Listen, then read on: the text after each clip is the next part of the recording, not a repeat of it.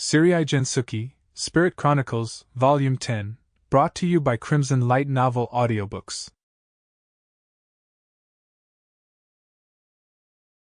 Prologue, Determination. I thought vengeance was true justice. I swore to live the path of vengeance. Vengeance was my reason for being. Because I thought vengeance was my only salvation. I couldn't die until I had my revenge. That was how I was able to endure those harsh days. No matter how ugly and filthy I came out the other end. I was able to cling to life. If I could have my revenge, I thought I didn't care about what would happen to me. But after I regained my memories from my life in Japan, I started to believe that vengeance might be evil. But the flames of hatred still burned viciously in my chest. My past and present selves, and their opposing personalities and values, contradicted each other and clashed. Eventually, the fusion of those personalities created a new way of thinking. Seeking an answer to the contradiction, seeking happiness in an unattainable past, seeking meaning in an unsalvageable death. I started to scream soundlessly. Unable to see ahead of me, scared and unsure of what is right, unable to reveal my ugly self to anyone. Then, even someone like me began to feel happiness. The happiness I had lost in the past, my salvation, had taken on the same form and was surprisingly close by. Warm to the touch, reassuring to be with, and comforting to be near. It wasn't the exact same thing, but it was a beacon to me all the same. That was why, each time I touched that happiness, each time I saw that happiness, the hatred burning in my chest flickered just a bit. I wanted to touch that warm happiness forever. But I couldn't forget my painful past. I couldn't avert my eyes from the unpleasant reality. Because if I averted my eyes, I felt like I would forget the happiness I had lost as well. Because it felt like I would be sealing away my precious happiness along with the problem. Because it felt like I would be lying to myself. I was scared of forgetting. Because I was a coward, I couldn't avert my eyes. That's why I swore, on that day in my parents' homeland. I could carry that contradiction with me. I could keep screaming soundlessly. In order to bring salvation to the past, I'd sacrifice the present and future. Until the day I had my revenge, I would dedicate my life to living this way. Even now, that hasn't changed. Even now, though the happiness that shines grows stronger each day, I have no intention of changing that way of living. Even if the flames of hatred burning in my chest flickered strongly, I couldn't change that. Even if there was no happiness waiting for me after my vengeance. It didn't matter if I couldn't be happy, as long as the one precious to me was happy instead. That would be my punishment for the crime I was trying to commit, and it would also be my justification. Thinking of it that way made things a little easier. However, that was a contradiction in itself. That was why my soundless scream grew louder. Both my happiness, and the happiness of the one precious to me, grew further out of reach. And yet, even then. Chapter 1. After the audience. In the audience hall of the Galark Kingdom. Haruto Amikawa. If I could please introduce myself as that from here on, Ryo said resolutely to King Francois, in the presence of all the important figures from foreign kingdoms that were present. Amikawa. Is it a word from another kingdom? I am not familiar with it. Neither am I. What kind of meaning does it hold? The unfamiliar family name didn't quite register with them, as whispers spread through the hall. At the same time, there were people with notable reactions present, Satsuki and the other 3 heroes who were summoned from Japan. Haruto Amikawa. Amikawa. Haruto? Ray muttered under his breath. When he flipped the order of the first name and last name around, it sounded like a Japanese name. Hey, isn't that a Japanese name? He said he was born and raised in this world, though. What's going on? Hiroaki furrowed his brows in suspicion. Just who is he? Takehisa looked at Ryo in confusion before immediately looking at Miharu, who had lived together with Ryo up until now. Miharu continued watching Ryo with bated breath. Satsuki stood right beside her. Amakawa Haruto.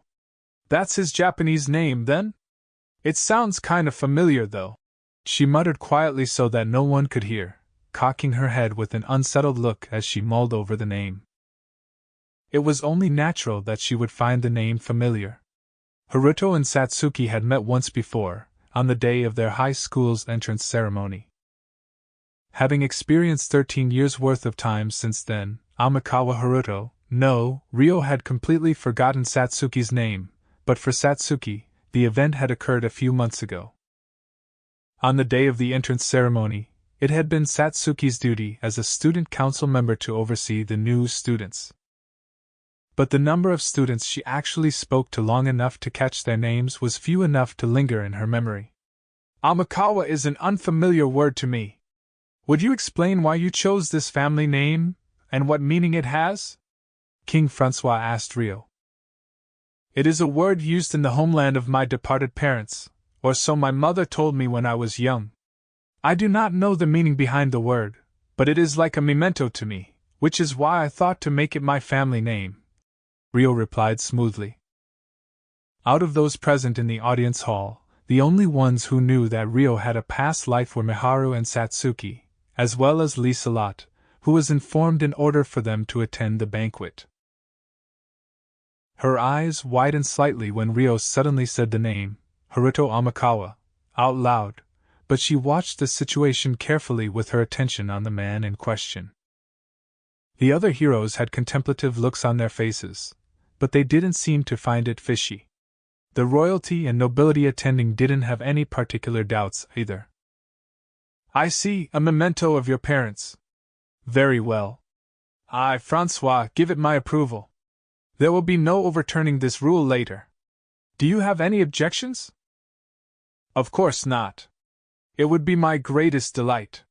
Ryo lowered his head respectfully. Then, henceforth, you are the Black Knight, Haruto Amakawa. We were interrupted by scoundrels last night, but thanks to Haruto and Shigakura's efforts, not a single life was lost. Security has been increased and the third night of the banquet will commence. I shall formally announce the appointment of our new honorary knight there. Look forward to it, everyone, Francois said with a broad smile. Yes, Your Majesty. Ryo nodded as celebratory applause rang through the room at the birth of a new honorary knight. Though there were some people among them, including the heroes, who had different expressions on their faces. With this, the audience is dismissed. You may leave. Francois stood. His next schedule must have been approaching, as he walked off quickly.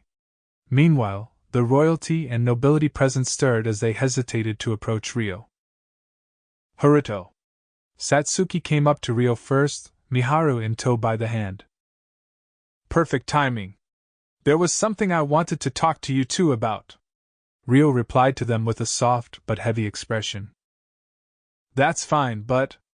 Satsuki nodded, eyeing Miharu. Miharu was staring at Ryo's face. I'll tell you everything. Including everything I have kept from Miharu until now. Even after announcing the name Haruto Amakawa, Ryo interacted with Miharu as the person she knew now. However, there was the possibility this was due to the people around them watching them. Okay. Miharu nodded slowly. That was when Miharu and Satsuki's friend, Takahisa, came running over. Right behind him was the Centistella Kingdom's first princess, Liliana. Miharu, Satsuki. Sorry, Takahisa. We have something to discuss with Haruto, Satsuki said to Takahisa apologetically. Then I'll come, too. Takahisa invited himself in a fluster. Sorry. It's something important, Miharu said clearly, so that Takahisa would back down. Oh, okay. Miharu's rejection must have been unexpected for Takahisa, as he lost his spirit and nodded. It was as if he had been told, I don't have time to deal with you right now, Takahisa. I'm really sorry. We'll try to finish up as quickly as possible and make time to talk to you too. Let's go, Haruto, Miharu. Satsuki urged them into moving before anyone else stopped them to talk, and the three of them departed. Takahisa clenched his fist. He watched Ryo leave sandwiched between Miharu and Satsuki as everyone else around them looked on. If they were back in Japan, he would have been the one in Ryo's place. There was another hero who was watching Ryo depart too. It was Shigakura Rei of the Beltrum Kingdom. Beside him stood the first princess, Christina Beltrum. Are you sure, hero? It seemed like you had something to say, Christina asked him. There was just something I wanted to ask. I'll talk to him next time I see him. They seem to be rather busy, Rei answered with a shrug. Humph, I can't even tell who the star of this banquet is anymore. Restoration's hero, Sakata Hiroaki, snorted with distaste as he watched how Ryo was flanked by Satsuki and Miharu. Next to Hiroaki stood the Beltrum Kingdom's second princess Flora and Rona of Duke Fontaine's house. Flora was watching Ryo's back with a frustrated look. Her older sister, Christina, secretly watched her. After Ryo and the girls left the hall, they headed for Satsuki's quarters. Hey, is Amikawa your family name from your past life? Satsuki questioned Ryo on the way there with an inquisitive look. Yes, I was a university student named Amikawa Haruto. Miharu, do you remember a person named Amikawa Haruto? Yeah. Instead of replying loud and clear, Miharu nodded. Ryo's eyes widened faintly at that, which Satsuki seemed to notice as she looked at them questioningly. What do you mean? Did you two know each other before? She asked, tilting her head. I'll tell you after we arrive. It would be troublesome if anyone overheard, and there are a couple of shocking truths involved, so you should prepare yourselves as we walk. Ryo thought for a moment, but prioritized relocating first. Prepare ourselves for what? Satsuki tried to exchange looks with Miharu, but Miharu's nervous gaze was fixed on Ryo's back as he walked in front of them. Sensing the strange air hanging between the two of them, Satsuki tactfully decided to keep quiet until they reached her quarters. Thus, after they relocated, the three of them sat down in the living room with Ryo facing Miharu and Satsuki. Here we are. I've prepared myself as much as I can, so explain just what is going on here. Why does Miharu know your past life? This is the first I'm hearing of such a thing. Satsuki began immediately, pressing Ryo for details. Of course it would be. I've yet to tell her that I was Amikawa Haruto in my past life myself, Ryo answered, looking at Miharu. Wait, really? But Miharu didn't seem that shocked, though she was shaken. If anything, she looked nervous instead. Satsuki directed her gaze at Miharu. I'm shocked, of course, Miharu said, flinching back. But like you knew each other, right? If someone you knew died without you knowing and lived together with you in their reincarnated form, wouldn't you be more surprised? It's like you already knew, or at least suspected as much. Satsuki stared at Miharu, her gaze sharp. That's why I said I'm shocked. I'm shocked, but his name is the same as Harukun's, so I had made the association before. Miharu answered falteringly, her eyes never leaving Ryo. Harukun? Asked Satsuki. It was a rather intimate nickname for another person. It's how I called him in the past. Miharu felt highly aware of Ryo as she explained herself to Satsuki. Satsuki hummed in response and looked at Ryo, who was awkwardly avoiding meeting either of their gazes. This is a pretty basic question, but what kind of relationship did Amikawa Haruto have with you? It seems like the two of you used to be fairly close, from what I can tell, Satsuki asked, watching the two of them questioningly. Ryo took a deep breath before speaking up. Miharu and I were childhood friends. On top of that, Aki and I were siblings who lived together with her up until our parents divorced, and I moved away. Miharu and I were 7 years old. Miharu's childhood friend. And Aki's brother? Huh. But. Huh. Wait, why? And how could you both be 7 years old? Aren't you older than Miharu? Satsuki asked, extremely confused. That's why I told you I had some shocking things to say, so I hope you prepared yourself on the way here. Miharu and my past self were indeed the same age. Ryo smiled bitterly at the reaction he had seen coming. Is that true, Miharu? Satsuki gulped. Yes. Harukun was my childhood friend and Aki's older brother. We were the same age. Miharu nodded slowly, watching Ryo. Everything seems so confusing. But isn't there something wrong with the timelines there? Satsuki wanted to clutch her head and groan. There is something strange, yes. But my past self definitely died in university, and I regained Amikawa Haruto's memories in this world when I was 7 years old. In other words, Amikawa Haruto died in Japan 4 years after Mihara and you wandered into this world, but the current me in this world regained Amikawa Haruto's memories 9 years ago.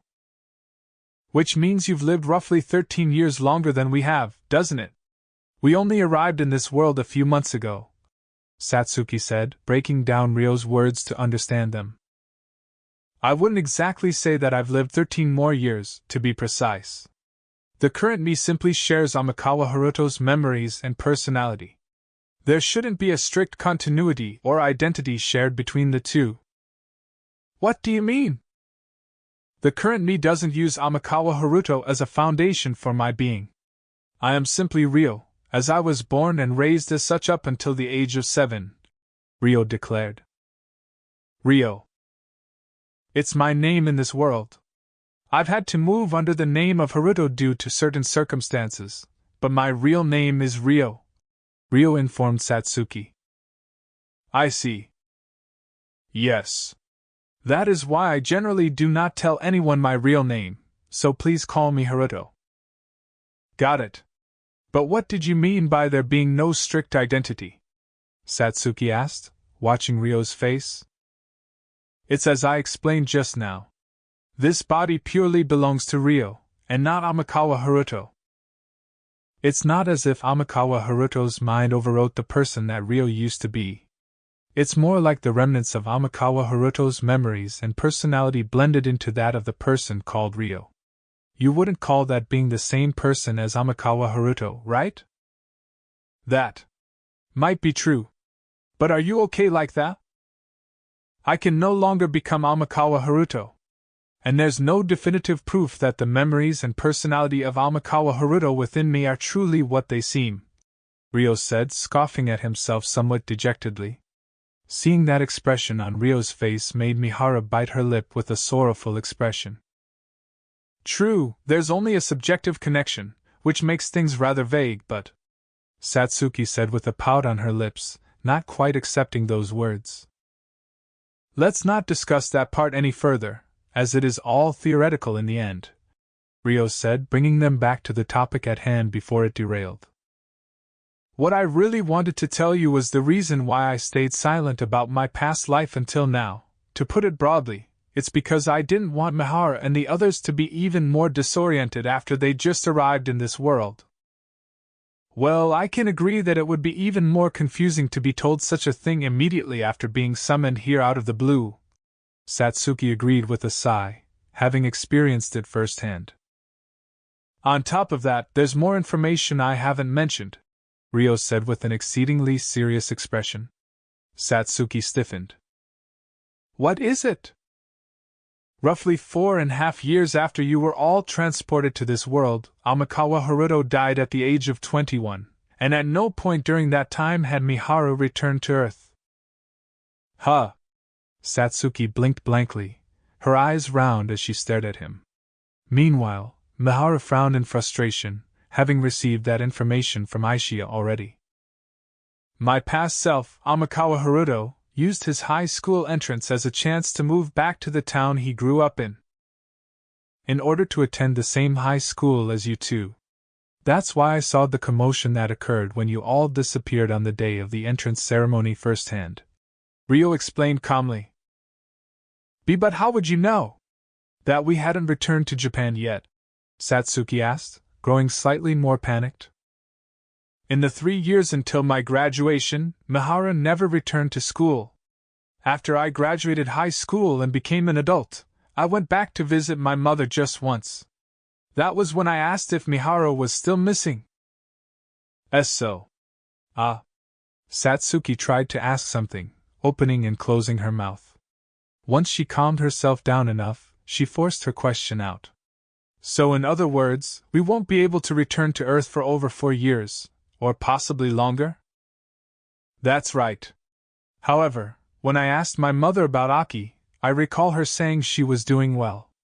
I imagine either my mother lied to keep me from worrying or Aki managed to return alone somehow, but there is no way for me to confirm the truth now, Ryo said, recalling the faint memory of his conversation with his mother. If Aki had truly managed to return, then Amikawa Haruto's mother would have known that Aki had wandered to another world. In which case, she would have known that Mihara had also gone to that other world and informed Haruto. However, it was such a preposterous story, there was the possibility that his mother didn't believe Aki after her return and simply stayed silent. A contemplative silence fell over Satsuki and Miharu. At any rate, that was why I couldn't reveal my past life to Miharu and the others. There are other reasons as well, but it didn't feel right to say something so depressing while they were still separated from you and Takahisa. So I was going to wait until some time had passed, or you had all reunited. It was nothing more than a superficial reason. That was why Ryo looked a little guilty. If you had told Miharu about your past life, you would have inevitably been telling us that we couldn't go home. I had the faint suspicion that we wouldn't be able to return before high school graduation, but hearing it for real certainly is hard to hear. Satsuki had a bittersweet smile on her face. I think that's understandable. Miharu seems to be comparatively unshaken by all this, but there's no saying the same would apply for Aki or Masato, Ryo said, looking at Miharu, who had continuously held her silence until now. Ah, no. Especially in Aki's case, I think she would have become more unstable if you had told her this, Miharu said in a high-pitched voice. Ryo averted his eyes from Miharu and addressed the both of them. I apologize if it seemed like I was keeping you in the dark, but this is everything I've been concealing until now. All that's left is to decide how much of this should be passed on to Aki, Masato, and Takahisa, but I'd like to leave that decision to you too, as you both understand the situation the best. You say that, but it's something they need to hear too. We have to tell Aki and Masato that Takahisa has been found, too, and inform Takahisa that the two of them are safe as well. I suppose we'll have to figure out the timing for that, maybe arrange some kind of meeting. Satsuki pondered worriedly. From what I heard at the banquet yesterday, Princess Liliana is constantly by Takahisa's side. They share the same quarters, so it may be difficult to bring Takahisa to the stone house without her noticing. Miharu frowned. The attack happened just last night, so the security around the castle is heightened, Ryo said. It would be a challenge to bring Takahisa out of his quarters under the watchful eye of Liliana. The castle had guest rooms that were windowless in the name of security, so if they were in a room like that, they'd have to use the door. Even if they were to scout the area first, it would be a high risk with the increase in guards. Which means the safest option might be to bring Aki and Masato to the castle before Takahisa returns to the Centistella Kingdom. Satsuki thought for a moment, then presented a realistic approach. But even if we eventually explain things to the king and Princess Liliana, we need to confirm what Takahisa thinks. Yes. Though in order to do that, we'll need to make an opportunity for you two to meet Takahisa without Princess Liliana around.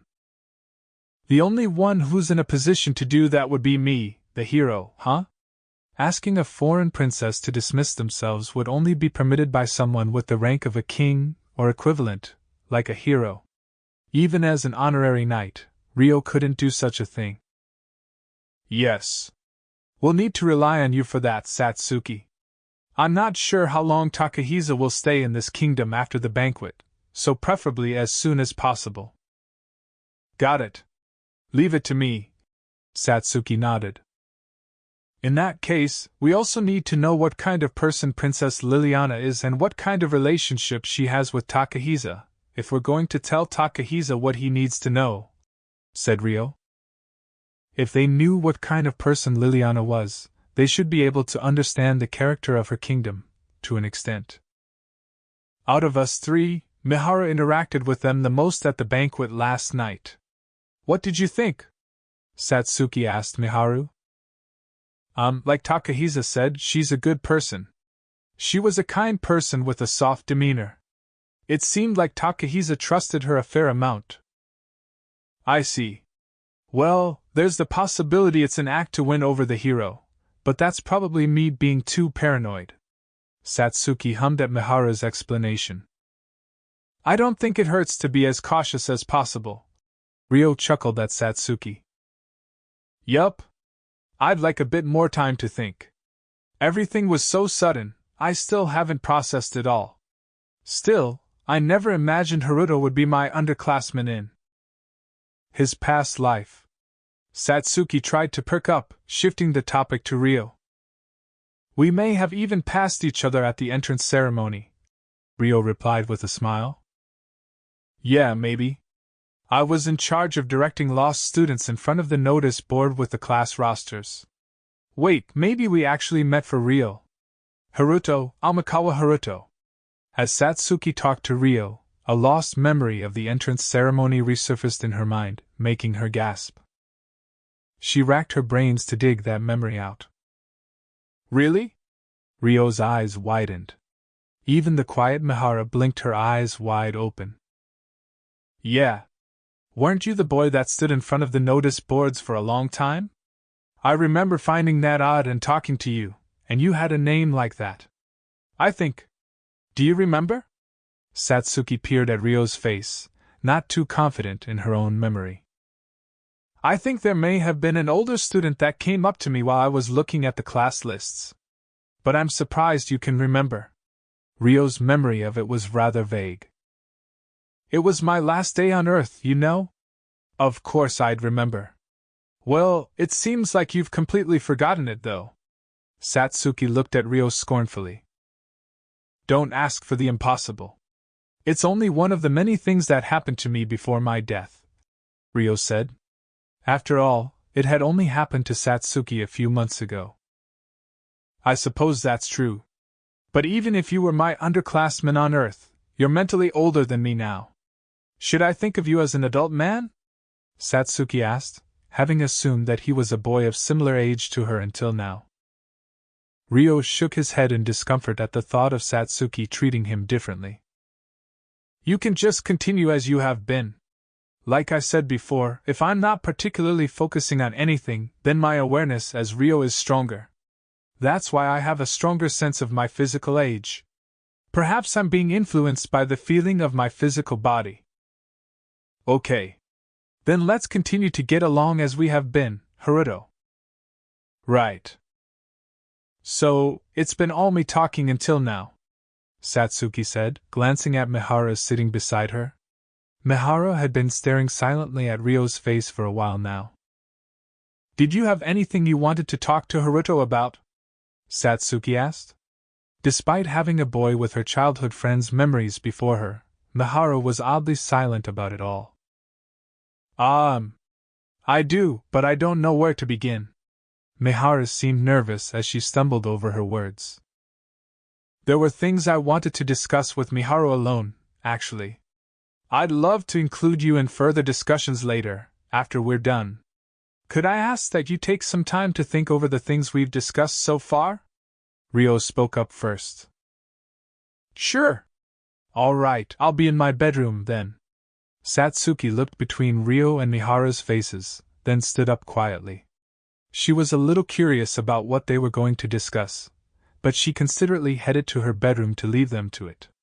Once her door clicked shut, Ryo opened his mouth. Miharu. Why yes, Miharu squeaked in reply. Did you think I was Amikawa Haruto for some time now? Ryo stared directly at Miharu as he asked. Rather than thinking you were, I was more wondering if you could be, since Well, you had the same name and gave off a similar feeling, so as we lived together I started remembering Harukuin. Was that all? Ryo's eyes widened at Miharu's words. Actually, back at the Spirit Folk Village, Sarah and the others mentioned something about when Harukuin and Latifa first wandered into the village. That when you were unconscious in the jail, you muttered Michan. Miharu seemed to find her resolution, calling Ryo Harukuin right to his face. I did. He had no idea that had happened. He had been unconscious, after all. Ryo frowned. After that, I started wondering if you really were Harukuin after all, Miharu said, squeezing her right hand into a fist over her chest. But thinking about it realistically, wouldn't you find it impossible to believe? I told you I died as a university student in my past life, right? Although I suppose that wouldn't have mattered if you suspected I was lying. I never thought you were lying. It's true that I thought the story was inconsistent. But even then, when you returned to the village, I started to get the strong feeling that you might be Harukuin. So that's why you were acting strange when I returned to the village.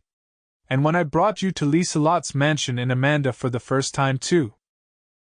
Ryo had a somewhat pained face, but understood.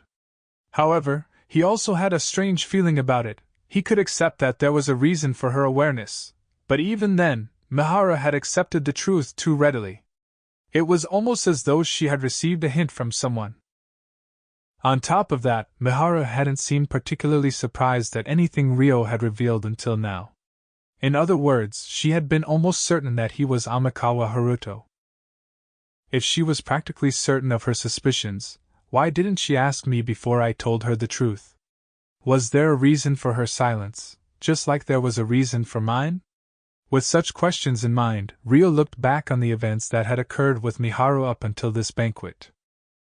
Now that I think about it, the day after I brought Miharu to Lieselot's estate to arrange attendance to the banquet, she started acting differently again. Ryo analyzed in his head as he stared at Miharu. What is it, Harukuin? Miharu asked timidly, feeling as though Ryo could see right through her. Miharu, Ryo sighed. Yes? She asked, looking at him worriedly. Can you please stop calling me Harukuin? Ryo said with a troubled expression. Why? Miharu frowned quite sadly. As I've explained already, Amikawa Haruto is dead. The current me is not your childhood friend. I am a different person who merely possesses his memories. So you don't need to force yourself into interacting with me as though I am Amikawa Haruto. Ryo feigned composure as he forced out words that were extremely difficult to say. There's no way I can think of you as a different person. Miharu immediately, and unexpectedly, raised her voice for once. Ryo was overwhelmed into silence. If the person in front of me right now isn't Harukuin, then where did the Harukuin I know go? He no longer exists. At the very least, not on Earth. The remnants of his memories and personality have simply blended into the person before you right now. But my body is that of Ryo, and not of Amikawa Haruto. There was only the subjective connection of memories and personality, but nothing objectively connected at all. Then I believe Harukuin is still here. Right now, inside of you. Miharu stared at Ryo's face and declared. I'd like to confirm something. Do you see me as your childhood friend right now? Am I, the person named Ryo, who interacted with you under the name of Haruto, present at all? She wasn't able to answer immediately. Indeed, Miharu was currently trying to see Ryo as her childhood friend. She sought Amikawa Haruto from Ryo himself. I didn't mean to make light of you, Haruto. But having lived with you until now, there were several occasions where I recalled the days when I was with Harukuin. I simply can't believe that Harukuin isn't within you. That's all, Miharu continued. I believe that's because you don't know the side of me that's Ryo. If she knew, she'd be terrified. She'd have to accept that Ryo and Amikawa Haruto were different people. That's why he had hidden it until now. He couldn't make up his mind. Ryo reflected on himself and smiled regretfully. So please tell me, then. About who Haruto, no, who Ryo is. Don't make the decision for me. I want to be with you from here on out as well. That's what I said to you, right? My feelings haven't changed. Why do you want to be with me? After growing up with Haruko until the age of 7, when Ryo and Haruko started to overlap with each other in this world, it made me realize just how precious Haruko was to me. Those feelings of mine only grew stronger. Someone so precious to me died, but now that person is back before me in another form, living together with me and everything. It's like I was given another chance. That's why I want to stay with you. I'm happy to hear you say that. But if you hadn't felt Amikawa Haruto's presence within me, would you still have wanted to stay with me? Asking in that way is unfair. It's true that my reason for wanting to be with you might be heavily influenced by how I think of you as my childhood friend, Haruko, but… Miharu said with a frown. Sorry. Miharu. Mi-chan was someone precious to Amikawa Haruto as well. That didn't change even after he grew up. It may sound foolish, but he chose to move back to that town alone, just for a chance to see you again at that high school. Well, there was no way of knowing you'd attend that high school for sure, but… Ryo explained, speaking about the feelings of Amikawa Haruto within him truthfully. Hearing the name Mi-chan brought back so many memories, Miharu couldn't help but tear up. But as Ryo continued to speak, her face gradually twisted with sadness instead. That's why it's important that you know that Amikawa Haruto is dead. If you want to be with me in order to be with him, then it may be better to rethink that. Why? Because I cannot interact with you as Amikawa Haruto. Even if aspects of him remain, he's a different person. The person who played with you every day. Until the age of 7, the person who made that promise with you when you separated no longer exists. You'll realize that if you stay with me, and you may come to regret it. By surviving in this cold-hearted world, by becoming a prisoner of the shackles of revenge, Amikawa Haruto's values within Ryo had weakened significantly. It wasn't meant to be like this. Amikawa Haruto had changed. No, Miharu would eventually become disillusioned, realizing that Amikawa Haruto had truly died. That's why they were better off apart to begin with, Ryo thought. Even then, my feelings won't change, Miharu stated firmly, biting her lip. Even if the impression you have of me is far from what I am in reality? Ryo said in a self-mocking tone. Just now, I could feel traces of Haruko. Miharu didn't back down. And yet, before I regained my memories, I would do anything criminals asked of me just to survive another day. That's the kind of person I am. Can you still say the same then? Is that the Amikawa Haruto you once knew? Ryo's gaze was icy as he spoke. That's before you regained your memories, so… Whether I did them before or after, my memories don't change the fact that there's still things I did. It's not as though I conveniently became another person and erased my sins. Miharu held her tongue. That's what it means. Even after regaining my memories, I didn't live in a way anyone could be proud of. I've beaten someone up out of anger, to the point they lost consciousness. I've killed people in retaliation for being attacked. I'm trying to kill a man out of vengeance for my mother. Ryo indifferently listed his actions that fell out of line with the morals of an ordinary Japanese person. Miharu tried to say something, but was ultimately rendered speechless. Of course, it's your decision, Miharu. If you wish to continue living in the stone house, I won't stop you. But you should think about it very carefully. The person I want dead knows what I'm trying to do. If you stay with me, you might be dragged into it too.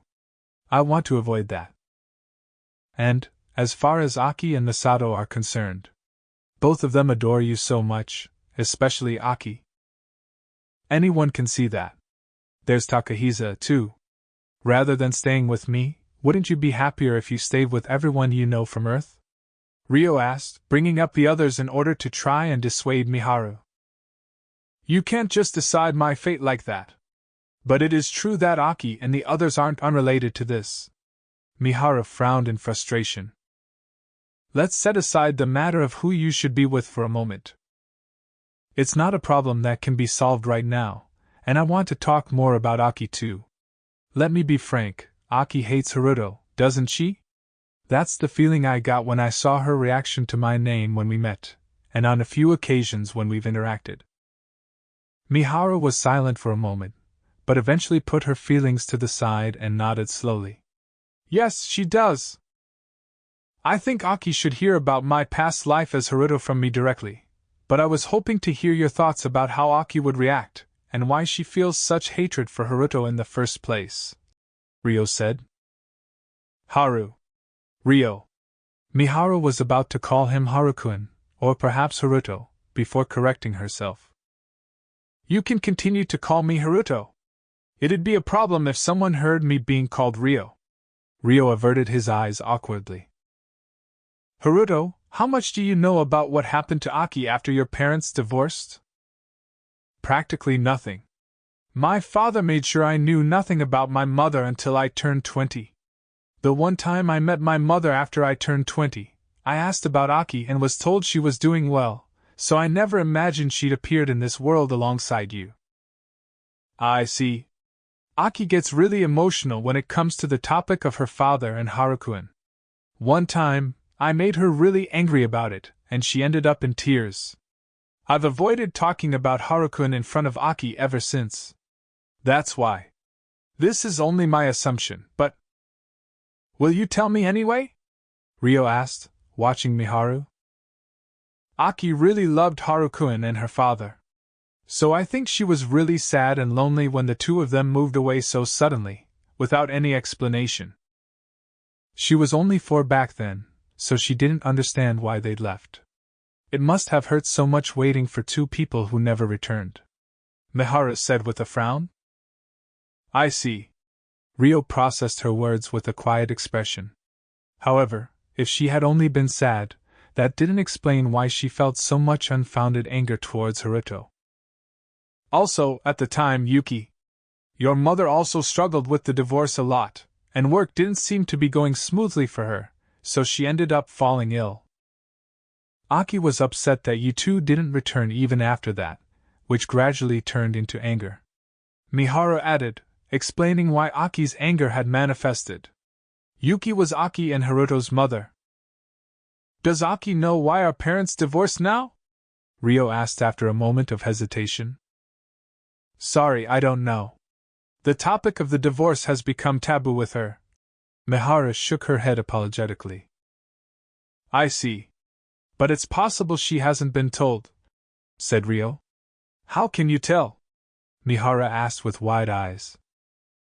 I only heard from my father after I grew up, but they divorced because of my mother's infidelity. Aki isn't my father's daughter, Ryo said rather uncomfortably. He had hesitated telling Miharu, but ultimately decided it was better for her to be informed. Huh! Miharu fell speechless, eyes wide with shock.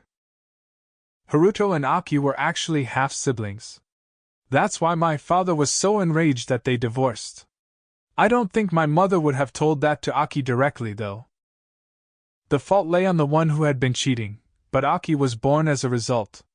Aki could possibly end up blaming herself for her parents' divorce, so at the very least, it wasn't something that Aki could have been told during her younger years. I think Aki knows that the anger she feels for Harukuin is baseless and illogical. She just can't control her emotions well, so… I'm sorry. Miharu seemed to feel somewhat responsible, as she hung her head gloomily. Why are you apologizing? It's not something even Aki should be apologizing for, Ryo said with a forced smile. I've been acting like Aki's older sister, yet I couldn't do anything more than watch everything unfold. She had avoided the topic of Haruto out of fear of ruining her relationship with Aki, out of fear of making Aki even angrier. Miharu felt guilty. I'm not one to talk, having memories of Haruto, who never did anything relatively brotherly. But if I had been in your place, I would have only been able to watch as well. Thank you for being beside Aki, in place of the brother that left her. Ryo's Haruto's side showed through strongly as he thanked Miharu. Seeing that face on him made Miharu grimace with sadness. For a moment, Ryo's appearance overlapped with that of the grown-up Haruto she'd seen in her dream. Moments like this was why Miharu couldn't help but overlap Ryo with Haruto. The person in question insisted they were different people, but Miharu still hadn't accepted that completely. But the things Ryo had explained couldn't be dismissed outright as being incorrect, which made it worse. Is something the matter? Ryo peered at Miharu's face and cocked his head in question. No, it's nothing. Miharu stifled the emotions she had yet to process and shook her head with a forced smile. I was hoping you could sit in when I tell Aki about my past life. If her reaction is particularly strong, you may need to step in. Of course. But let me think a little longer about what would be the best way to tell her. Sure. I don't mind if you discuss with Satsuki about how much of what we've discussed now should be revealed, and to whom. Please organize your thoughts, Ryo said, looking a little sad. After that, Miharu headed for Satsuki's room so that the two of them could talk for a while. Meanwhile, in King Francois' office, Prince Michel had brought his sister, Charlotte, or rather, she had followed of her own accord, to somewhat forcefully request an audience with their father. Michel entered the room with permission and sat down in a chair in the office. If I may be so forward, father, what were you thinking? He asked with a displeased expression. My priority is the kingdom's well-being, Francois replied flatly, eyes not leaving the documents he was looking at. Michel shrank back at that. What? Are you saying? I could ask you the same. What are you trying to say? Francois finally raised his head, looking directly at his son. I simply stated that I cannot understand the reason why you would give that man of unknown background the title of an honorable knight, father, Michel admonished, his voice strangely high-pitched. It should be obvious. It was for the benefit of the kingdom, Francois said frankly. I cannot understand it at all. Though it may be a modern title, an honorable knight has the same social position as a count. While our customs do allow people of foreign nationality to be given status, that is a tradition assumed for nobles of our kingdom when they marry into a foreign kingdom. It's unheard of for a vagabond who isn't even nobility to be bestowed such a thing. You could have just given him money or goods. And on top of that, you let him stay multiple nights in Satsuki's quarters. Michel grimaced. Francois scoffed in amusement. What's so funny? Michel. I waited for you for several months, to see if you could make Satsuki fall for you. But the result was clear, you couldn't. Day by day, Satsuki's mind was closing off more and focusing only towards the outside world. That is why I went ahead with the banquet. To help find Satsuki's friends and regain her good graces? Michel asked with a sullen face. That is another reason. But that was only the short-term goal.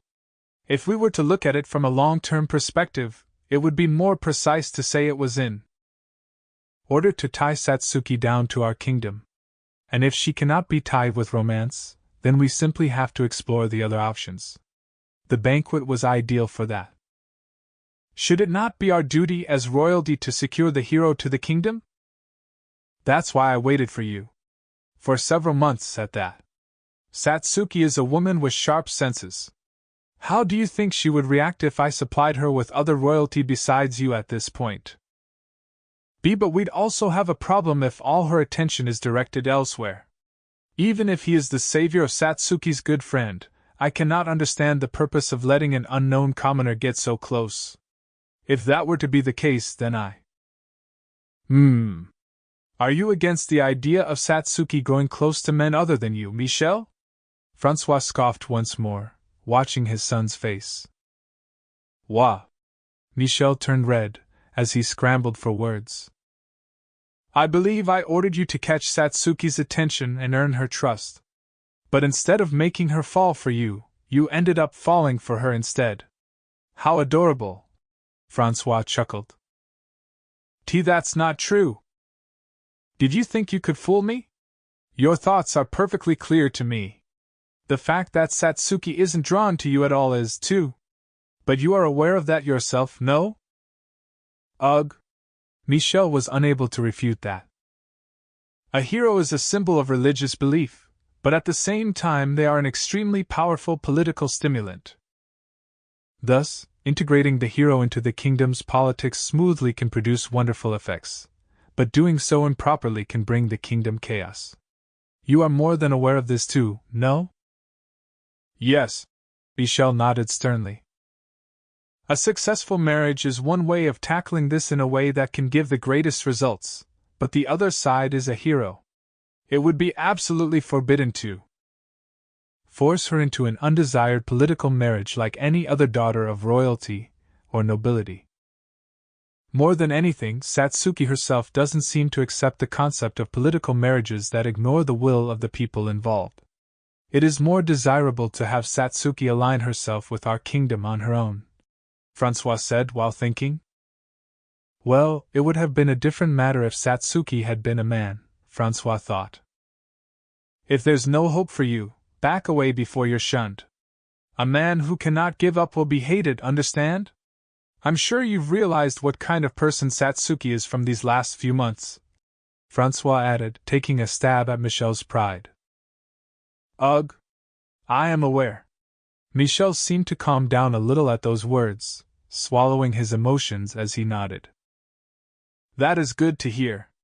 Having said this much, I'm sure you understand that my actions until now were made with the purpose of keeping Satsuki within this kingdom by way of her own will? Of course, I have no objections to that goal.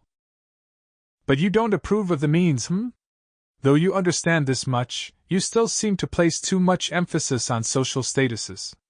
Heroes are disciples who embody the might of the 6 wise gods. For us, people who maintain power through that might, their existences are far outside the standard. It would be the poorest plan of action to forcefully control them. The norms aren't always the correct answer. If there is an effective way to entrap Satsuki, then you need to throw away your pre-existing notions and values and use those methods aggressively. So that's why you orchestrated the banquet and the resulting appearance of Miharu and Takahisa. As well as Haruto, father? When Michel said the name Haruto, his face twitched slightly. That's right, Francois replied immediately. However, I do not understand what the connection is between keeping Satsuki within this kingdom and having Haruto stay in Satsuki's rooms, going as far as to give him the title of an honorary knight. Wouldn't it have been enough to keep Miharu here too? Michel asked. Miharu appeared from the same world as Satsuki. Though she isn't a hero, Miharu has a long-standing relationship with her. But that doesn't mean we can deem her to be unrelated to the 6 wise gods and treat her lightly, no? Because that would only upset Satsuki. So that's why you focused on Haruto. Haruto was a remarkable character to begin with. Even without his relationship with Satsuki factored in, it would have been difficult to pass that up. It seems like Satsuki has also taken a fair liking to Haruto, too. Isn't that right, Charlotte? It was at this point that Francois finally addressed Charlotte, who had been listening in silence. Yes, Lady Satsuki has been a different person these last few days. Of course, while reuniting Lady Miharu played a part of it, I believe it is undeniable that Sir Haruto had an effect too. Lady Satsuki herself has said he was like a friend of many years, and while it was cancelled due to the intrusion, she wasn't against the idea of a dance with him. Charlotte happily reported on the things she'd observed carefully from Satsuki during the banquet. There you have it. Francois smiled with delight. I understand. Michel finally accepted this, nodding as the strength drained from his shoulders. Good. Be open-minded, Michel. If you show the composure to support Haruto, you may even get Satsuki to change the way she sees you, Francois said with a grin. Michel's face turned red. What are you saying? Ha! The situation is growing more complicated right now, but I don't intend on stopping your actions as long as you act within your status. If you notice anything about Satsuki in the future, continue to report to me. Why, yes, I understand. I shall excuse myself now. Let's go, Charlotte. Michel nodded with a strained voice, before turning and leaving with Charlotte.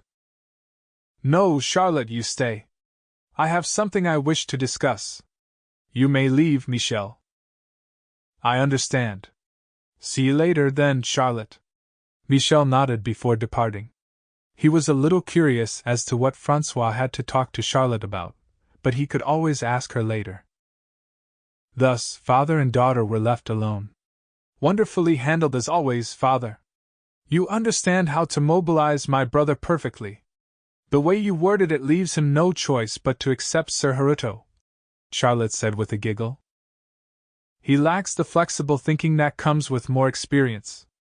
As long as he is shown the right way, he is able to think logically. I shall follow your example. Ha, you jest. Francois smiled smugly. So does the reason why you called me back have something to do with Lady Satsuki after all? I reported to you last night about the relationships surrounding Lady Satsuki. She was referring to Miharu and Haruto, of course, but also Takahisa, who had joined them as of last night. This is a result of my thoughts about that report. If someone as cautious as Satsuki could open her heart to Haruto so rapidly, then we simply must make use of that connection. The once deadlocked political situation has finally begun to move, even though the hard-headed nobles will surely disapprove. So that was what the title of a new honorary knight was for, Charlotte said with a knowing look. With such notable achievements, those stubborn fools won't be able to object. Though he was building upon his existing feats, Haruto showed us just how splendid his military exploits are at the banquet. Francois grinned. In other words, his goal was to use Haruto as the intermediary connecting Satsuki to the Galark Kingdom. Yes. Then am I right in assuming my role from here on out is to indirectly push Lady Satsuki towards Sir Haruto, consequently forming a connection of trust with our kingdom? Charlotte beamed happily. That is correct. However, it is Satsuki you are dealing with. Hasty actions will only trigger her to become cautious. Restrain your actions only to what is natural, so that she moves freely of her own will. I shall leave the method to you. Oh? Charlotte's eyes sparkled even brighter at that. I wouldn't leave this in the hands of someone like Michel, who values tradition and status. Well, in contrast, you have a tendency to be too flexible. But I acknowledge that you are the most capable. And you have gained Satsuki's trust to a certain degree. I'm honored by your words. There's just one thing I'd like to ask about this role, Father. Just how close of a relationship do you want Lady Satsuki and Sir Haruto to have? Until they exchange vows? She was speaking of marriage vows, of course. Charlotte seemed to enjoy asking the question, as though she knew the answer already. With no hope for Michel at all, the other option would be to have Haruto placed under the influence of our kingdom by tying him with Satsuki, then eventually marrying their child with our royalty. The thought briefly crossed Francois' mind. We shall wait and see. There's no guarantee that Satsuki will feel that way. Continue observing their relationship and report immediately if anything changes. I will give you instructions to have the best outcome for our political situation, he ordered Charlotte. I understand. The relationship between Lady Miharu, Sir Takahisa, and Princess Liliana may be fortuitous to us, so it would be one possibility to approach it that way. Which means, my oh my, whatever shall I do? There's so much to think about, Charlotte said, smiling happily. Francois watched his daughter with slightly exasperated eyes, but smiled as he considered their plans for the future. 1 hour later, in a different location. The Centistella Kingdom guests, Takahisa and Liliana, resided in the living room of the guest quarters of the Galark Royal Castle. Do you think Miharu and Satsuki are still talking to him? Takahisa was pacing around the room restlessly as Liliana was seated on a sofa. It wasn't a question Liliana would know the answer to, but he was probably aware of that and asked anyway. If they haven't arrived to see you yet, that is most likely the case, Sir Takahisa, Liliana replied in a calm voice. Right, of course. Takahisa slumped into the sofa heavily and began shaking his leg restlessly instead. Seeing him like that made Liliana speak up. Sir Takahisa, time will pass faster if you take a nap. You must be tired from all the traveling and attending the banquet these last few days, so how about you get some rest in your room? I'll call you immediately if Lady Miharu and Lady Satsuki arrive. Really? Fatigue builds up without notice. If you lie down on your bed, you may find yourself asleep in a matter of moments, and it would be good to rest before the banquet tonight anyway, Liliana explained, persuading Takahisa for his own well-being. Right. Okay. Then I'll do just that. Takahisa smiled weakly and stood up with a soft sigh. He was probably aware of his own restlessness. Lying down was a good suggestion, and he could at least use the time to calm down a bit. Rest well. Yeah. I'll be back later.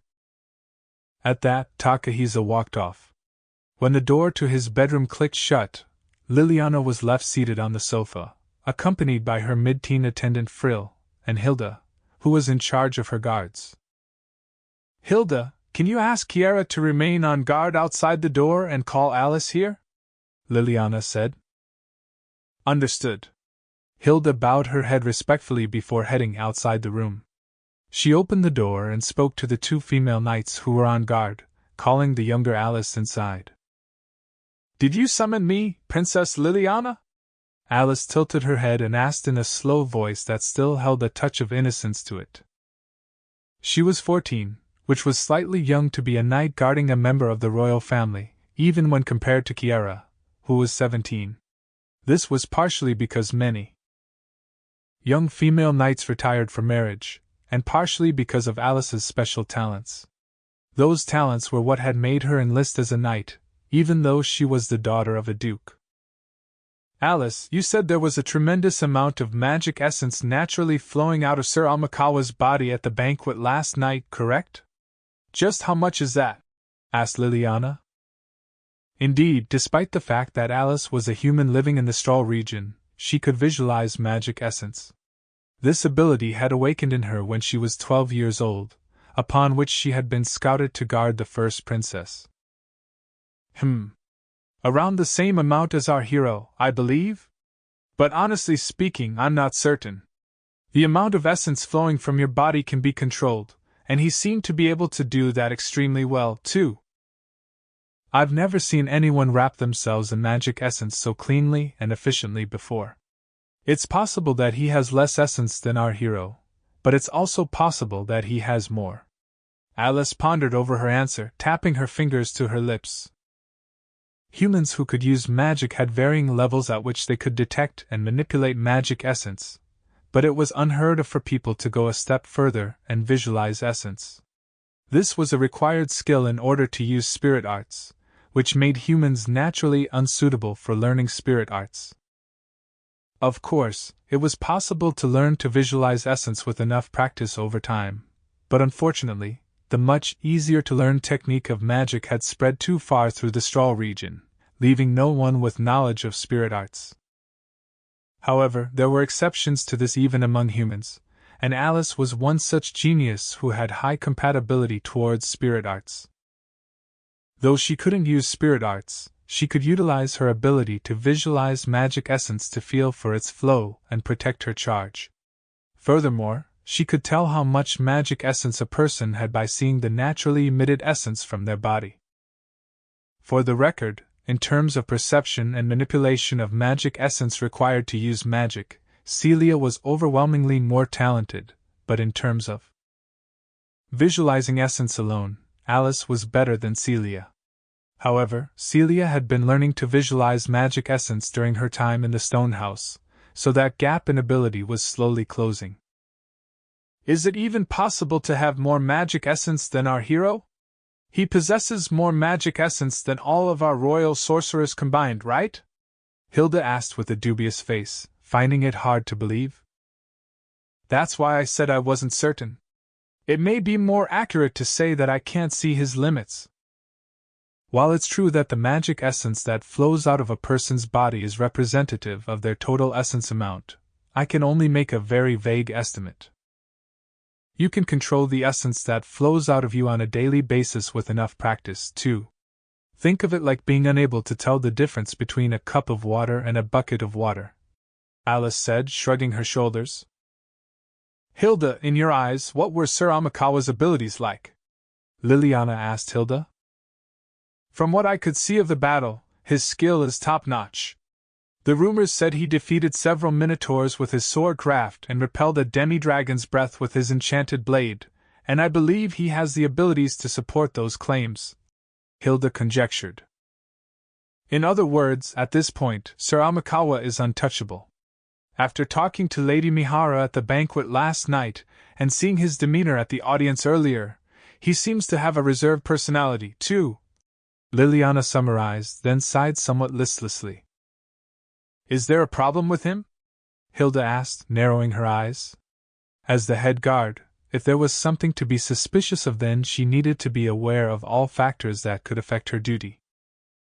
That's not what I meant, said Liliana, but her expression still showed signs of worry. There isn't a problem with Sir Amikawa himself. He's been the talk of the town, after all. Rumors about him have spread everywhere. Yet all of them only speak highly of him. If there was a problem, then it would be how Takahisa seemed to feel a sense of negativity toward Haruto. Every time rumors praising Haruto reached his ears, he would frown. That was because of the girl named Miharu, whom Liliana knew Takahisa had feelings for.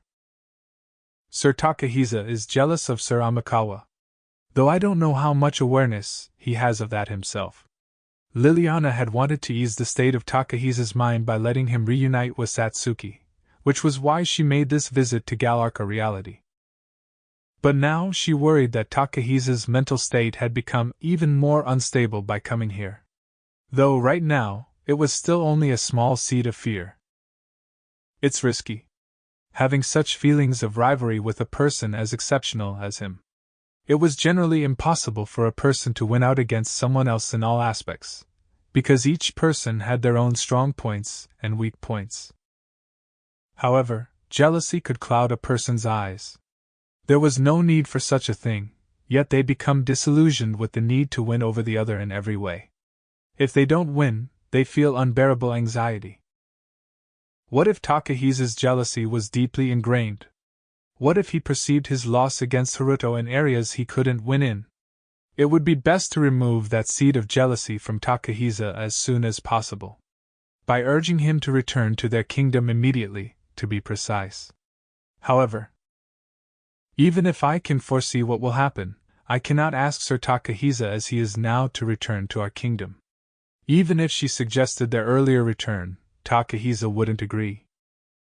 Liliana couldn't forcefully restrain Takahisa and bring him back to her kingdom. Doing so would immediately damage his trust in her and cause him to turn against the kingdom. I must move as Sir Takahisa desires. That is my duty as princess. But it was also her duty to guide Takahisa down the correct path, as his support. With that thought, Liliana quietly closed her eyes and steeled her determination. At that moment, the door to the bedroom Takahisa went into to sleep opened. Of course, appearing in the doorway was the boy himself. Hey, Lily! They might be done with their conversation by now. Could we maybe go to Satsuki and Miharu's rooms to check? Takahisa asked Liliana with a terribly anxious face. At this very moment, his only ally was herself. That was the delusion Liliana was struck by. She knew just how weak Takahisa was, how he was only just a boy, despite his title as hero. Satsuki's name had been mentioned, but the one Takahisa wanted to see was Miharu. That much was easy to see. Liliana hesitated before answering. I cannot recommend it at this time. Takahisa hung his head despairingly, but the words Liliana uttered next cheered him up. However, we can go and check if that is the case. If you can promise me we will leave promptly if they are still occupied, I shall accompany you. What do you think? Let's go. His answer was immediate. The way his face changed made his thoughts so easy to read, he would have failed as a member of royalty or nobility. Takahisa was a type of person Liliana had never interacted with, which was precisely why she didn't know how to interact with him. Then let us go. You shall all accompany us. Liliana chuckled, prompting them all to begin moving. She could feel a thorn-like pain prickling her heart. Roughly 1 hour had passed since Ryo had told Satsuki and Miharu about his past life and discussed what to do about the future. Miharu finished discussing things alone with Satsuki and returned to Ryo, then planned out their points of information for what was to come. In other words, how much of the truth they could reveal to Takahisa, keeping in mind the presence of Centistella Kingdom's Princess Liliana, and how much about his past life as Amikawa Haruto should be shared with Aki and the members of the Sendo family. Miharu's explained it all to me, but the bottleneck in telling the 3 Sendo family members the truth will be Aki, won't it? She despises Haruto, but she doesn't know about your past life yet. That makes everything complicated. By putting the situation into words, Satsuki could feel how complex the issue was and smiled wryly. Sorry, Ryo said. I was unable to do anything out of fear my relationship with Aki would change, too. Miharu hung her head apologetically. No, the 2 of you shouldn't be apologizing, but… Satsuki cocked her head, wondering what could be done. I believe Aki's emotions are illogical, but if it was something that could be explained in words then it wouldn't drag on for so long, you know? That's why it was hard for Miharu to talk to Aki about it. If she revealed Haruto's past life to Aki, she could have recoiled and twisted the conversation off course. Yeah. Miharu nodded bitterly. It's just… if we tell them we won't be returning to Earth for the next few years at least, we'll inevitably need to tell them about Haruto's past life. And Takahisa needs to know Aki and Masato are safe, and the reverse applies too. It would be cruel to keep the truth of our return to Earth hidden. Satsuki organized the information she had received accurately and pondered. Then, how about this? We don't want the discussion to go off topic, and there's also the concerns about Princess Liliana, so first we'll tell Takahisa a little information as we can. Just that Aki and Masato are both safe. Then for Aki and Masato. Once Aki is aware that Takahisa has been found safe and sound, we'll tell her about Haruto's past life. Now that Haruto's named himself with the last name Amikawa, Aki will realize the truth as soon as she arrives at the castle. Which would be too late. I have nothing to argue about there. Ryo placed a hand against his mouth and agreed with Satsuki. He thought it was the most reasonable plan in order to prevent the conversation from getting more complicated. Really?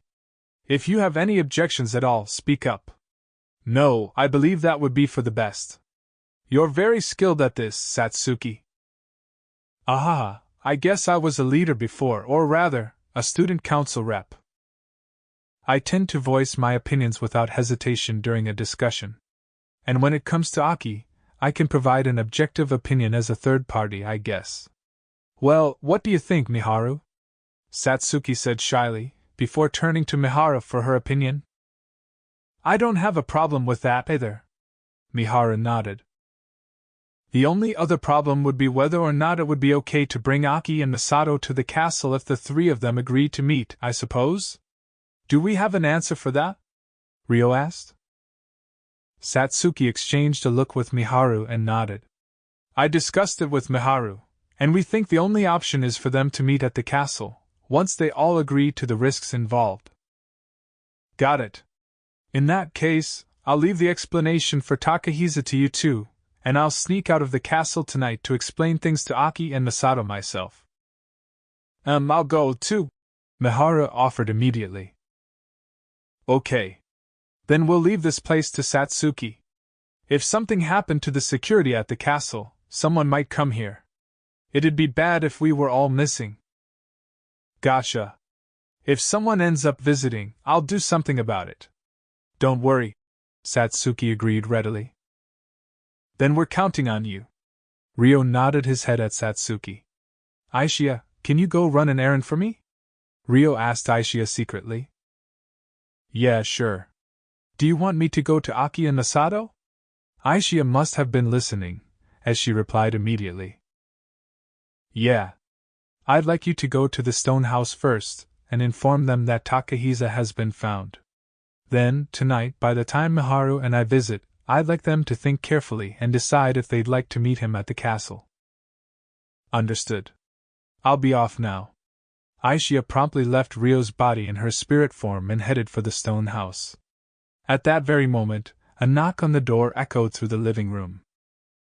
I wonder who that is, Satsuki said, standing up and heading towards the door. She proceeded to open it to reveal the two female soldiers that had been on guard before her rooms, as well as Takahisa and Liliana. They were accompanied by Liliana's attendant, Frill, and her guard knights. Hey, Satsuki! Takahisa greeted her with a rather awkward smile. Takahisa! Satsuki blinked. She was sure she told him she had something important to discuss with Miharu, so she would contact him later. And yet, he had shown up here like this. I'm sorry. I just couldn't wait any longer. Ahaha, well, we were just wrapping up our discussion, Satsuki said, turning back to the living room. Ryo and Miharu were seated together, their gazes directed at the visitors. Of course, the sight of Ryo and Miharu sitting together was also within Takahisa's field of view. Ugh! Instantly, Takahisa's face darkened as he clenched his jaw. He wasn't very impressed to hear he had been excluded while they were discussing something important. Satsuki sighed quietly. I suppose it's good timing. There's something we'd like to tell you, as well. Would you like to come in? I'm sorry to say this to the princess, but we'd like to speak to Takahisa alone. Is that okay, Lily? Takahisa looked at Liliana, who stood behind him. They're friends you haven't met in a long time, so I'm sure you have many things to discuss. In that case, I won't act so uncouth as to insist upon my presence, but… Liliana paused for a moment, glancing at Ryo, who had no relationship with Takahisa, before giving her answer cheerfully. If so, I shall also excuse myself. Ryo read the implied message and immediately offered to leave. Ah, but… Satsuki reflexively hesitated, trying to stop Ryo. If you're disallowing Her Highness' presence with the reasoning of a reunion between friends, then there's no sense in me being treated specially, is there? I'm sure that position-wise, Princess Liliana would prefer to remain with Takahisa as much as possible, too, Ryo explained, showing consideration for Liliana. It couldn't be easy for the Centistella Kingdom to let go of their hero. They would want to keep him within their field of view as much as possible, after all, especially when he was going to be in the presence of an unknown, newly appointed noble.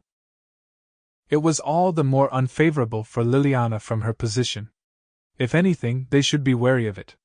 It was also the nature of their closed-off kingdom. I appreciate your consideration, Sir Amikawa. Liliana spoke the family name Ryo had announced at the audience with the king, having clearly remembered it. Not at all.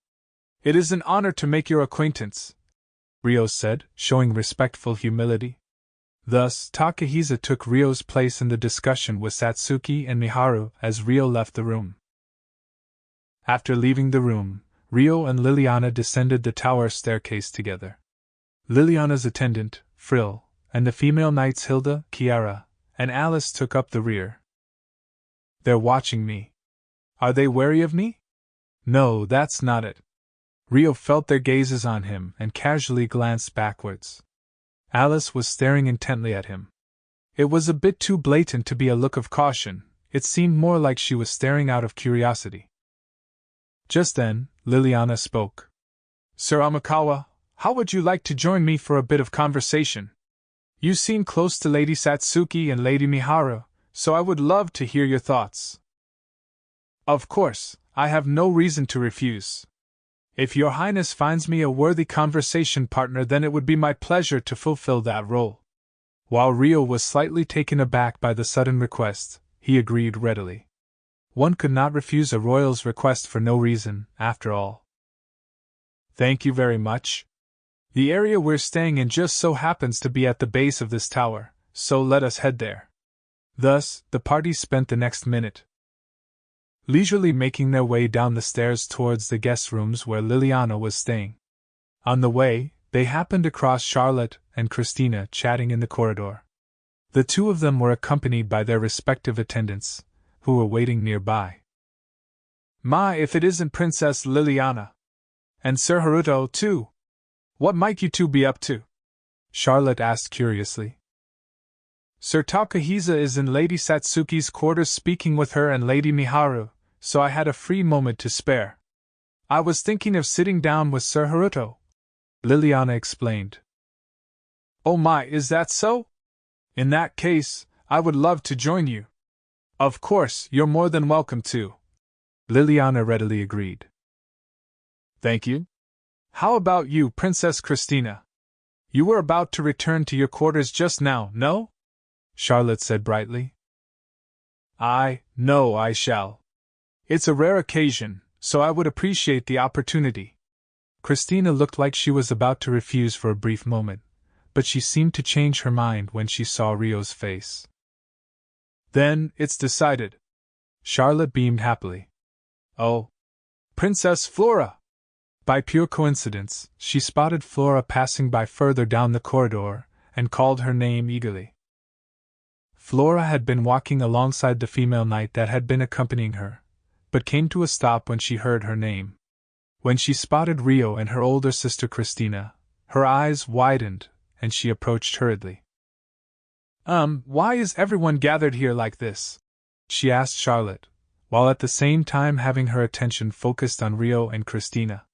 Whereas Rio bowed once, Christina didn't spare her a glance and remained standing still. I had just spotted Princess Christina in the hallway and was talking to her when Princess Liliana and Sir Haruto appeared, so the four of us are about to have tea together. Charlotte looked between the two sisters of the Beltrum kingdom casually, and spoke with a beaming smile. For the record, tea parties were how women in royal and noble circles socialized, and an invitation to tea was the same as an invitation to chat. While there were exceptions, it was a silently accepted rule that the higher-ranked person would invite a lower-ranked person to tea if their conversation was to be drawn out. If they were at equal standing, then it didn't matter who did the inviting. Conversely, if the higher-ranked person didn't extend an invitation to tea, it was a silent way of expressing that they didn't want to talk for long. In this regard, one needed to be able to read the room with great sensitivity. Everyone is having tea together. Flora seemed to want to join in herself, as she looked around at the four of them with slightly envious, puppy-like eyes. Charlotte tilted her head. What were you doing, Princess Flora? I was thinking of taking a short walk before returning to my rooms, Flora replied honestly. Like Christina and Liliana, the rooms Flora was staying in were also on this floor. I see. Charlotte nodded, smiling cheerfully. However, that was all she said. She didn't proceed to invite Flora along right away. Then, if you would excuse me. Flora looked uncomfortable and avoided meeting anyone's eyes as she slowly tried to turn back. Oh my, hold on a minute. Would you like to join us too, Princess Flora? It was at this point that Charlotte finally invited Flora to tea. Huh? But, are you sure? Flora asked timidly, watching Rio and Christina's expressions. Of course. I don't mind. Charlotte nodded brightly. I would be happy to have you there, too. I rarely ever have the chance to have tea with princesses from other kingdoms. Liliana also agreed cheerfully. I also have no reason to refuse, Rio added. From a social standpoint, Rio wasn't able to refuse like the rest of them. This left her older sister Christina, who was currently here as an ambassador for the Kingdom of Beltrum. as Flora's sister, who was the representative of the Restoration, which was rebelling against her kingdom. They were in opposing factions. However, as she had already agreed to joining them for tea, changing her mind so blatantly would be seen as an act of disrespect towards Charlotte and Liliana. "I don't mind either." Christina restrained herself from sighing heavily and nodded with a poker face. "Thank you so much," Flora said happily. "Now, where shall we go to talk? I was planning on using the guest room where I'm staying, but," said Liliana, "there's a rooftop garden for the royalty here to use." "Allow me to lead the way," Charlotte immediately suggested, and began to move. And so, Rio ended up going to a tea party with the 4 princesses of Galarc, Beltrum, and Centistella, representing the 3 large kingdoms spanning from the west to the east of Strahl. They were surrounded by their respective attendants, making for a rather large party. Naturally, just walking through the castle like that attracted much attention. The people they passed by in the corridors would be drawn to the 4 beautiful princesses first. Then, most people would widen their eyes and freeze, before snapping back to their senses and hurrying down a side corridor to avoid them. The next one to catch their attention would be Rio, the lone man among them who had just been appointed as an honorary knight. The sight of these 4 people gathering to have tea was so unheard of, it was likely that it would never happen again. There was no way they weren't conspicuous. "I'm going to wear myself out before the 3rd night even begins." Just how did things end up like this? While any other boy of the royal family would have been envious and enthusiastic over such a situation, Rio's face twitched silently instead. Time before then, in Satsuki's quarters, an explanation was being given to Takahisa. Satsuki had emphasized how the things they were about to say were to be kept strictly between them, before informing Takahisa that Aki and Misato were safe. "Aki and Misato? They're safe?" Takahisa parroted Satsuki's words in shock. "Yes. Haruto took them in, along with Miharu, and they are currently living in a safe place. The only ones who know this are Haruto, Miharu, and myself. And now you, Takahisa. Make sure you keep that in mind," Satsuki explained. "Haruto did," Takahisa said, looking slightly conflicted. "The 2 of them wandered into this world with Miharu, so they were saved along with her."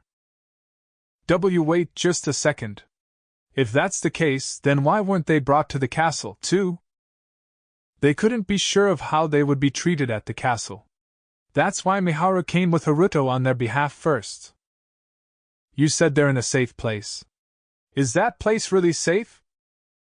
They've been safe until today, haven't they? Satsuki pointed out to calm Takahisa. But if the 2 of them are safe, I'll take them in. And Miharu, too! Takahisa blurted out in frustration, unable to take it any longer. Miharu was about to say something reflexively, but Satsuki stopped her with a hand. That wouldn't be you taking them in, but the Centistella kingdom, no? If they came to the castle, they could be used in a political way. They might lose their freedom to act, too. And while it might be your responsibility to look after Aki and Misato as their older brother, that's not the case for Miharu, no? She said with a sigh. But the castle is definitely safer. Lily is trustworthy, too. If you're insisting that much, then I'll believe she isn't a bad person at heart. But that doesn't mean we can trust her. I don't know what kind of person Princess Liliana is. And I don't know what kind of kingdom Centistella is, either. Even if the princess is a good person, the kingdom could be different. Would Princess Liliana be able to go against the interests of her kingdom to act on Aki and Misato's behalf? Does she have the power to do so? That's... Takahisa tried to object, but struggled to find his words. You can't say for certain, right? Even I don't trust the Galar kingdom completely. That's why I can understand your desire to stay with your little brother and sister, and I personally would like to stay with you too, but I'm worried. Satsuki added, frowning. You say you're worried, but I'm more worried not having them beside me. I just can't sit still and wonder if something might happen to them. I've already experienced that enough in these past few months. The pain of not having the people I care about beside me. Not being able to protect them if something happens. I believe they'll be safe as long as they're under Haruto's protection, though. Satsuki realized that just like how Liliana was for her, Haruto was someone Takahisa probably couldn't trust either. It seems like you trust Haruto quite a bit, Satsuki, Takahisa said with a slightly biting tone. Well, Haruto does have the track record of protecting Miharu from the moment she came to this world. He even brought her to us. Even though he wouldn't have gotten anything out of it, helping a stranger. Helping strangers like Miharu and your siblings, you know? And when I actually sat down and talked to him, he seemed like a really sincere person. Satsuki looked at Miharu as she spoke of Ryo's accomplishments and personality. They weren't entirely strangers, so she fumbled a bit with her words, but Takahisa didn't seem to find that particularly strange. Then you should trust me, too. And you should trust Lily, who's been supporting me until now. Do you not want to believe me, Satsuki? Takahisa objected heatedly. Of course, I believe your feelings about Aki, Masato, and Miharu are true. I also believe you have a responsibility over Aki and Masato as their older brother, and that it would normally be the right thing for you to do. We don't deny that and won't stop you from meeting them. In contrast, Satsuki spoke calmly to Takahisa. Then, Takahisa seemed to have taken Satsuki's words as something encouraging, as he smiled in relief. However, he looked sullen once again because of what Satsuki said next. But if you're going to meet Aki and Masato, I want you to promise that you won't ignore their own intentions. While I know you must have been anxious being alone this entire time, that doesn't mean you can just push your opinion onto others, you know? Not everyone might think the same way as you. Furthermore, you don't have the power to decide Miharu's actions for yourself, Takahisa. Sorry for sounding so bossy. But when I look at you right now, all I see is your anxiety. There's no guarantee that Aki and Masato think the same way as you, and if that were the case, I don't want you to force your opinions onto them. I'd be happy if you didn't think of this as me lecturing you, but rather a request from an upperclassman. Satsuki looked a little guilty as she spoke to the silent Takahisa. Right. Takahisa pouted and nodded. Then, I doubt I need to ask again, but do you want to see Aki and Masato? Yes.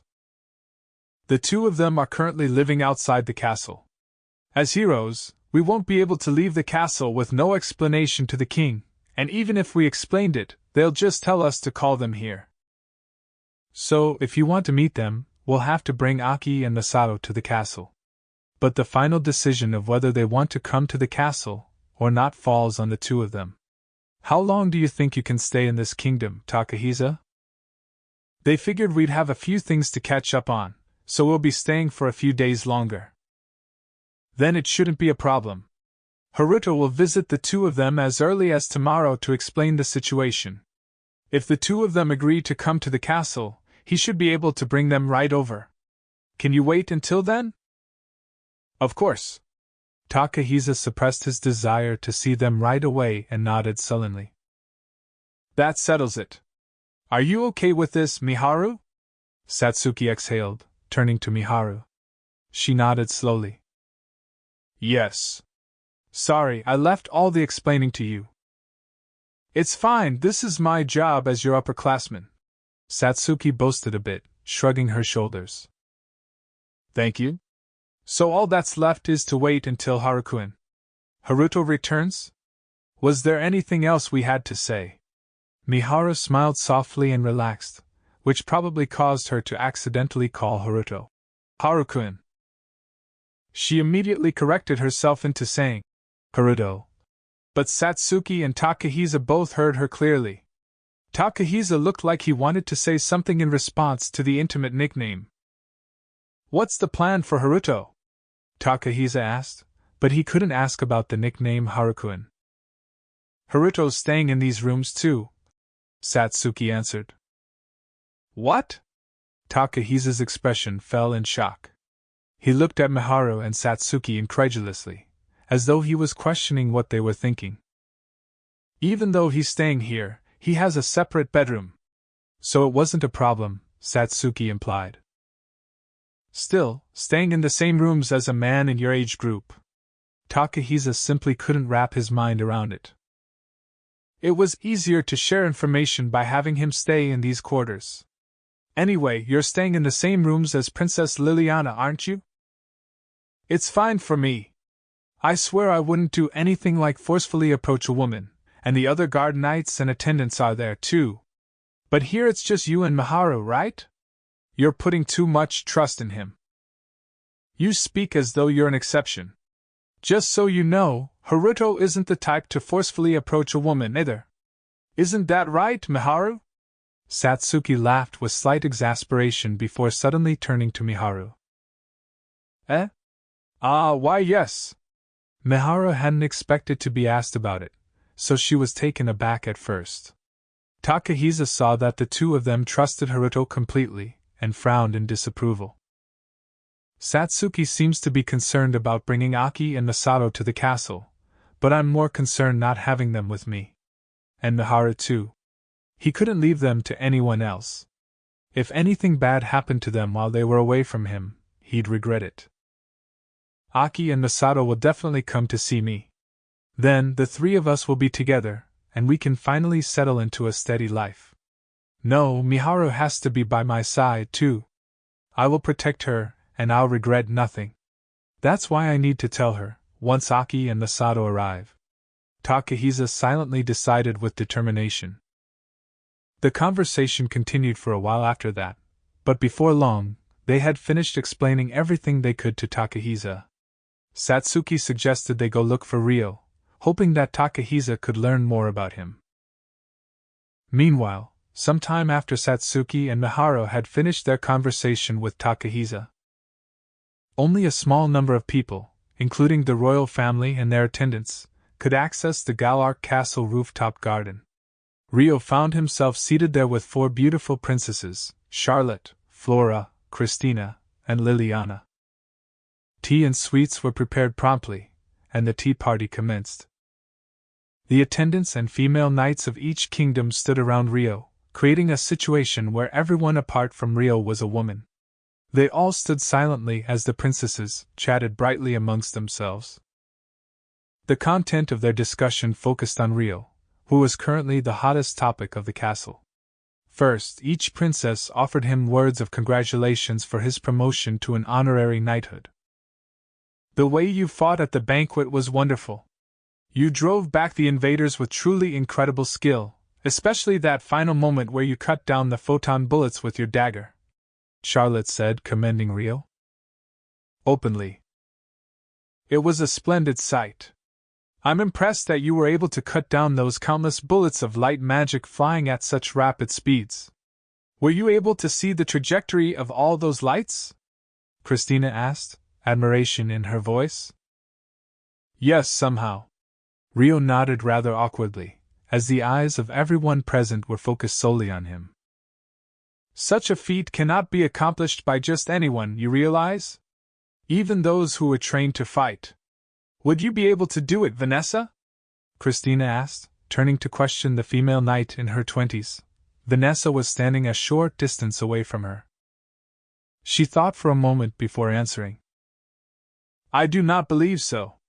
To be honest, I wouldn't even think of attempting it.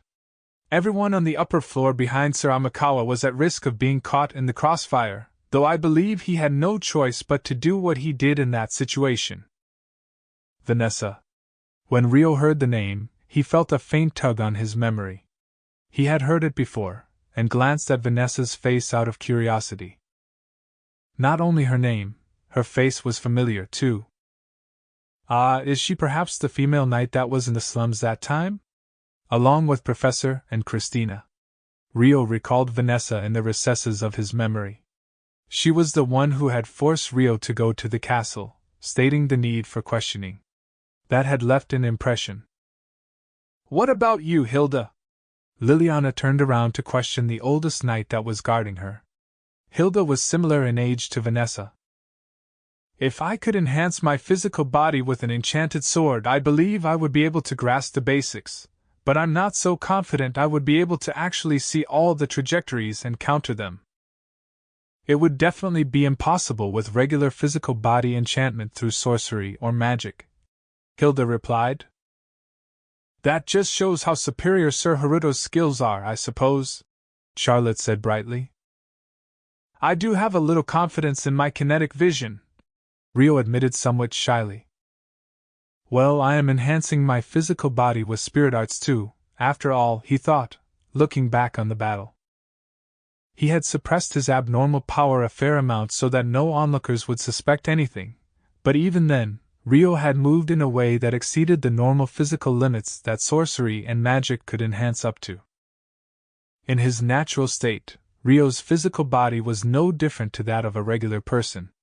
He couldn't move beyond the limits of his body either. Oh, such modesty! While the other knights were struggling to finish off the other invaders in a one-on-one duel, Sir Haruto shut down 6 of them easily, Charlotte said. Yes, it was truly splendid, Liliana agreed without hesitation. Oh yes, speaking of which, Princess Flora. You witnessed Sir Haruto fight from up close in the battle at Amanda, no? Charlotte suddenly asked. Huh! Ah, yes. I saw him when he was fighting monsters on the main street, as well as when I was abducted by a mercenary named Lucius. Flora watched Rio's expression carefully and nodded. I've heard that powerful monsters called Minotaurs had spawned, and that Lucius was fairly skilled himself. I would love to hear more about how Sir Haruto fought, Charlotte expressed curiously with her innocent face, pleading for details. It was amazing. He went face to face against a minotaur that was several meters tall with a huge stone sword, and the mercenary. The mercenary was completely overwhelmed, and he used his enchanted sword to repel the sudden breath attack of the demi-dragon. Flora watched Rio's face as she grasped for words. In the battle with Lucius, Rio had used some kind of tremendous wave attack that clearly wasn't magic, but she purposefully chose not to say anything about it. He really has achieved some tremendous things. Liliana's eyes were round and wide as she looked at Rio, who mustered a bashful smile. Meanwhile, Christina hadn't said a word to Flora since the start of the tea party and hadn't even met her gaze once, as though there was no one seated there. She gave the slightest of glances to Flora, before frowning faintly. After that, she looked at Rio as though she was about to say something, then hesitated, before ultimately closing her mouth. Hee, Princess Flora has been saved by Sir Haruto multiple times. Charlotte smiled almost gloatingly, looking at Christina as she spoke to Flora. Yes. I would like to repay the debt somehow, but...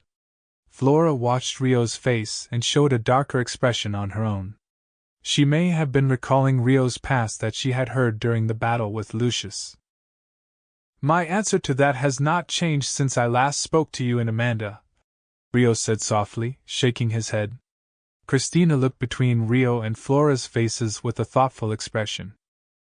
At the gazebo where they were holding their tea party, which was a simple structure placed as a resting area in the garden, a servant girl of the Galark kingdom appeared. For her to be permitted here, she must have worked closely under Charlotte. Princess Charlotte, please excuse the interruption.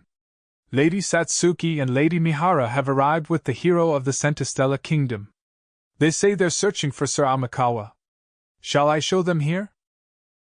Of course, go right ahead. Bring them here promptly, Charlotte said, and the girl left. Less than a minute later, Satsuki and the others arrived behind the same girl. Hello, sorry for disturbing your downtime. Everyone's here together. Satsuki blinked at the sight of all the great kingdom's princesses gathered together. When she spotted Rio among them, she looked at him in exasperation. Is something the matter, Lady Satsuki? Rio inquired. They were surrounded by princesses, so he called her by her title. No, not really. I'm just surprised to see you having fun drinking tea with so many princesses in the short time you were separated from us. I should have expected as much from the Black Knight. Satsuki seemed to be a little annoyed after all, but she finished her thought with a teasing smile. I can't believe he was off surrounding himself with cute girls while we were caught up in a serious conversation, she thought, puffing her cheeks up slightly. Ahaha.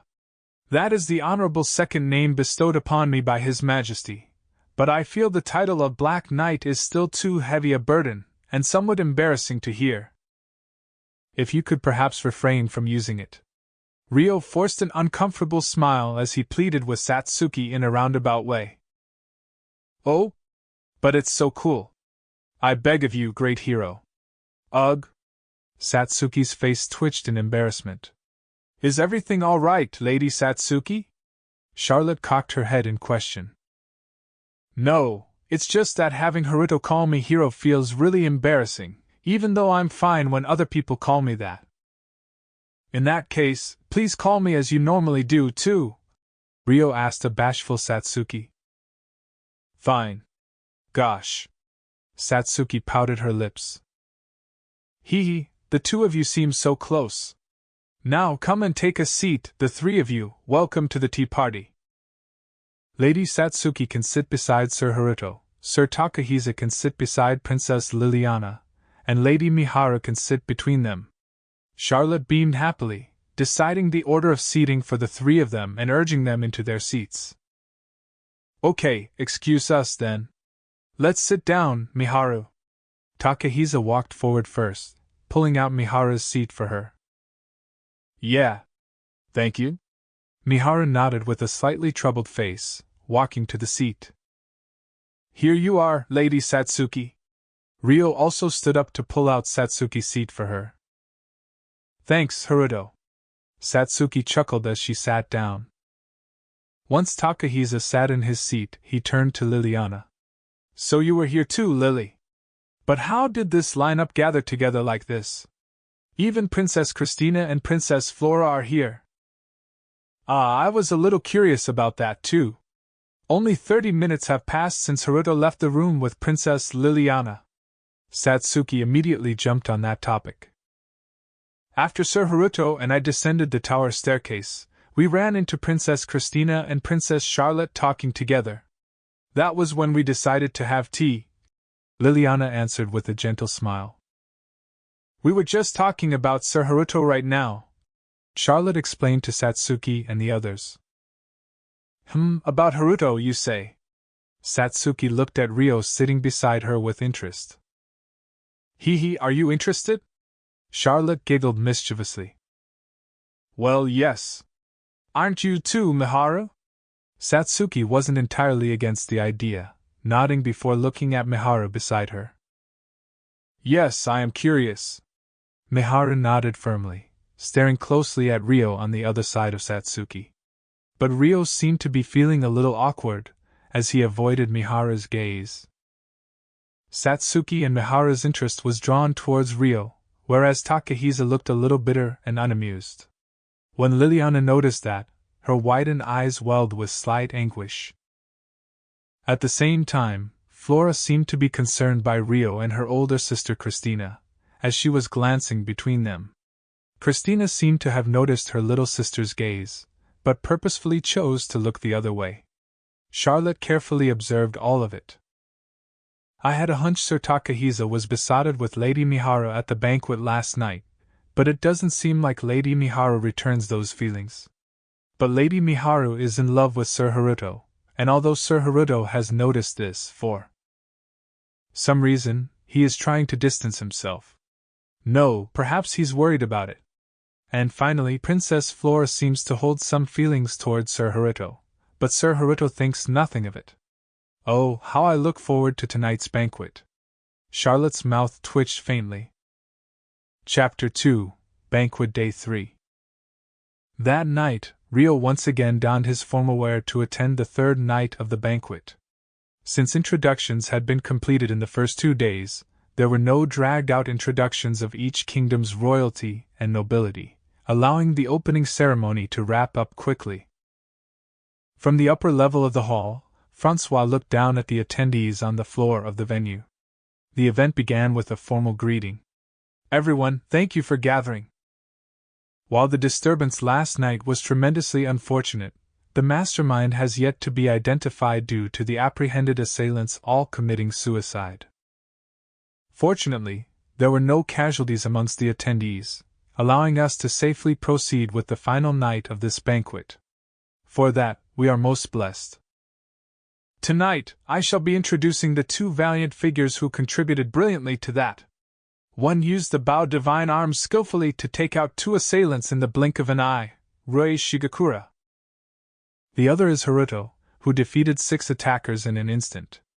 Both of you step forth, Francois said, inviting Rio and Rui forward. Once the two of them stood side by side, the attendees in the hall waited for Francois' next words. Both Rui and Haruto are quite modest, you see. Rui insists the star of last night's roundup was purely Haruto, and accepted a meager medal for his reward. Haruto declined to receive any reward at all, despite being the final stronghold who repelled 6 of the attackers. He refused me so bluntly, even I was taken by surprise. Francois chuckled at that, causing the venue to snicker along with him. However, we eventually settled on something. Considering his great contributions to the defense of our kingdom's key city, Amanda, as well as the rescue of the Restoration's Princess Flora and our own kingdom's Liselot Krisha, I have awarded Haruto with the title of an honorary knight. The hall buzzed immediately. Among them were people who had attended the audience where Rio was appointed as an honorary knight, those who had heard of the rumors quickly, and those who were unaware, but it was still shocking news to all of them. They couldn't help but talk about it amongst themselves. Silence! Silence, please! The voice of the male knight leading the ceremony echoed through the hall, promptly silencing the chatter. Allow me to introduce him once again. The man who has been appointed an honorary knight of our kingdom as of today, the Black Knight, Haruto Amikawa. Francois raised his voice louder and introduced Rio, who was standing beside him, to the royalty and nobility in the hall. Rio, dressed in his formal outfit, placed a hand against his chest and bowed reverently. The hall burst into applause. Dear me! As unprecedented a move as this was, after seeing such military prowess at a scene like that, I have no choice but to accept this decision from His Majesty. Yes, the way he fought last night was most splendid. Even so, to be appointed as an honorary knight at that age. He must be the youngest in history, no? The guests on the first floor of the hall exchanged such words as they looked up at Rio. At the same time, on the upper floor, the heroes from each kingdom and their partners all stood watching Rio's back. The Black Knight. Ugh. No matter how many times I hear it, it sounds so childish. I would have been writhing in embarrassment if they gave it to me. Damn it, part of me thinks it's cool at the same time. Hiroaki frowned at his conflicted thoughts. He found the idea of proclaiming oneself the Black Knight to be terribly embarrassing, but he was envious of the attention gathered on Rio. As he was pondering to himself, the applause in the hall ceased. Ah, that's right. I must introduce the partners of each kingdom's hero, including Haruto's. Everyone, could you step forward?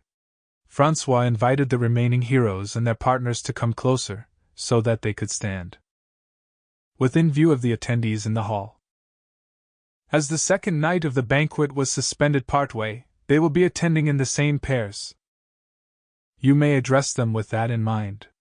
In other words, Ryo's partners were Satsuki and Charlotte, Takahisa's partners were Liliana and Miharu, Hiroaki's partners were Flora and Rona, and Rei's partner was Christina.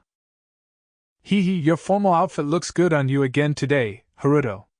Satsuki stood next to Rio and complimented him with a giggle. I agree.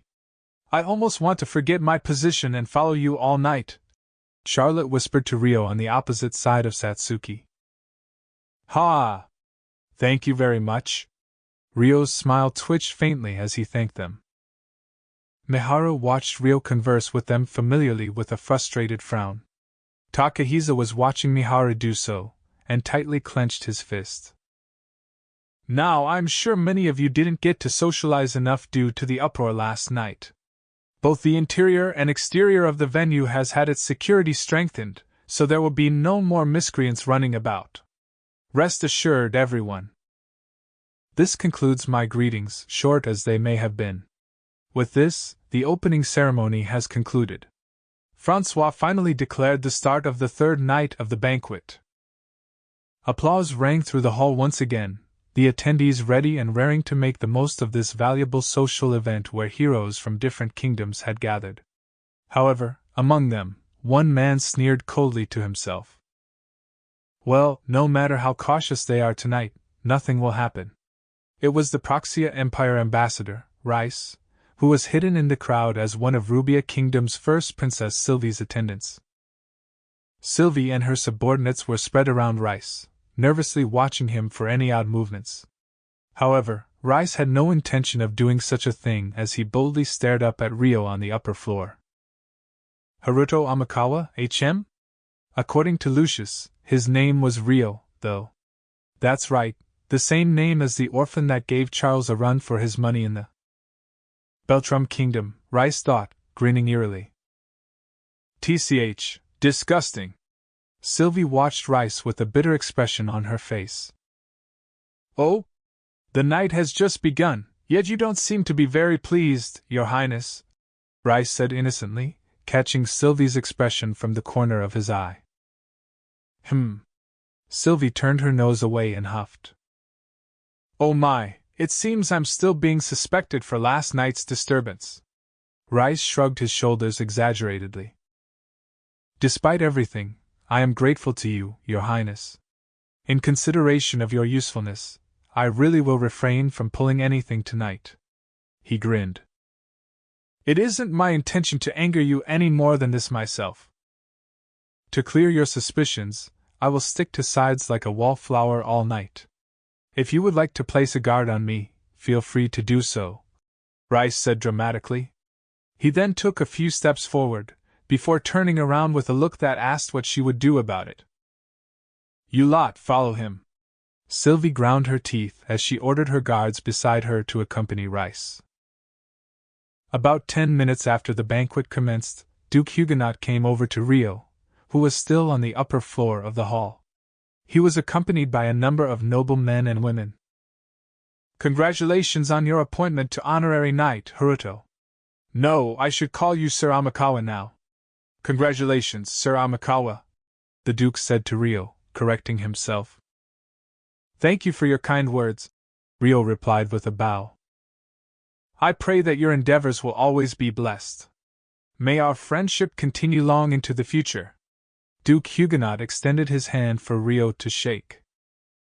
Indeed. Although Rio would prefer to have nothing to do with the people of the Beltrum Kingdom, he accepted the handshake with a polite smile. Thank you. I look forward to it. Now, setting that aside, I have had the honor of meeting with Sir Amikawa as well as Lady Satsuki and Princess Charlotte several times in these last 2 days. If you do not mind, may I perhaps introduce you to some of the nobility from the Restoration once more? Duke Huguenot asked, shrewdly including Satsuki and Charlotte into his request.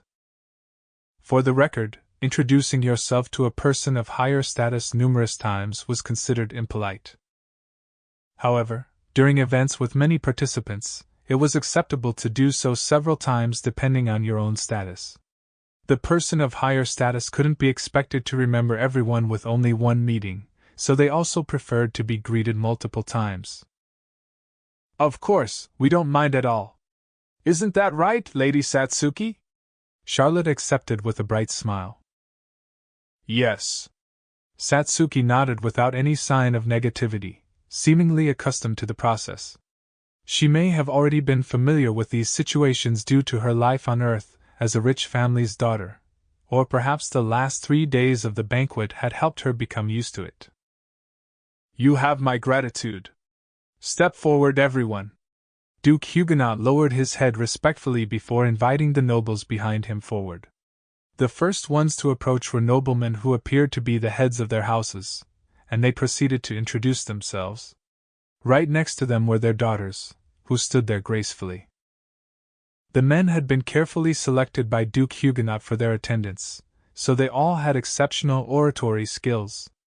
The conversation gradually divided, leaving Satsuki, Charlotte, and Rio to handle their own separate groups. After a while, the two noblemen that had been talking to Rio headed towards Satsuki and Charlotte, leaving Rio in a state with no conversation partner. "You lot may as well greet Haruto," Duke Huguenot said, approaching Rio with the noble daughters of the Restoration. The ladies were all in their early to mid-teens and walked closer to Rio with nervous footsteps. "Pleased to meet you. I'm Haruto Amikawa. It's an honor to make your acquaintances. If you would like, could you please introduce yourselves to me?" Rio felt a little uncomfortable under the gaze of the group of girls, but he greeted them with a friendly smile on the surface. The two girls from the highest-ranked houses spoke first. "Nice to meet you. I am Elise of the house of Count Brandt. I'm Dorothea, from the house of Count Albert." "Huh!" These two. The names and faces of the two girls before him gave Rio a sense of déjà vu. Of course they would. They were his former classmates at the Royal Academy. Elise had even been in the same squad as him in the outdoor drill in their 6th year. However, in the nearly 4 years that they hadn't seen each other, they had lost a lot of their childish facial structure, maturing into adult women. Neither of them seemed to realize that Haruto Amikawa was Rio. "Pleased to make your acquaintance." Once Rio realized where he knew them from, his expression stiffened for a brief moment, before he replied with a friendly smile. After that, the other girls continued to give simple introductions of themselves to Rio, who received them all sociably. All of the girls, including Elise and Dorothea, stared at Rio intently. They were all beautiful women that moved with elegance and spoke with modesty, but Rio knew how nasty their personalities were during their school days, and had to keep focused to stop his face from twitching. "HM?" At that very moment, Rio made eye contact with Flora, who had been moving together with Hiroaki and Rona elsewhere on the upper floor of the hall. She had a conflicted expression from seeing Rio interact with the girls that had been his former classmates, and averted her eyes awkwardly when they met. Rio sighed as he looked away from Flora. He glanced at Miharu, who was together with Takahisa and Liliana in another part of the room. But at that point, the final girl had finished introducing herself to Rio, so he drew his attention back to the conversation at hand. "Thank you for telling me your names. I will be sure to remember them," Rio said, making the girls beam with delight. It was at that moment that Charlotte wrapped up her conversation with the nobles and walked over with Satsuki.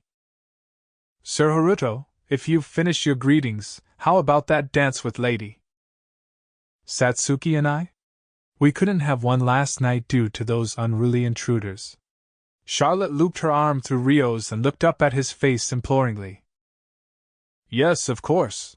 Rio nodded with a wry smile. He was feeling a bit downcast after dealing with his former classmates, so he was grateful for the excuse to leave. The girls looked like they still wanted to talk to Rio, but... "Well then, everyone. Please excuse us." Charlotte made use of her position as a princess and gave a firm farewell to Duke Huguenot and his people, pulling Rio away easily. Satsuki spoke up quietly after they had walked some distance away. "You sure are popular, Haruto." "Naturally. Other than the heroes, Sir Haruto is gathering the most attention right now. His appearance is what it is, and his exceptional abilities have been proven after last night." Duke Huguenot was also most cunning. I'm sure he hoped that one of the girls would catch Sir Haruto's eyes. Charlotte muttered with an adorably sullen look. And? Did any of them do just that, Haruto?" Satsuki asked with a sidelong glance. "What? Are you not listening? We're talking about whether any girls caught your eye. I am far too unworthy to consider such a thing. And I still don't know any of them very well to begin with." Rio chose his words carefully. It would be a lie to say that there had been, but being foolishly honest by replying that there weren't could make him seem shallow and worsen their relationship. Hee, what a Haruto-like answer. Satsuki seemed to find that amusing, as she giggled to herself. Haruto cocked his head in confusion, unsure of what would be considered typical for him. If Sir Haruto so desires, father would surely supply you with many suitable women, so if you need some assistance in the marriage department, just say the word. Well, if you have someone in mind already, then there is no need to say any more, Charlotte said, casually looking between Ryo and Satsuki. I have answered this before, but I have no such person in mind, Ryo replied softly. Satsuki hummed in contemplation, glancing at Ryo's side profile. Marriage talk aside, I am reassured to hear that.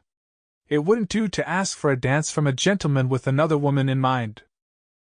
This means there is nothing hindering Lady Satsuki and I from dancing with you. We excused ourselves under the pretext of dancing, so how about you two go first?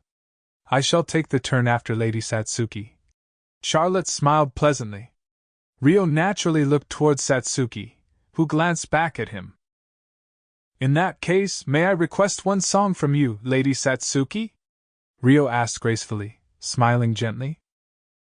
Okay, fine. I guess. Satsuki nodded, looking a little bashful. They moved to the dance space on the first floor of the hall together with Charlotte. Ooh! Lady Satsuki is dancing with Sir Amikawa! What? I can't miss that. People began to gather around them, sensing that the two most talked about people were about to dance. Ryo and Satsuki waited for the previous song to end before stepping onto the dance floor, while Charlotte stood with the others waiting for a dance at the side. Left to themselves, Ryo and Satsuki both assumed their positions and brought their bodies close together. Just so you know, I have experience with formal dances on Earth, but the social dances here are oddly slow. It feels rather clingy, like you spend a lot of time staring at your partner. So, I'm not really used to the dances here. Can you lead? Satsuki asked as she looked up at Ryo's face. Sure, I don't mind. I'm not very good myself, though. Huh, really? You can normally tell who isn't good from the moment you get into position, so I think you're one of the better people out there. I've only practiced a little in the past, and all I did in preparation for this banquet was review that, Ryo replied. Well, you have some kind of training in martial arts, and your sense of balance is perfect, so perhaps that's reflected in your dancing. In that case, wouldn't you be considered good too? You learned something as well, right? I can tell from the way you walk. Yeah. I learned kendo and a naginata, as well as karate and aikido for self-defense. What about you, Haruto? I couldn't quite tell based on what I saw of your fight last night. Was it jujitsu? Amikawa Haruto learned an ancient style of martial arts that was passed down. It was originally a jujitsu that was influenced by Chinese martial arts in the Edo period, but after that, it was widely borrowed from both domestic and foreign techniques until it became its own style. Though the people who used it were pretty much unknown. Huh. Sounds interesting. Perhaps I'll ask to spar with you in that area one day. Satsuki grinned boldly, Ryo's style of martial arts having caught her interest. If we have the chance, certainly. Ryo chuckled.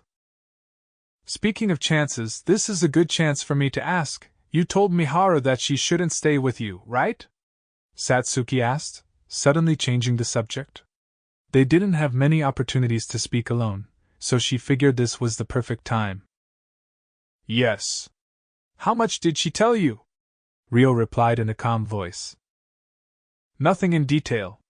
She looked really conflicted, so I figured it would be better to just ask you directly. Is that okay? Satsuki asked, watching Ryo's face. I don't mind. You're Miharu's. The song's about to begin, so let's continue as we're dancing. Ryo's expression clouded over softly as he interrupted himself. The song soon started, and Ryo and Satsuki began to dance. So, why do you think she would be better off staying away from you? You did get that Miharu wants to be with you, right? Once they began dancing, Satsuki opened her mouth without waiting for Ryo to speak first. He closed his eyes and thought for a moment, before immediately giving a self-loathing answer. It's because I'm a good-for-nothing, I suppose. A good-for-nothing? You! That's not true. Satsuki looked at Ryo in exasperation, as though she couldn't believe what he was saying. I'm simply good at keeping up appearances. There are things that will always be incompatible between me, who was born and raised in this world, and Miharu, who was born and raised in Japan. So you're saying you've been keeping those incompatible things hidden? That's right. Ryo moved elegantly as he led Satsuki through the dance, nodding shortly. Always incompatible, huh? Satsuki muttered dubiously. She gave Ryo a look that conveyed how she thought they should still stay together, if that was what Miharu wanted. For example, if you found out that a friend close to you had killed someone before, was trying to kill someone for a personal vendetta right now, and had committed numerous crimes in the past, what would you think? Ryo asked in a low voice, looking a little awkward. Are you referring to yourself? Satsuki gasped. Her body nearly stiffened in response, but her limbs continued to move due to his lead. She should think of me as a different person. Amikawa Haruto is dead. Even if Miharu seeks the Amikawa Haruto within me, I won't be able to be that man. She'll surely compare the two of us, even if she isn't aware of it herself. And wouldn't that just be painful for the both of us? Was what Ryo was implying. He may have been bound by the thought that Amikawa Haruto was the only one worthy of standing beside Miharu. That's why you think she's better off away from you? Satsuki took a shaky breath and asked, her voice trembling slightly. Yes, Ryo confirmed, quietly but firmly. I want to say something about that, but I can't find the right words. I don't think I can say that what you're saying is completely incorrect. But it's definitely logical to a fault. Satsuki swallowed back the bitter feeling she had. Her voice tinted with indignation. How harsh of you! Ryo's reply was somewhat evasive. Obviously. This isn't a topic to discuss here, so I won't pry any further. But I don't think there's anything incompatible between you two. So don't go deciding things for others so hastily. Satsuki suddenly brought her face close to Ryo's, threatening as she stole the lead of the dance. They remained in that pose for a moment, staring at each other. Ha! There was a slight shadow over Ryo's face as he chuckled. The way you won't obediently say yes shows how stubborn you can be too, huh? Satsuki glared at Ryo reproachfully. Perhaps. By the way, Ryo acknowledged her words before looking around at their surroundings. What? Satsuki frowned, looking suspicious. We seem to have gathered too much attention. Perhaps we should unwrap ourselves from this pose, Ryo said to Satsuki with a forced laugh. Huh! Satsuki's eyes darted from left to right as she observed their surroundings. My oh my, how passionate! Yes, Lady Satsuki can be quite bold at times. What an interesting sight! The gallery of royalty and nobility gathered around the dance floor were watching Ryo and Satsuki curiously because of how close Satsuki had brought her face to Ryo's, as though they were about to kiss. It must have been a sensational sight. Wah! Satsuki was rendered speechless, turning bright red. The next moment, she hurriedly distanced her face from Ryo's. The song's still playing, so let's finish the dance. Ryo figured suspending their dance at this point would only be more suspicious, so he resumed leading Satsuki in the light footwork. Why, Haruto! In a quiet but shrill voice, Satsuki objected with all her might. Still, her arms and legs followed Ryo's, moving along with him. Stopping the dance here would just attract more attention. GG's! Satsuki still seemed to be feeling a little embarrassed, keeping her head tilted slightly downwards as she entrusted herself to Ryo's lead. I didn't expect you to be the reckless type, Ryo said with a chuckle. Meanwhile, you're the overly careful type that ends up doing nothing. Satsuki turned her nose away in a huff, cheeks still red. Perhaps. Ryo nodded, giving his reply in a relaxed voice with a humble smile. Satsuki wasn't happy with that answer, pouting as she looked up at Ryo. After that, Satsuki had much less to say out of embarrassment. However, the more she danced, the more she seemed to be having fun simply moving, and her expression gradually softened. Before long, the song was over and Ryo and Satsuki came to a stop with the finishing pose. "Ha, that was fun! Thanks, Haruto," Satsuki said with an earnest smile. "Agreed, thank you, Satsuki. Let's return to Princess Charlotte." Ryo took Satsuki by the hand and escorted her back to Charlotte. Charlotte was grinning brightly as she welcomed them back. "That was a wonderful dance, you two. Lady Satsuki appeared to be enjoying herself a lot. Showing such a bold and daring display of courtship." "Oh, that's right. Everyone seemed to be interested in seeing you two dance, so I invited them over to have a better view," Charlotte said, looking around her. In the vicinity were Miharu with Takahisa and Liliana, Hiroaki with Flora and Rona, as well as Rue and Christina. All the heroes attending the banquet had gathered. That wasn't an attempt at a kiss, so it's not like it was a display of courtship or anything. Don't get the wrong idea. Okay, Haruto? Satsuki tried to explain the misunderstanding in a fluster. Yes, I know. Ryo had to pull back from Satsuki's overwhelming force to nod. Hiroaki, who had been watching that exchange from the side, was so shocked that he had to take a moment to close his eyes. No way. A real life tsundere? Pfft, and it had to be that brazen woman of all people. Hiroaki grimaced, frustrated at himself for finding charm in Satsuki's actions for even a brief moment. On both sides of him stood Flora and Rona, who had overheard his muttering but were confused as to what a real-life tsundere was. Hee, you don't seem that against the idea, though. I think you two would make a lovely match. Wouldn't you agree, Sir Takahisa? Charlotte smiled cheerfully, before suddenly turning to address Takahisa. Yes, they do suit each other. Satsuki looked like she was having the time of her life. Takahisa's eyes wandered as he searched for an answer, eventually landing on Miharu, who was looking between Ryo and Satsuki with a slightly conflicted expression. He then smiled and nodded in a way that almost appeared servile. Does Satsuki have a crush on Haruto, perhaps? Forcing down his guilty conscience, he put up an air of composure as he whispered a question only Miharu could hear. Miharu immediately averted her eyes from Ryo and Satsuki. She didn't respond to Takahisa's question. See? Even Sir Takahisa, who knows Lady Satsuki very well, is saying that. Charlotte was happy to receive the approval she sought from Takahisa. Enough already. Come on, Char. It's your turn to dance with Ryo next. Get going already. Haruto, you stop standing around and escort her properly. Satsuki jabbed her finger at Ryo and urged him to get moving. Ryo nodded. May I be so bold as to ask for the honor of having a dance with your highness? Of course, it would be my pleasure. Charlotte nodded cutely. Hey, Miharu, shall we also? Miharu.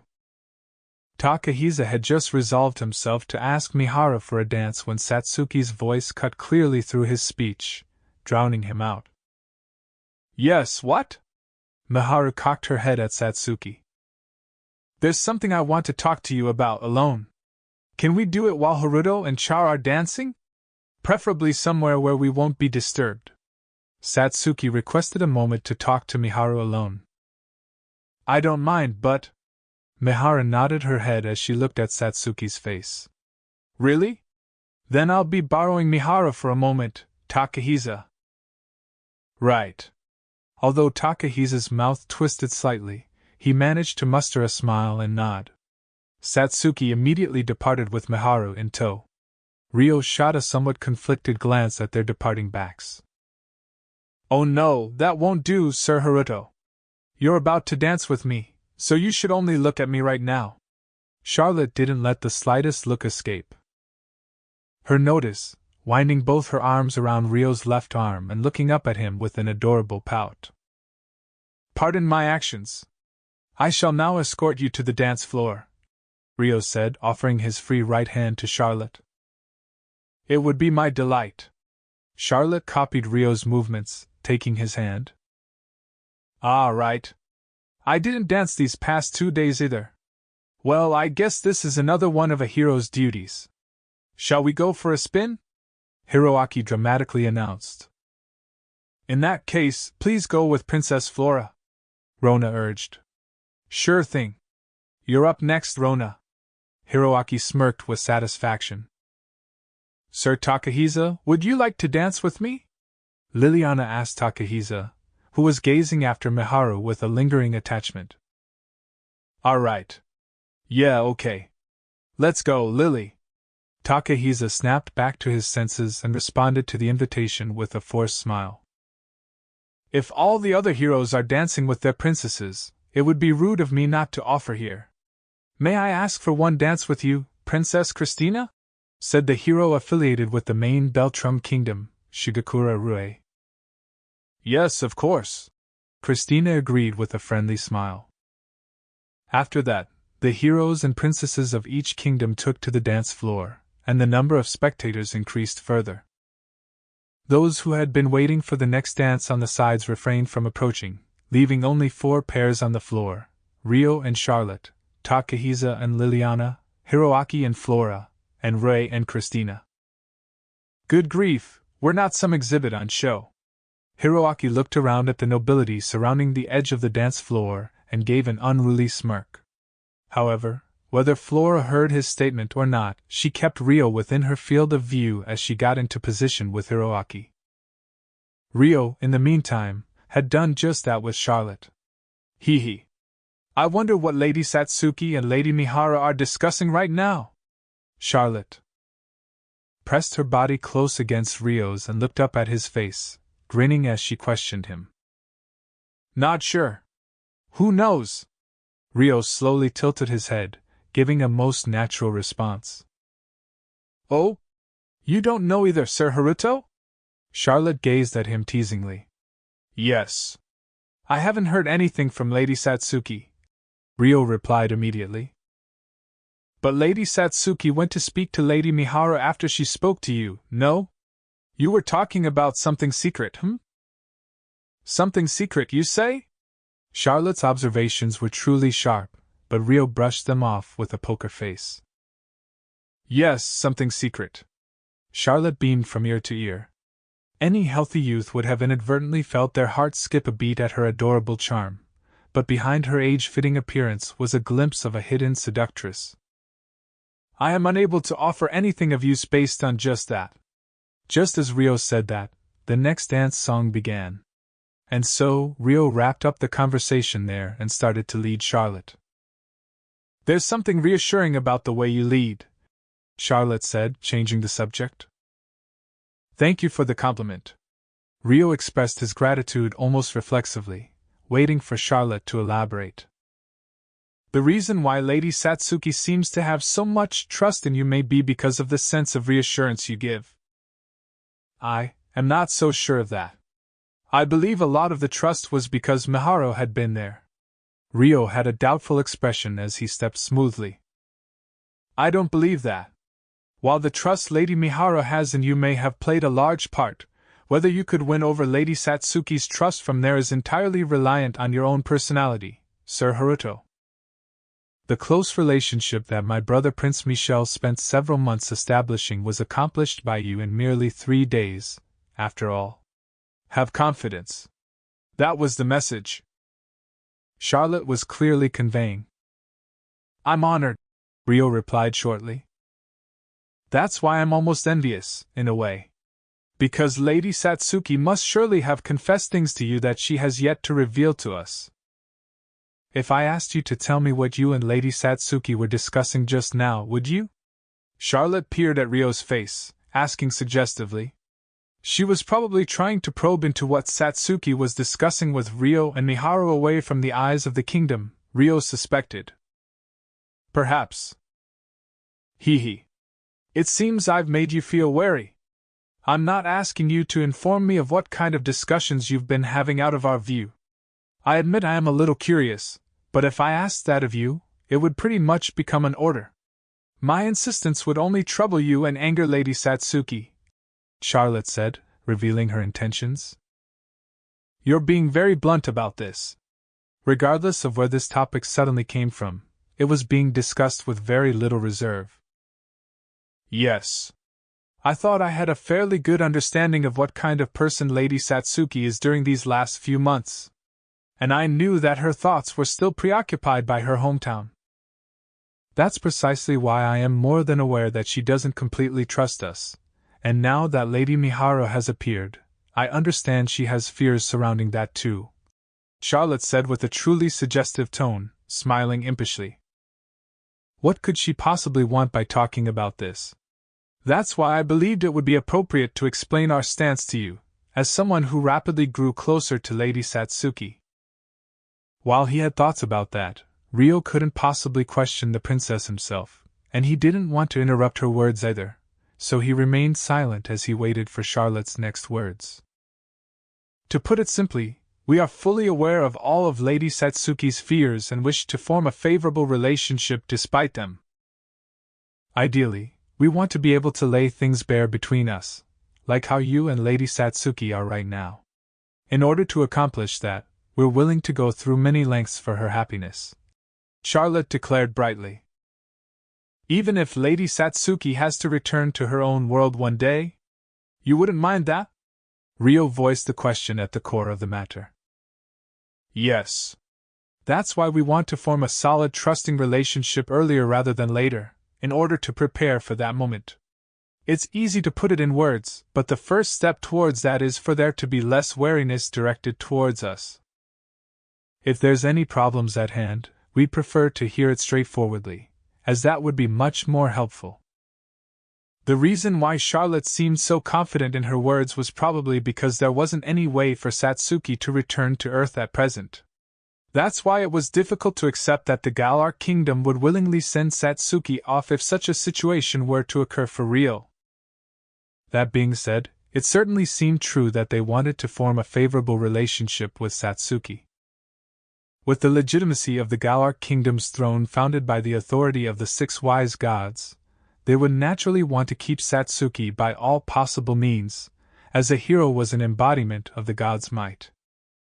This could be seen in the treatment from the Galar Kingdom's side from the moment they arrived in this kingdom until now. At the very least, as long as Satsuki doesn't express a desire to affiliate herself with another kingdom, they won't do anything openly to lose her trust, and they won't threaten her to stay with the kingdom either, huh? Since she went out of her way to mention Miharu, it doesn't seem like she has any intention of using Miharu as a hostage for negotiations at the moment, either. As she was declaring this out loud, it seemed like she had no intention of overturning that stance and losing Satsuki's trust as long as they could form a favorable relationship. "I think that's a very reasonable and constructive approach, but what do you want me to do about it?" After all, Ryo believed these words should have been directed at Satsuki, not him. "Nothing in particular. I would be delighted if you could casually mention this to Lady Satsuki, as you are in a much more favorable position in her eyes, but I shall leave it to your own judgment." Instead of having a Galar person pass on the message, if it came from Ryo, Satsuki was more likely to be convinced. Ryo thought for a moment, before closing his eyes and nodding. "I understand. I shall pass on the message." "Thank you very much," Charlotte said happily, pulling Ryo's body closer as though hugging him. Then, she brought her face close to Ryo's cheek and ear. "By the way, I think very favorably of you, too. Not as a princess, but personally," she whispered. When Charlotte closed in on Ryo's cheek, the sound of people gasping echoed around them noisily. That being said, it didn't have as much impact as when Satsuki had closed in like she was going for a kiss earlier, and she soon backed her face away, so the attention only lasted for a moment. "Thank you for the kind words." Ryo sighed lightly, showing a glimpse of his mental fatigue. Meanwhile, Miharu and Satsuki slipped out of the banquet hall to stop by a balcony that was being used as a resting area. There were 5 security guards beside the door that connected to the venue, but other than that it was deserted.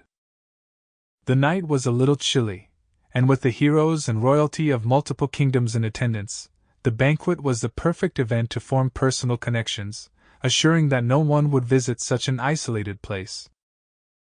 I spoke to Haruto. I asked why he thought you were better off away from him. He really is helpless, isn't he? And so stubborn. Satsuki sighed tiredly. Mihara blinked. What had they talked about? She was a little curious, but too scared to ask, leaving her at a loss for words. He said there were things that would always be incompatible between you two, because he was born here while you were born in Japan. He thinks you would be better off thinking of him as a different person, because he cannot be the Amikawa Haruto that you seek. Satsuki pouted, her words tinted with faint anger. Miharu remained silent, biting her lip. Miharu, you told Haruto you wanted to stay with him before he revealed his past, right? Do you still feel the same? Satsuki asked, watching her carefully. Yes. Mihara thought for a long moment before nodding, forcing the words out. Her desire to stay with Haruto was still true. Satsuki thought she was worried. Then, let me ask you one thing. Is the person you want to be with the man that used to be Amikawa Haruto? Or is it the man he is now? Satsuki asked, looking straight at Miharu. That's... Mihara's eyes darted around with uncertainty. You don't know your own feelings? Satsuki looked at Miharu with a gentle expression. I know. But I'm not sure whether it's right, Miharu said softly. What do you mean? Satsuki tilted her head curiously. It's... both. The Haruko I know, and the current Haruto. I can't think of them as separate people. But that would mean I'm seeking Haruko from Haruto, and Haruto says that's impossible for him, Miharu said in a stiff voice, as though she was swallowing something bitter. PFF he ahahaha. I see. Satsuki's eyes widened in surprise before she burst into laughter. What are you laughing at? Miharu asked in a fluster, wondering if she said anything weird. I'm sorry. It was just a little different to what I was expecting. You took me by surprise. What you were expecting? Well, you decided to stay with the current Haruto without knowing anything about his situation, right? So I figured you made your choice from the start, whether Haruto was Amikawa Haruto in his past life or not. But I see now. I had split them two into separate people, but to you, he's the same person, huh? Yup, I think that's really good for you.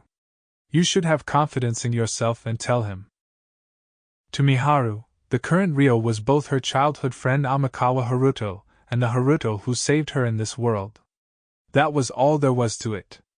With that, all of Satsuki's worries had cleared up. She beamed brightly at Miharu. Are you sure?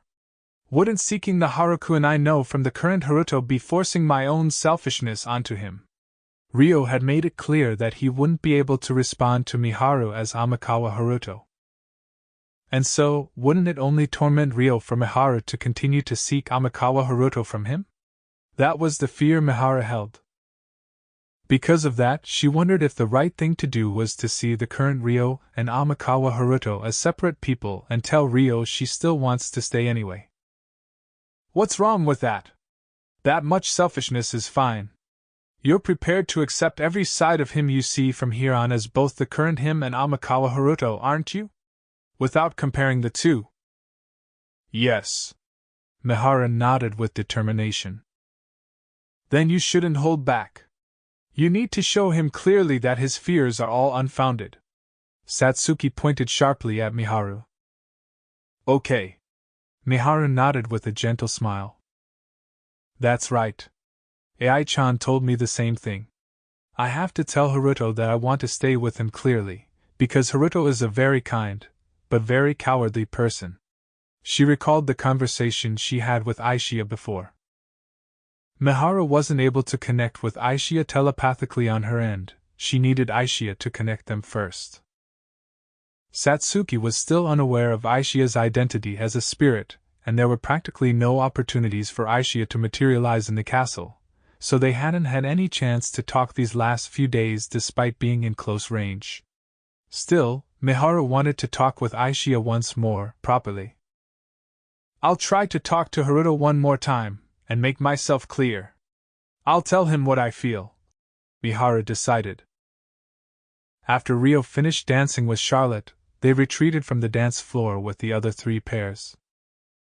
"Oh, that's right, I had something I wanted to ask you," Shigakura-Rei said as he approached Rio.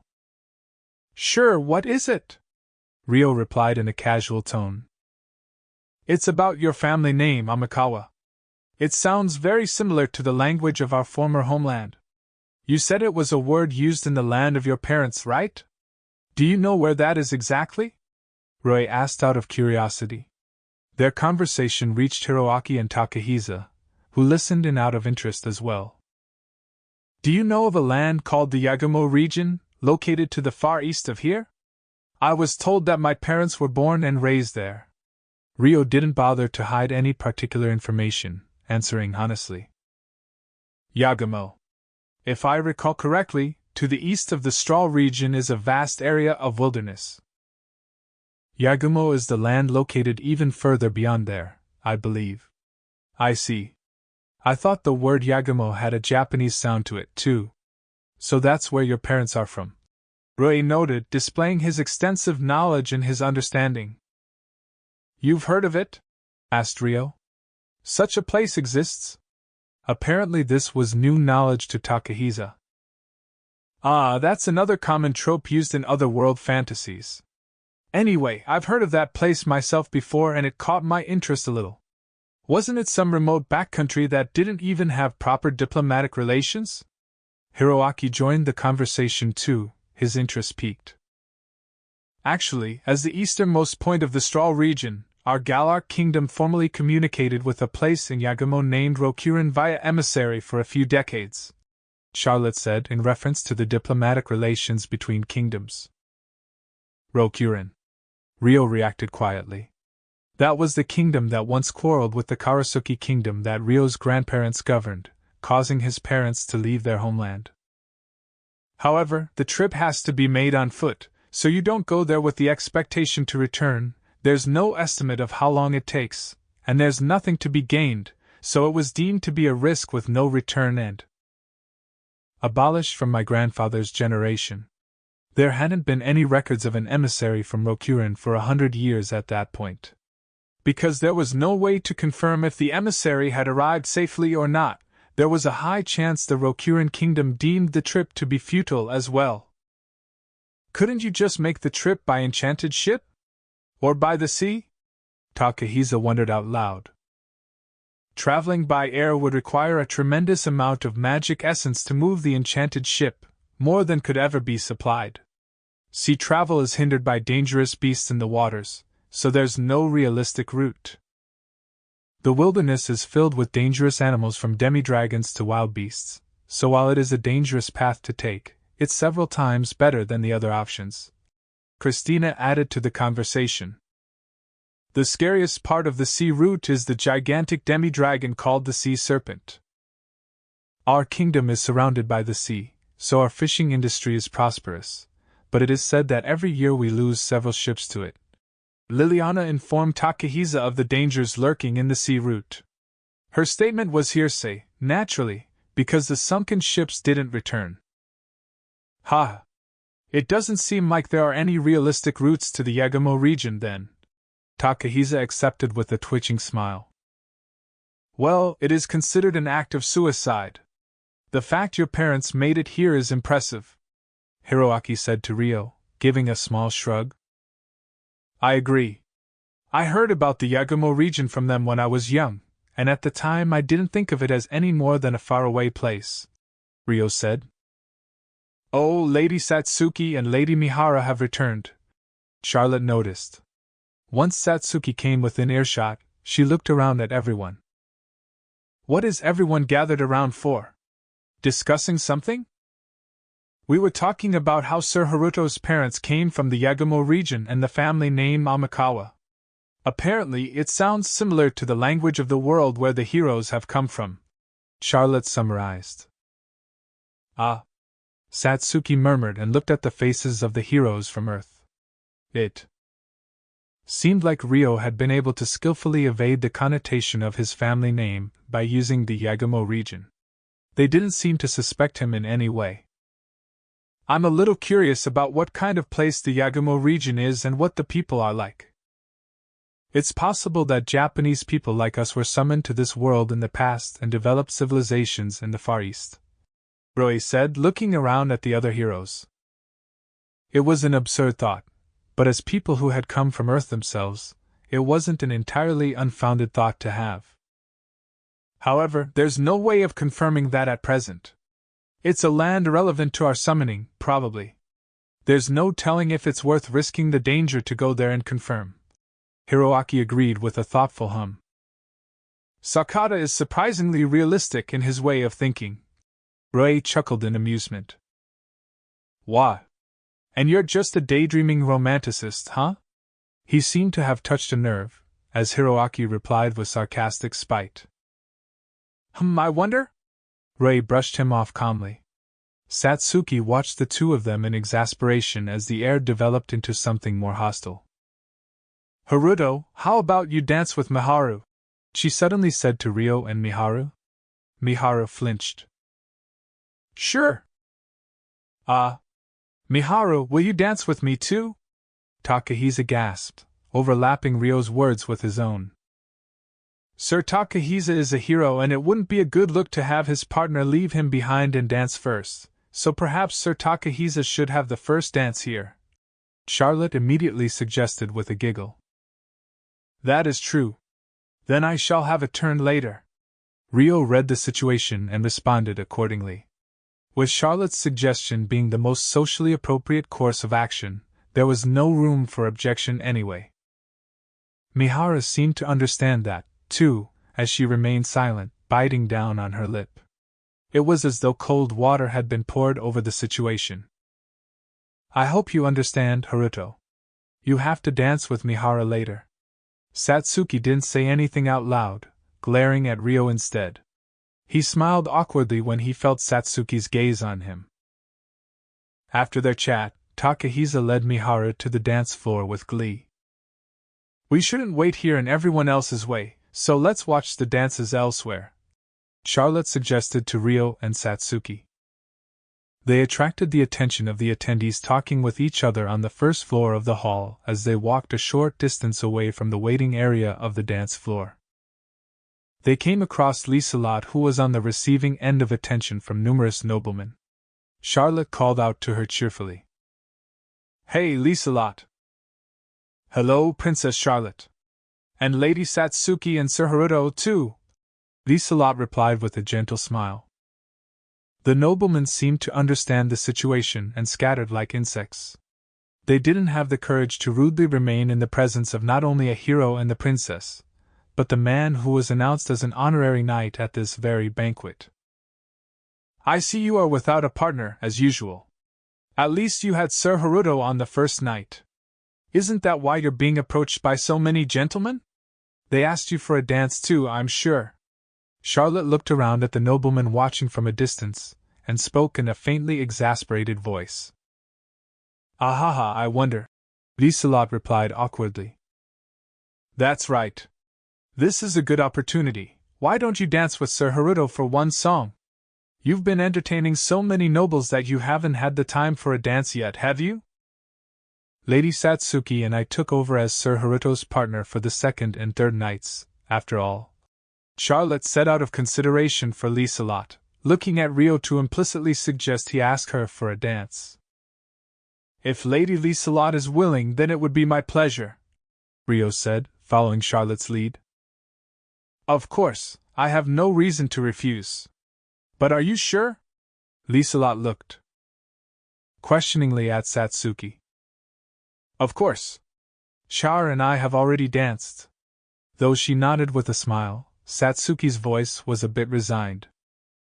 She still seemed a little unhappy that Ryo had passed his dance with Miharu on to Takahisa so easily earlier. That being said, Satsuki wasn't childish enough to lose sight of their surroundings and act obtrusively. On the surface, she had a cheerful smile. Then I would be happy to. I'll be in your care, Sir Haruto. Liselot grinned happily and picked up the hem of her dress in both hands, acting shy and ladylike. Thus, following Satsuki and Charlotte, it was decided that Rio would dance with Liselot, one of the few key figures of the Galark kingdom. Rio and Liselot headed for the dance floor together, passing by Takahisa and Miharu just as the previous dance ended. Ah, Haruto! When Takahisa spotted Rio escorting Liselot, he raised his right hand and called out to them. He looked as satisfied as he'd ever looked all day, probably because he had just finished dancing with Miharu. Meanwhile, contrary to Takahisa, Miharu's expression was a little gloomy. The two of you were gathering all the attention of the hall, Rio said to Takahisa. Haha, no way. Will you be dancing with that woman next? If I recall, we met on the second night. Liselot, was it? Yes. Have you heard of her? She greeted me on the second night. Miharu also told me that Liselot has been a great help to her. It seemed like they were acquainted. I'm sure you met many nobles, so I'm honored that you remember my name and face, Sir Takahisa. Liselot giggled with a charming smile. Ahaha. For some reason, I've always been good at remembering girls. Oops, I shouldn't hold you two up any longer. Let's go, Miharu. Takahisa's face relaxed shyly before he quickly changed the topic and tried to leave with Miharu. However, Miharu didn't move from her spot, instead addressing Rio. Will you have time to talk later, Haruto? Rio paused for a faint moment, but nodded. Yes, of course. Let us go, Lady Liselot. Okay. Liselot nodded, heading with Rio to the dance floor. After Lady Satsuki and Princess Charlotte is Lady Liselot, huh? If that isn't the top selection of our kingdom's beauties. Ha ha ha, His Majesty certainly regards him very highly. He apparently spoke of Sir Amikawa with quite a bit of spunk. It is most likely the dawn of the youngest honorary knight in history. The nobles beside Takahisa and Miharu were chatting amongst themselves. Miharu watched Rio depart with a frustrated expression as she listened in on their conversations. Come on, let's go, Miharu. Takahisa frowned slightly before inviting Miharu along with a bright tone. It was Rio and Liselot's turn to move to the hall's dance floor. Rio offered his hand with a gentle expression, which Liselot took by softly placing her hand over his. Then, the two of them both brought their bodies closer, making contact through their clothes. The song began soon after, signaling the start of their elegant dance. Hands clasped together, bodies pressed against each other. Feeling each other's warmth from the closest position in the world at this moment, they slowly traced their steps along the floor. Liselot's skirt fluttered like a flower opening its petals. Shortly after they began dancing, Liselot giggled with a smile. I never imagined I'd be blessed with a chance to dance with you when we first met. Me neither. There was actually something I wanted to discuss with you as quickly as possible, so it was fortunate we could get together like this. Is it about your previous life and Lady Miharu? The day Rio first brought Miharu to Liselot's estate, Rio had told her how he was actually a university student named Amikawa Haruto in his past life, to which Liselot had told him about how she had been a high school student named Minamoto Rika. When Rio gave himself the family name Amikawa at the banquet, she probably had an idea of what was going on. Yes. I wanted to talk to her after the third night of the banquet, but by declaring that my family name is Amikawa, I told Miharu everything. About my past life, and about how I was reborn into this world before Miharu wandered into this world. Lady Liselot, I asked you to stay quiet about me, so I wanted to thank you for that. All I did was stay quiet about your past life to Lady Miharu, so there's nothing to thank me for. Liselot replied with a giggle. I'm sure I caused you trouble. When I first visited your mansion with Miharu, I promised to talk to you about my past life, under the condition that you waited until I told Miharu the truth. In reality, Lieselot would have been able to prepare a time to ask if she wanted to, but she had left it to Rio to make a move. Don't let it bother you. I was busy with the aftermath of the attack on Amanda and managing the Rika Guild, so I wasn't able to set aside time for us to talk either. Lieselot shook her head gracefully. I appreciate that, Rio said with a smile. There's one thing I'd like to ask. Why did you choose Amikawa as your family name? Lieselot suddenly asked. Part of the reason is because Amikawa feels the most fitting for the name Haruto, but I also believed I could corner myself by doing that. That if I named myself that, I wouldn't be able to turn back anymore.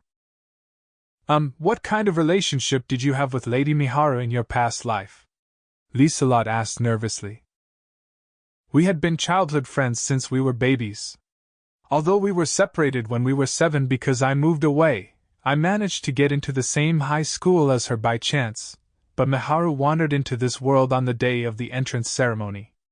We never met again before I died in my 2nd year of university, Rio said a little stiffly, forcing the bitter memory out. Is that so? A faint light of surprise beamed in Lieselot's eyes. You said you were a high school student called Minamoto Rika in your past life, right? And that we never actually talked directly? Rio inquired. Yes. The university you were attending had several affiliated high schools, if you recall. I was a student that went to one of the high schools on your campus. Amikawa Haruto's high school was also one of the affiliated high schools, and he had chosen to enter the university internally. Oh, that's why you were on the same bus then. The bus stop was a little far from campus, so there weren't many people who used it. Maybe that was why he had left an impression on Rika, Rio thought. Yes. Pretty much the only ones who used it at the same time as me were you and another girl in elementary school. I wonder if that girl was reborn into this world as well. Rika smiled nostalgically as she spoke of the elementary school girl riding the same bus, Latifa in her past life, with a faraway look in her eyes. Are you curious about what happened to her? Asked Rio. Yes. We've never talked before, but that girl on the bus left a strangely strong impression on me. Lieselot partially closed her eyes at the memory and peeked at Rio's face. Rio thought for a moment before speaking up. To tell you the truth, that girl was reborn in this world too. Really? Lieselot's eyes widened in surprise. I know where she is, and I can let you meet her if you're interested. Would you like me to take you to her, as long as she agrees to it? If they used a magic artifact, they could disguise her werbeast features. Yes, please, Lieselot replied happily. But you really do have an impressive memory. You've remembered such minute details of your past life.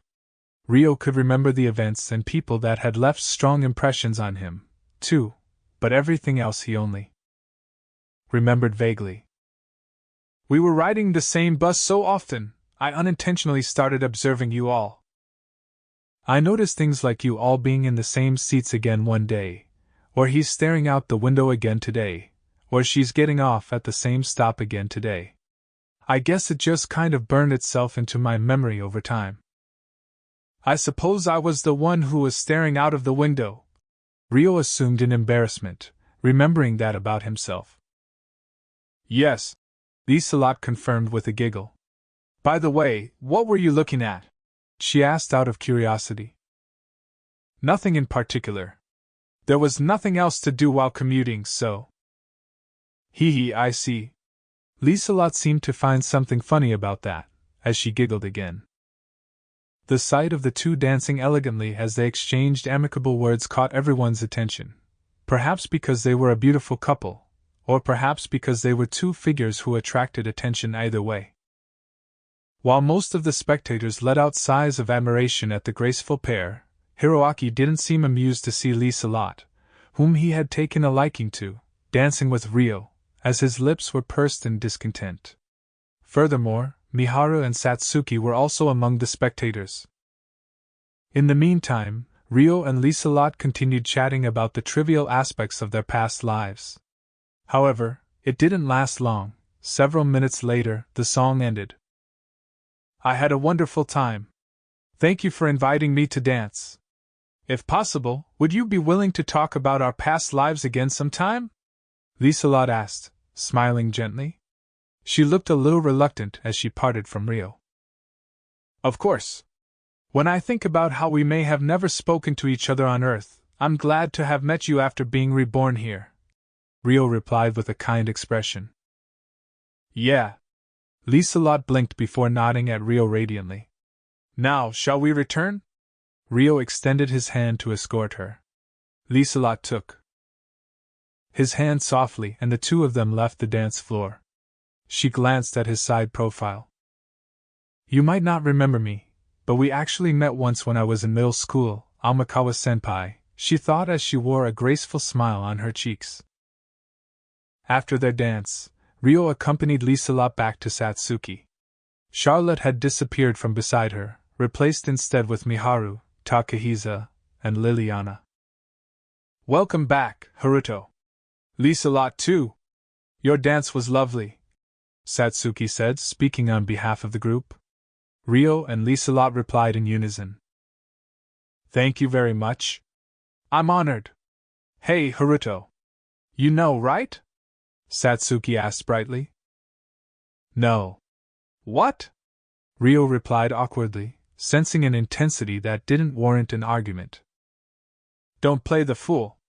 Got it? Satsuki implied coldly, looking at Miharu. She probably wanted him to invite Miharu for a dance, too. Rio didn't have any reason not to ask Miharu for a dance in this situation, and it wasn't as though Miharu was absolutely refusing to dance either. He started to invite Miharu for a dance, but at that moment... Sorry to interrupt, everyone! A loud voice echoed across the hall. The nobles in the hall ceased their discussions and turned their gazes to the upper floor. The knight officiating the event was standing there.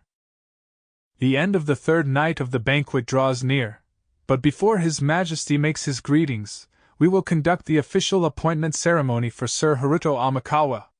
Sir Amakawa and the heroes, if you would please return upstairs, the knight explained. What terrible timing! Satsuki sighed in half-exasperation, her shapely lips twisted in protest. Here you are, Lady Satsuki, Sir Haruto. I was looking for you. After disappearing without a word, Charlotte reappeared out of nowhere to address Rio and Satsuki in a bright tone. She proceeded to approach Rio and entwined her arms around his, acting self-indulgent. Humph! Satsuki watched Rio scornfully while loneliness filled Miharu's eyes. Charlotte showed no notice of their gazes as she pulled Rio's arm. Come on, let us go. Father is waiting. Her adorable mouth was faintly twisted with a delighted smile. In the end, the rest of the time was taken up by the induction ceremony of the honorary knight, leaving Rio and Miharu no time to dance together before the third night of the banquet ended. Chapter 3: Their Respective Feelings. After the banquet, Rio changed in the men's dressing room before meeting up with Satsuki and Miharu and returning to their rooms. Satsuki had been a little upset until the end of the banquet by how Miharu was the only one Rio didn't dance with, but Miharu insisted she was fine, since it was embarrassing anyway.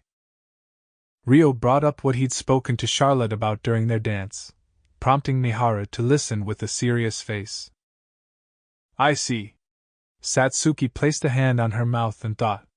To summarize Charlotte's statements, it was understandable that Satsuki was wary of the Galark Kingdom.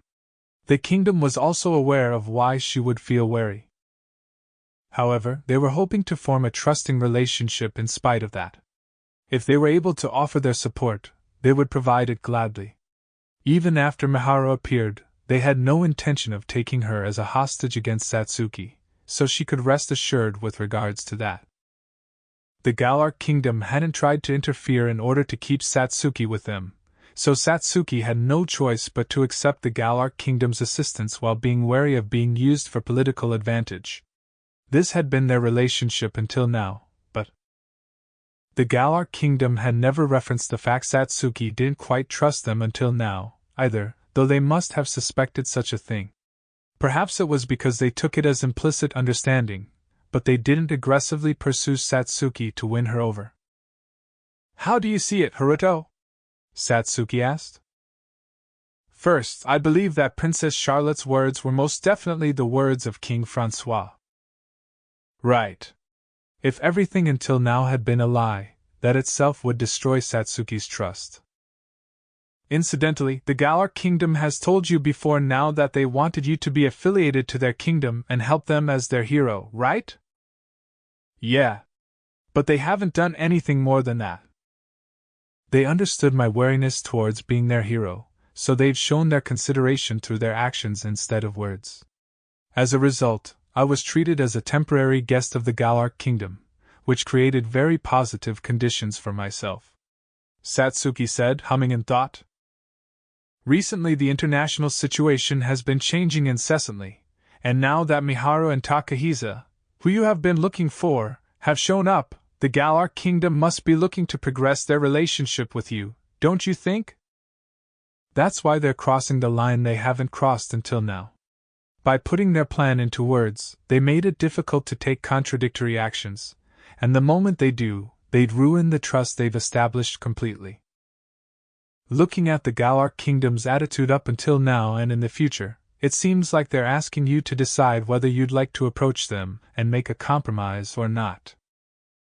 As the administration of the kingdom, I think you just have to accept that they will have calculative intentions," Ryo advised Satsuki, giving his own assumption of the kingdom's intentions. "Yeah, I understand. Thanks for that. I didn't really say anything useful." "That's not true. You were a great help." "So what will you do?" Ryo wanted to know how much she trusted the Galar kingdom, and how far she was willing to walk with them in the future.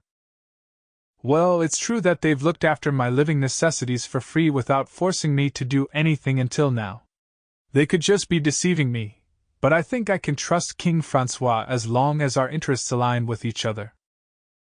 I might have to go to him about Aki and Masato tomorrow, too. I don't plan on trusting him blindly, but I can compromise enough to repay the debts I owe them so far. It would be dishonorable to just go okay, thanks. Bye, now that I've found Miharu and the others. More than anything, it would be irresponsible. Also, well, I've been able to reunite with Miharu, and after speaking with Haruto about some things, I've given the future a bit of thought. This kingdom has leased a lot, too, and Haruto's become an honorary knight as well," Satsuki added in embarrassment.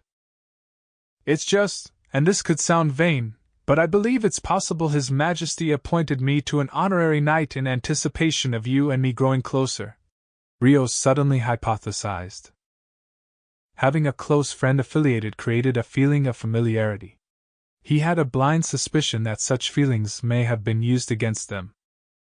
They could have accomplished their goals by taking Miharu into their country, but if they insisted too hard on taking in a normal girl like Miharu, it could be interpreted as taking a hostage, which could become a source of distrust in the future. In this regard, Ryo at least had the strength not to be taken as a hostage, and was publicly given a position as a reward for defeating intruders at the banquet. Even if it had been with ulterior motives in mind, it could only be seen as a positive move. "Ah, yeah? Maybe. If so, they really might be deceiving me," Satsuki agreed with a bittersweet smile. "It's a world I can't keep up with," Miharu muttered earnestly, her eyes wide. She watched Satsuki in awe for speaking to Ryo at an equal level. Just at that moment, there was a knock on the door. "I wonder who it is at this hour." Satsuki whipped her head around and looked at the door. The banquet was over and it was fairly late. It wouldn't be odd for people to be asleep already. Satsuki stood up and approached the door. "Yes? Who is it?" she called out to the door in a louder voice. "Sir Takahisa and Princess Liliana from the Centistella Kingdom have come to visit," the female knight guarding the room answered. Satsuki opened the door and welcomed Takahisa with a surprised look. "Takahisa, What's wrong? It's kind of late. I pleaded with Lily to stay in Galark for a little longer, but I was hoping to talk to you before you went to sleep, Takahisa said nervously. I'm sorry. I tried to stop him since it was so late, but… Liliana added apologetically. Rio and Miharu were meant to sneak out of the castle after this to head for the stone house, but it was still early. We were about to sleep ourselves, but if it's just for a little while. Satsuki shrugged, inviting Takahisa and Liliana inside. They continued to chat over tea for another hour or so before Liliana urged Takahisa to return to their rooms. Late that night, once it was too late to expect any more guests, and the castle had quieted down, Rio departed for the stone house with Miharu. All right, see you later. Satsuki saw them off, as Rio carried Miharu into the night sky. The two of them melted into the darkness in no time at all, making it difficult to follow them from the ground. For the record, Aishia was already waiting at the stone house, so they were completely alone. But they did not speak for a while after they departed as they snuck through the skies above the castle. Are you cold?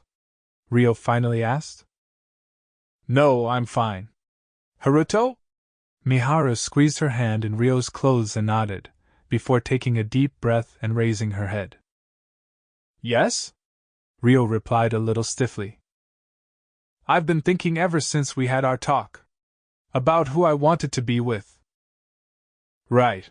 Rio responded shortly, waiting for her to continue. The one I want to be with is you, Haruto. I want to be with you, Miharu expressed in a strong tone. I am not Amikawa Haruto, Rio replied darkly. To me, you're both Haruto and Harukuin. Miharu shook her head and stated bluntly.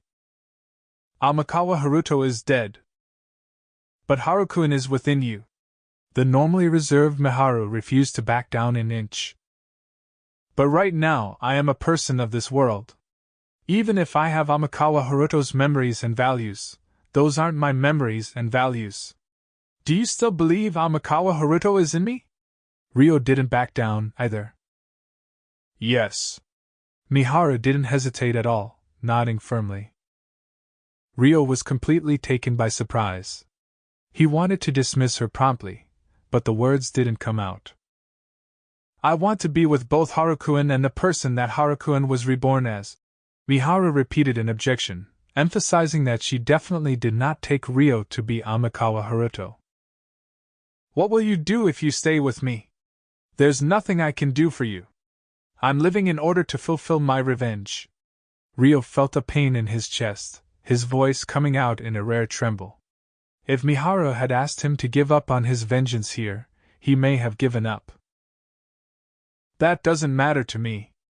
I want to stay anyway. When Rio tried to reject her through the reasoning that he was living in a shameful way, Miharu responded with her emotions. Even though she didn't know what that was, or what was waiting in the future. You might regret it one day, when I turn out not to be the person you thought I was, Rio spat out. I will not.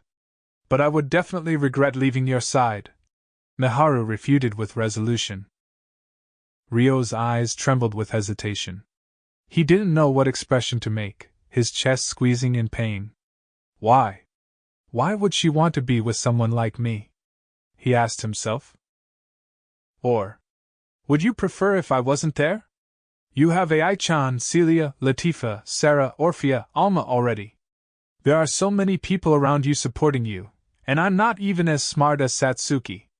So if you don't want to have someone as powerless as me around, Miharu asked Rio, expressing her anxieties.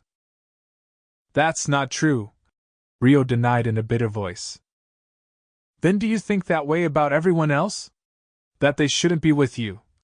Miharu's expression twisted and crumpled as she asked. Rio either confirmed nor denied it. Miharu took that as a silent confirmation.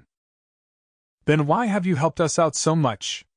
Why did you save Celia, who was about to be married off against her will? Why did you adopt Latifa as your little sister? Miharu raised her trembling voice. If he thought she would be better off away from him, then he shouldn't have saved her from the start. However, Ryo had saved Miharu and the others. He had allowed them to stay beside him.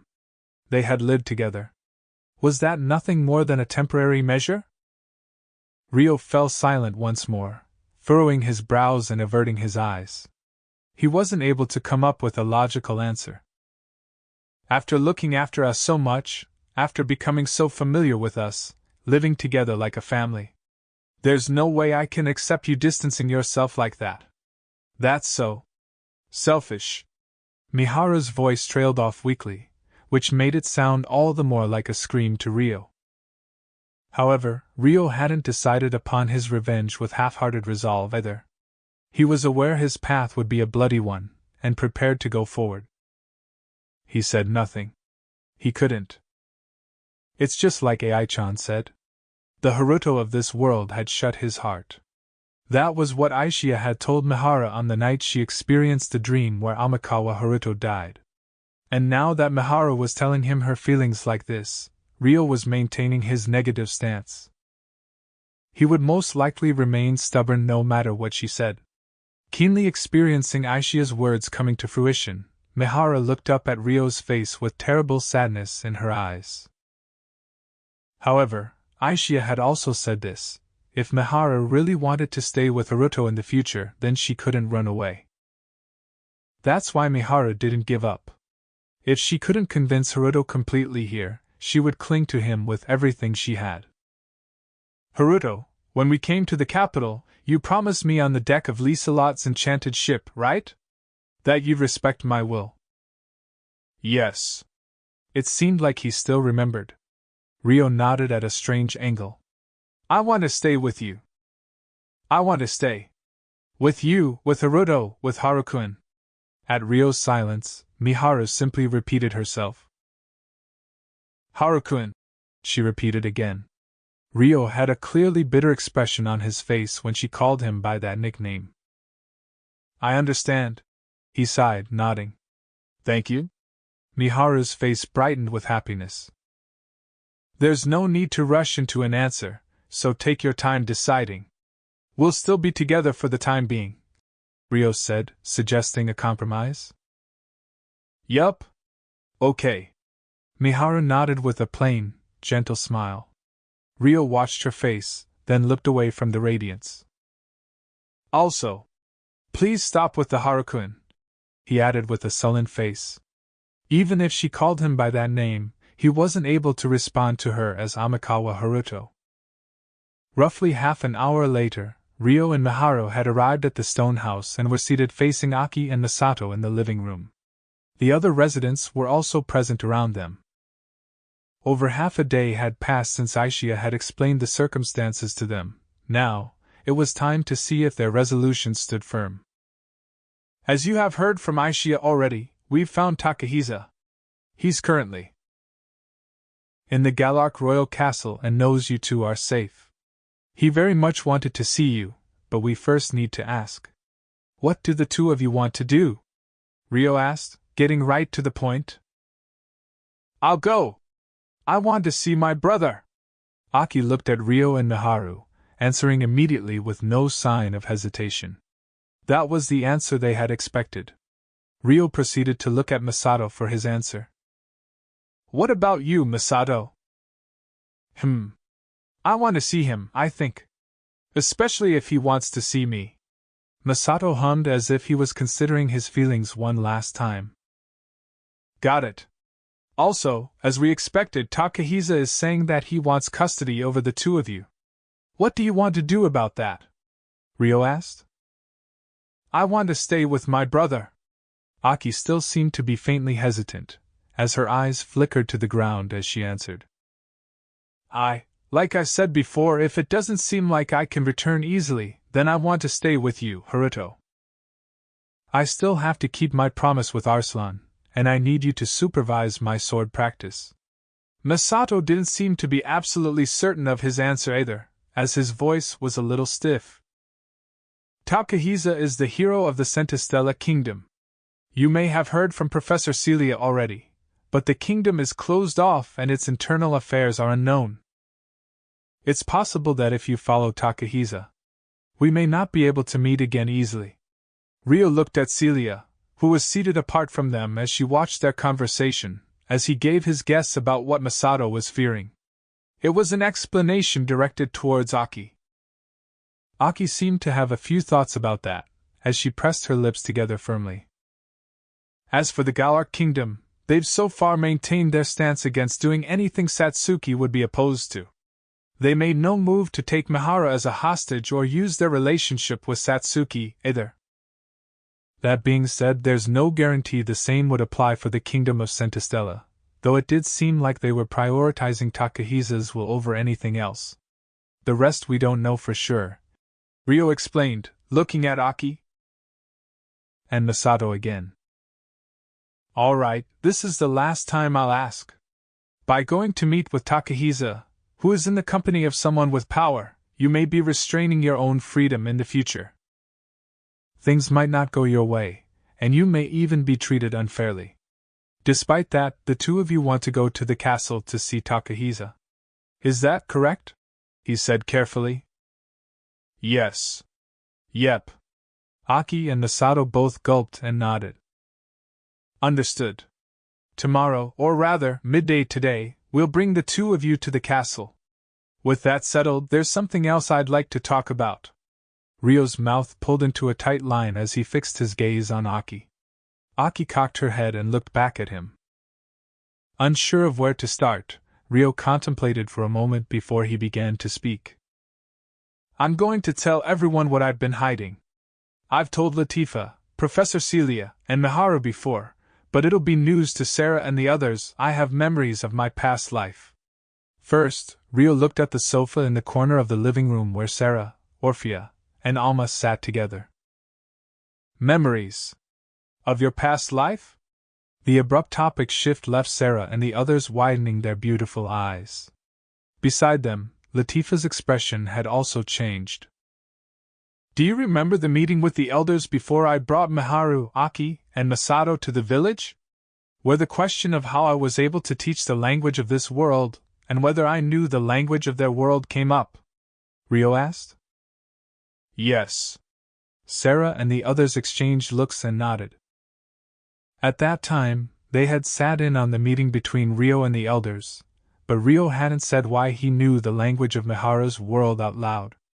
As a result, that had been in the corner of their minds this entire time, though they hadn't asked about it out of consideration.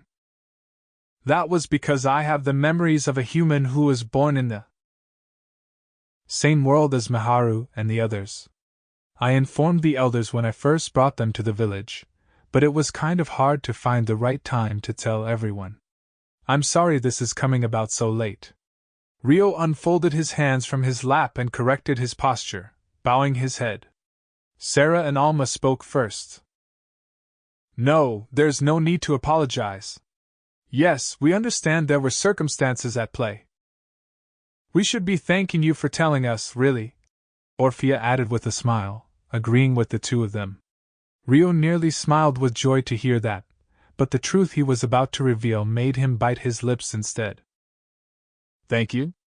And so, moving on to the main topic at hand, this is something I had kept hidden from even Miharu until just the other day. Glancing once more at Aki, Ryo's tone was a little evasive as he spoke. Imagining how Aki would react made him feel a bit scared, but he had to say it. Is it really something you should tell us, Ryo? You don't have to force yourself for our sake. Celia seemed to see the shadow on Ryo's face, and voiced her worry for him in a gentle voice. However, Ryo had already made his decision and nodded before he began to speak again. This is tangentially related, but on the second night of the banquet, there was an incident where some intruders made it inside. I assisted with driving back the attackers and was appointed to the position of an honorary knight by the Galar king. Did you just say? An honorary knight? The revelation left Celia, a former noble, horrified. However, it didn't seem to register for the others, who looked confused instead. Is that an impressive role? Sarah asked Celia curiously. Why, yes. It's a prestigious title bestowed upon someone with remarkably outstanding military exploits and gives them a position with special rights, but no duty to the kingdom. They're seen as the same rank as counts and other high-ranked nobility, so rarely is anyone ever appointed. Celia explained, staring closely at Rio. So in other words, Haruto became a noble of the Galar kingdom? Masato asked curtly. Well, basically. It's not like I'm serving the kingdom, so I don't have to do anything in particular. But what does becoming an honorary knight have to do with his past life? Alma tilted her head to the side. I was allowed a family name upon my appointment as an honorary knight. Haruto was my name from my past life, but for several reasons, I made my family name the same as my past life as well. As Rio spoke, Aki's expression froze as she stared at him. Her heart thumped incessantly with a sense of foreboding. What was the family name, Oni-chan? Latifa noticed the change in Aki's expression at the same time as she guessed what was happening, so she interrupted with a question to connect the dots. Amikawa. Haruto Amikawa. That is my name as an honorable knight. It's also the name I had in my past life, where I was Miharu's childhood friend and Aki's older brother. Rio fixed his gaze on Aki and spoke to her solemnly. For a moment, everyone other than Aishia, Latifa and Miharu, who were already in the know, looked shocked. In Aki's case, her expression was completely wiped from her face. After a while, she clenched her teeth with a bitter face. At the same time, the others who were out of the loop all shouted out together. What? Wait, huh? Huh? Masato's mouth fell open, stunned. He looked between Rio and Miharu multiple times. Why? A bewildered expression appeared on Aki's face as she spoke. Anger, confusion, and self-restraint, those three emotions swirled together in her chest.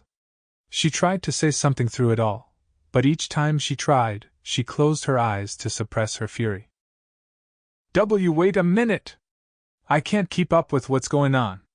First of all, I didn't even know Aki had a brother before our parents married each other.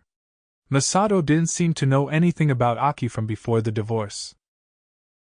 I don't, Aki whispered. Huh?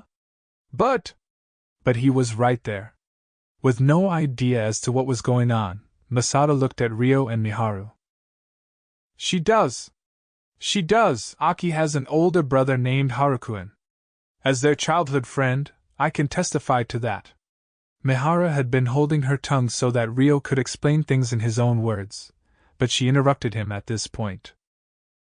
I do not. My older brother isn't named Amikawa Haruto. He's Sendo Takahisa. I'm Sendo Aki right now. I don't know anyone who never contacted us, even when Mom was crying alone and fell ill from overwork. Aki yelled back, her voice thick with emotion. Aki! Listen to what Haruto has to say. Haruto wasn't. Miharu objected to Aki in frustration, but was interrupted. It's fine.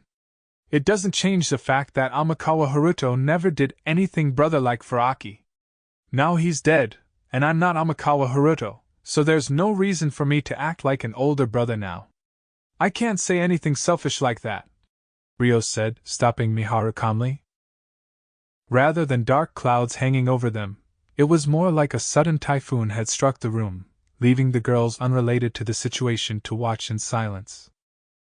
They exchanged glances to check whether they should interrupt, but decided it was best to let their thoughts clash for a little longer. Why are you revealing this now? If only I didn't have to know. That you were that person! She wanted to respect him as the person who saved her. She was happier being unaware of the truth. He should have just stayed silent about it. That's what Aki was silently expressing to Rio in her glare. However, Rio stared at Aki quietly. He was objecting in return with his eyes an expression that there was a need for it. Because there was something I hadn't told you. Because I felt like it was something you should know. I had a feeling that you hated Amikawa Haruto, based on our time living together, That's why I knew you would get angry if I told you about my past life, but I also thought that I had to tell you properly. Something I should know? Aki asked in a voice laced with anger. Yes. I've told you that Amikawa Haruto, my past life and my memories, died as a university student, right? The moment the name was brought up, Aki grimaced, leaving Ryo to clarify before continuing on. It was true he had said that. Aki seemed to recall it, but she didn't nod. Miharu wandered into this world when she was 15, in her first year of high school. I was born the same year as her and died at the age of 21, in the summer of my second year of university. However, even though I died later, I was reborn in this world before everyone wandered here. Don't you find that strange? Ryo explained. Ah. Even Aki, whose blood was boiling, realized the abnormality in the timeline. When I entered high school, I returned to the town I grew up in to live alone. That was when I entered the same high school as Miharu and knew about the incident when Miharu went missing. Immediately after I turned 20, I also visited my mother for the first time in 13 years. You met Mom? After we disappeared. Aki's eyes were filled with surprise. Yeah. At the time, my father had hidden the circumstances from me, so I didn't know you had gone missing as well, so I asked my mother whether you were doing well. And she told me you were doing fine. Not all the facts surrounding this were clear, so Ryo's voice was a little uncertain as he spoke. It was highly possible that his father was informed of Aki's disappearance, but hadn't passed that information on to Haruto. Then, does that mean we've returned to Earth in 4 years' time? That was how Aki interpreted his line of thinking. I don't know about that. Ryo shook his head slowly. Why? At the same time, I had asked if Miharu was still missing. So either Aki managed to return to Earth alone somehow, or my mother lied to me to prevent me from worrying. Amikawa Haruto hadn't met with Aki at that time, and there was no confirming it now. Aki looked at Miharu pleadingly. She probably considered an option where she returned to Earth and Miharu didn't impossible. It's possible that you could return in 4 years' time, and it's possible that over 4 years will pass without you returning. I just wanted you to know that. That's why I had to tell you about my past life. This is all I have to say. If you have any questions, feel free to ask them, Ryo said to a silent Aki. He thought about telling her the truth of their parents' divorce for a moment, but determined that there was no need at this time. Aki's expression turned sour when she looked at Ryo's face, and she averted her gaze. Masato, if you have any questions, go ahead. I'm sorry for confusing everyone with this sudden topic. If there's anything you want to talk about, I'll talk, Ryo said with a slightly bitter smile on his face. My head's completely blank right now, so I can't think of anything. Well, I'm surprised, but I'm not particularly angry or anything, Masato said, glancing at Aki.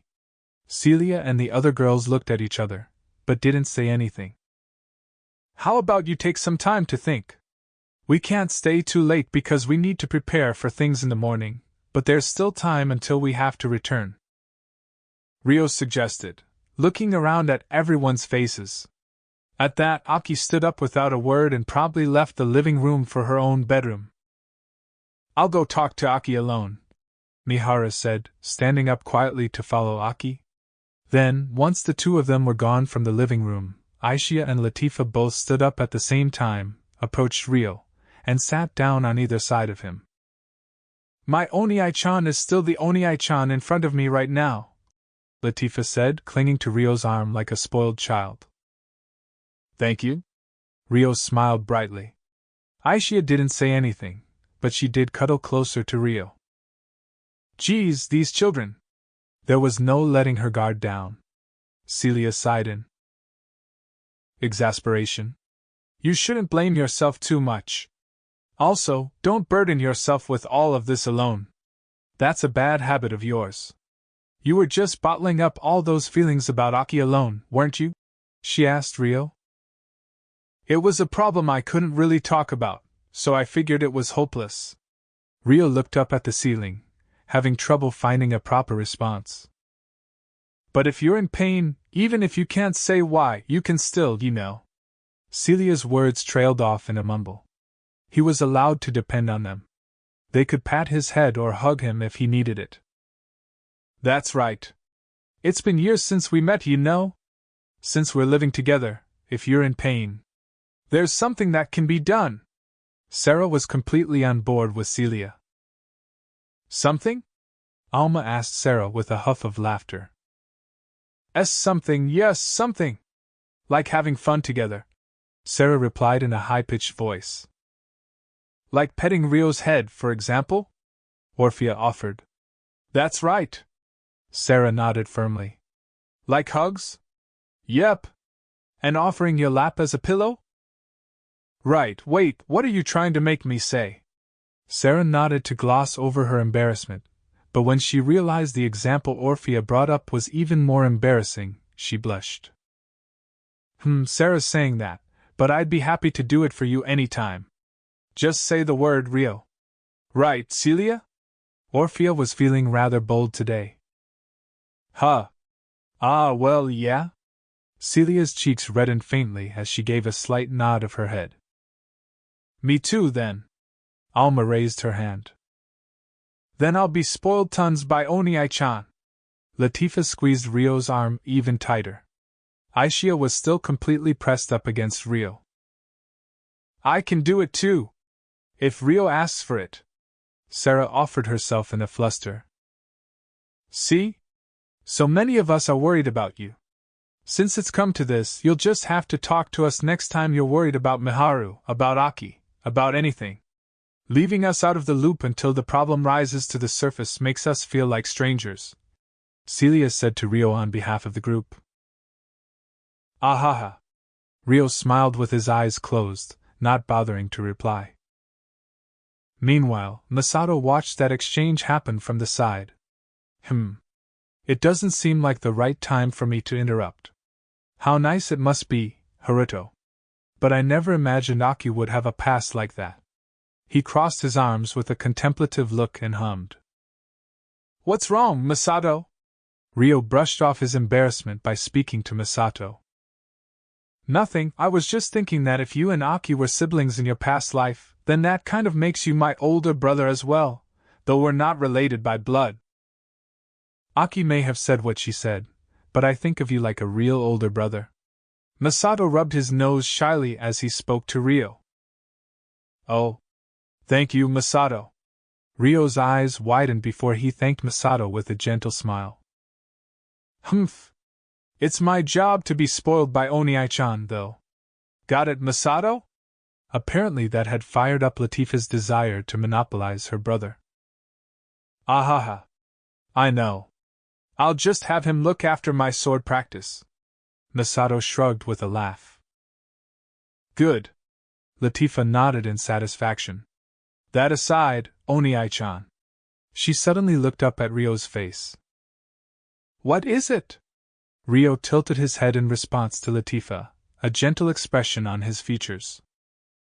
I can smell the scent of women I don't know on your body. Rio froze as Latifa's nose twitched as she sniffed. She was a werewolf with sharp senses, after all.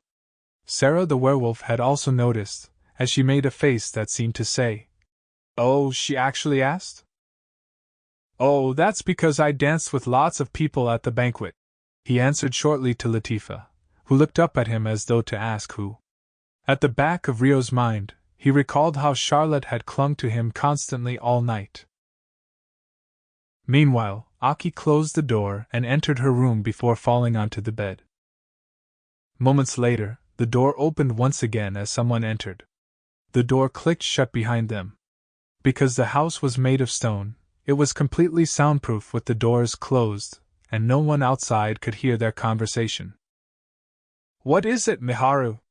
She knew who it was without turning to look. It's about Haruto. Also, I feel like I have to apologize to you, Aki. You? What would you have to apologize for? Aki asked, deciding to touch upon the latter topic first. I had no idea how to interact with you after you closed your heart off to Haruko, so I always ran away from it. I used the fact that our relationship might break down as an excuse, when in reality, I didn't have the courage to face it head on. Even though I'm like your older sister. I'm sorry, Mihara said in shame. The more prejudice Aki held towards Haruto, the more strongly Mihara felt aware of how precious Haruto was to her. However, Mihara had never been able to confront those feelings with Aki. She had been worried that confronting Aki would have ruined their relationship. However, if she had confronted her, then she may have been able to shed some positive light on those ill feelings. Instead, her avoidance had resulted in making Aki even more upset now, Mihara thought. That's not true. Even after that person disappeared, you were the one always by my side. You didn't run away at all. You stayed with me. So don't apologize. What are you apologizing for? There's nothing to be sorry about. Despite being on the verge of tears, Aki mustered a smile and poured her heart out. No, I have to apologize. I will no longer run away, Mihara said resolutely. Huh? No longer run away? Aki asked in a tearful voice. Yup. I've decided I'll voice my own opinions from now on. Until now, I've always yielded to you whenever my opinion utterly clashed with yours.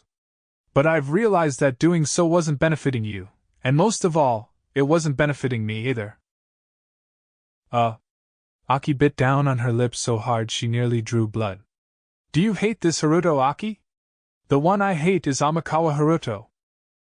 Those are illogical emotions. You know that yourself, don't you? That Harukin was just a child like us at the time.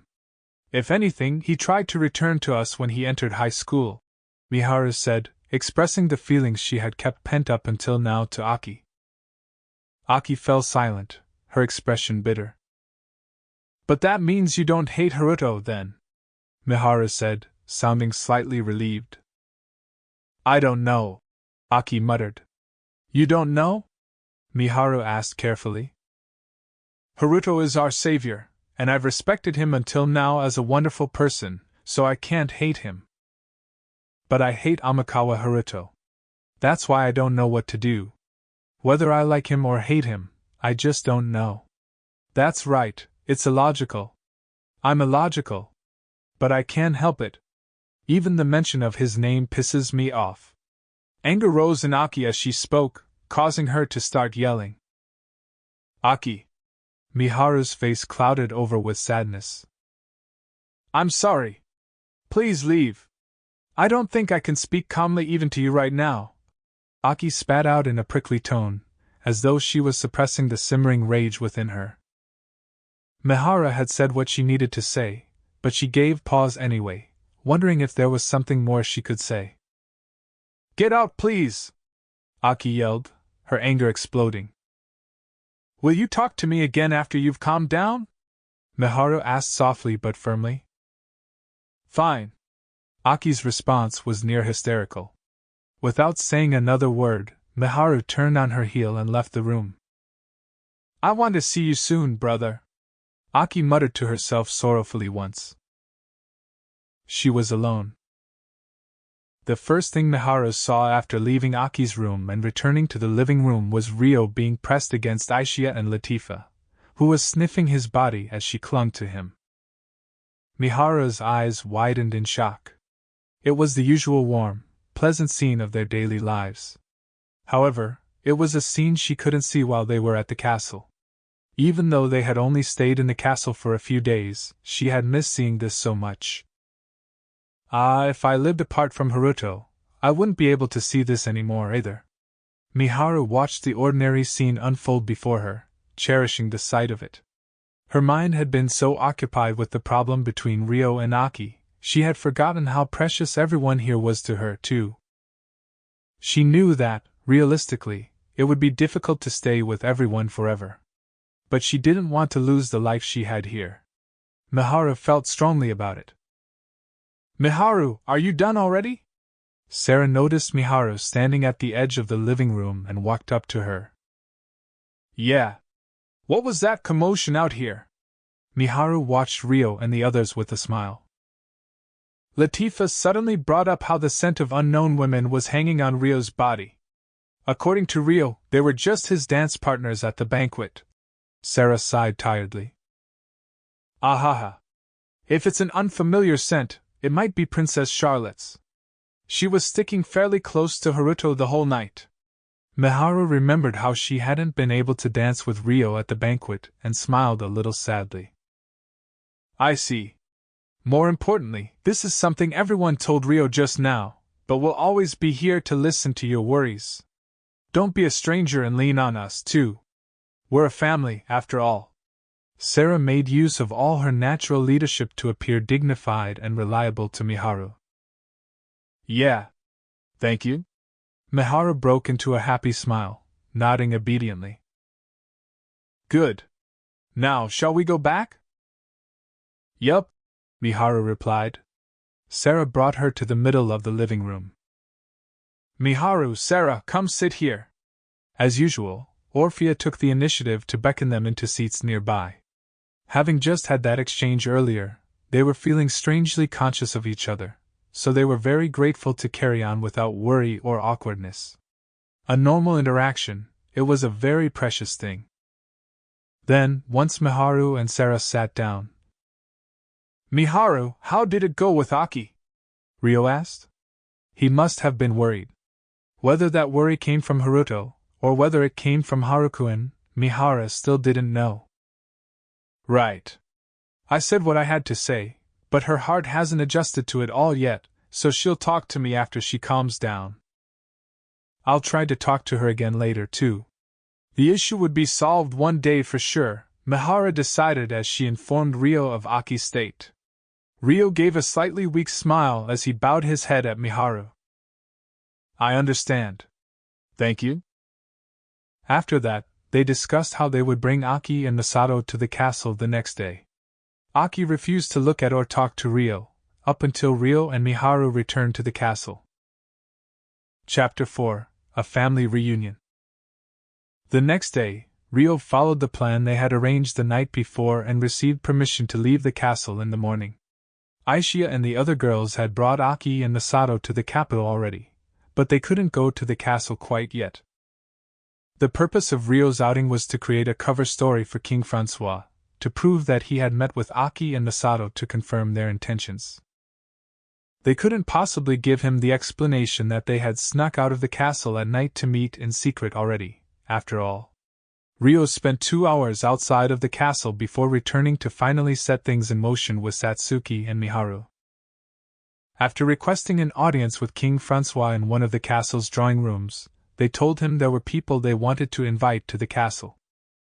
Takahisa and Liliana were also summoned to the room, and Michelle and Charlotte were present as well. Satsuki took the lead on explaining, being that she was the hero. She spoke of how Rio had been looking after Aki and Masato together with Miharu, about how they wanted to see Takahisa, and as a result, they wished to summon the two of them to the castle. They weren't brought to the castle in the first place because the two of them were too young to attend the banquet. I understand. You may invite them to the castle immediately. If they are Sir Takahisa's siblings, then I presume it would be fine for them to lodge in your quarters. Francois approved once Satsuki had explained everything to a rough degree. Yes. Takahisa nodded eagerly, and so it was decided that Aki and Masato would be brought to the castle. After that, Rio left the castle in the company of an official and headed straight for Aki and Masato. Miharu went with him, after offering to go as well. They went to the meet-up location they had decided on beforehand and safely brought Aki and Masato back to the castle, then headed straight for the drawing room they'd occupied before. Takahisa! Aki yelled in delight as soon as she entered the room and spotted him. Masato stood right behind her with a shy smile on his face. Aki! Masato! Takahisa jumped out of the chair he was sitting in and ran towards the two of them, overcome with emotion. It's you! I can't believe it's you! Aki dashed forward to hug him. Takahisa opened his arms to catch her.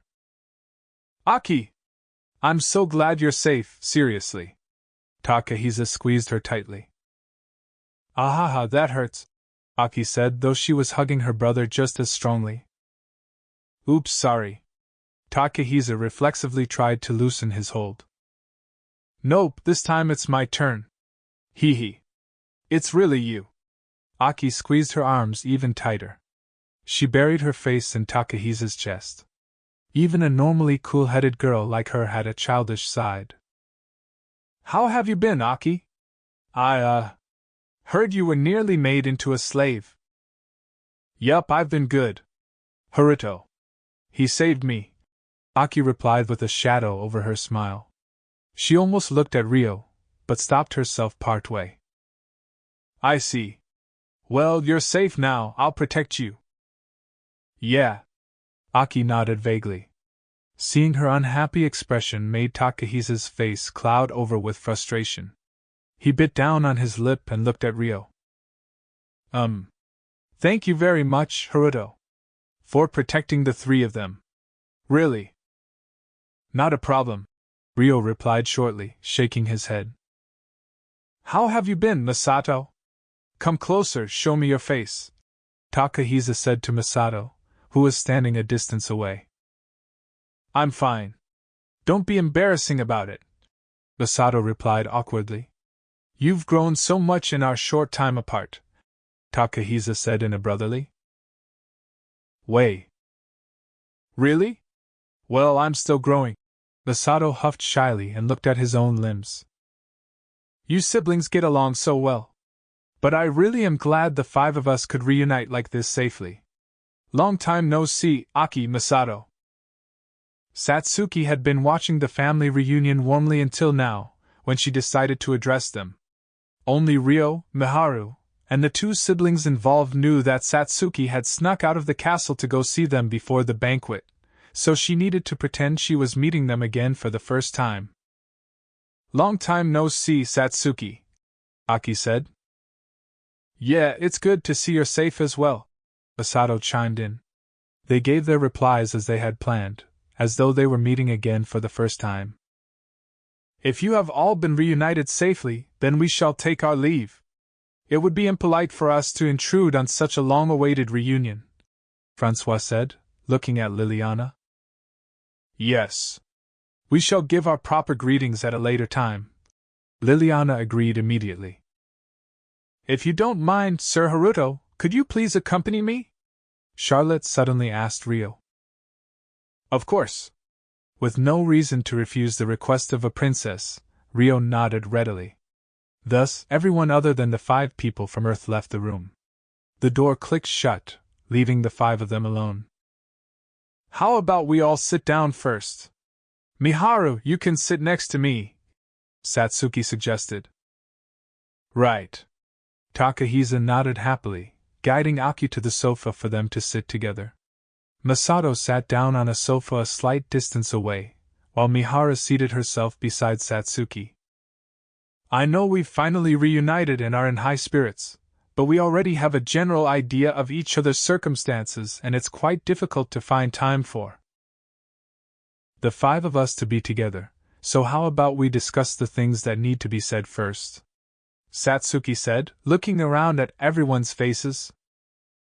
Sure. But what do we need to discuss? Takahisa looked at Satsuki and cocked his head. The serious matter of our future. Everything's really complicated right now, right? Neither Takahisa nor I can leave our kingdoms easily, and we'll probably be separated again in the future. Looking at things in the long term, shouldn't we decide on what to do in order to return to Earth? Satsuki said, summarizing the agenda succinctly. That's true. Takahisa nodded, glancing over at Miharu opposite him. There's something you should know involving Haruto first.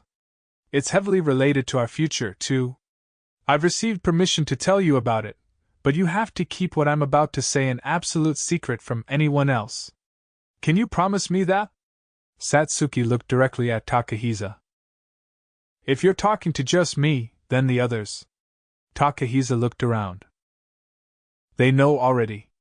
If you can promise me you'll keep it a secret, then I'll tell you too. If you can't make that promise, then I'll just tell you the conclusion with the detailed explanation omitted, so keep that in mind. Just don't ask the others to tell you, because they've promised already and would be troubled by that. Satsuki's explanation was so abstract, there was no way of telling what the matter was about. However, Takahisa didn't want to be the only one left out of the loop. All right. I promise. Please tell me. Okay. To start with the conclusion. We may not be returning to Earth within the next 4 years, Satsuki stated. 4 years? How do you know that? It was a strangely specific number. There's someone who died in Japan 4 years after we disappeared on our way home, and was reborn into this world. That person heard from your own mother that Miharu was still missing 4 years later. What? What is going on? Takahisa made a dubious face. That person is now Haruto, and he used to be Aki's older brother in his past life. His name was Amikawa Haruto. He was separated from Aki when his parents divorced. Masato wasn't aware of him, but perhaps you know of this, Takahisa. Satsuki asked, but Takahisa's eyes were completely blank with shock. The words being said were entering his head, but he couldn't quite accept them as reality so readily. Aki, you had an older brother other than me. Takahisa turned his head to the side, straining himself to ask Aki. I do not. You're the only brother I have right now. The only one. Aki furrowed her brow and squeezed Takahisa's hand. As you can see, Aki has feelings of reservation towards Amikawa Haruto. This is just my speculation, but the reason why your parents didn't tell you too about Haruto's existence was probably related to that. Satsuki sighed quietly. Aki. Takahisa squeezed Aki's hand back to reassure her. Amikawa Haruto was also Miharu's childhood friend. He was separated from her as well when his parents divorced when they were 7 years old. Satsuki continued. Miharu's. Takahisa's eyes widened as his expression stiffened. That's right. Haruto is the reincarnation of my childhood friend. Miharu verified Satsuki's statement with a serious expression. Takahisa paled as his heart throbbed unpleasantly. He didn't understand why, but he couldn't help but feel terrified that there was a part of Miharu he didn't know about.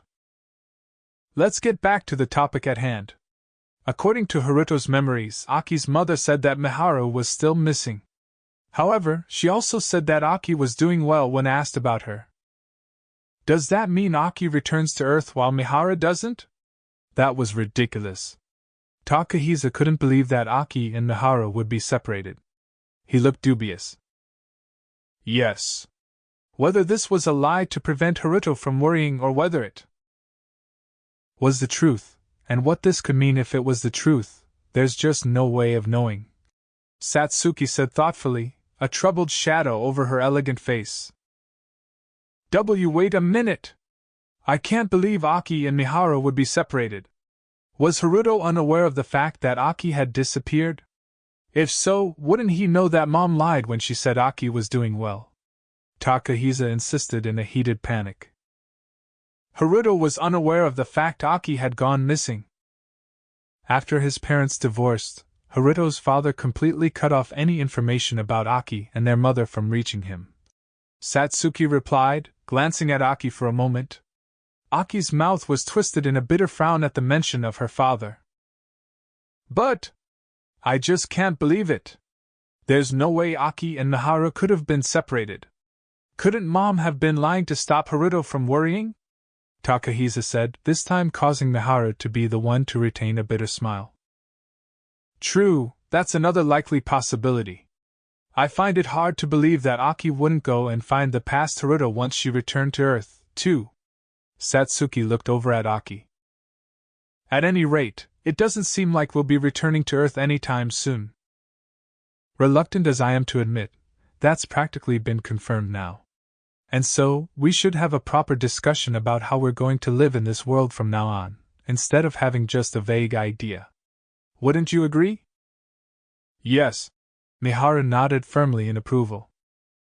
To be honest, for me, I was pretty panicked until Haruto appeared with Miharu.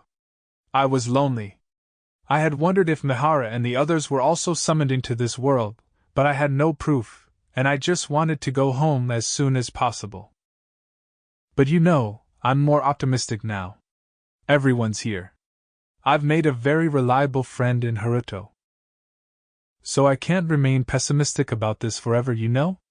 If we're not going to be able to return for a while, or even ever, then I want to get a proper footing in this world and live a meaningful life. Satsuki looked around at everyone as she gave her own thoughts. Until now, we've only discussed things vaguely. We wondered what we'd do if we met up with Satsuki and Takahisa.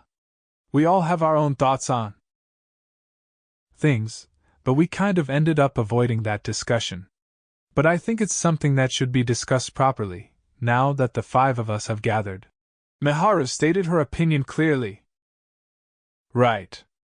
It may be impossible for the 5 of us to live together, but as long as we know we're all safe, as long as we know we can see each other again, I think we'd be able to manage.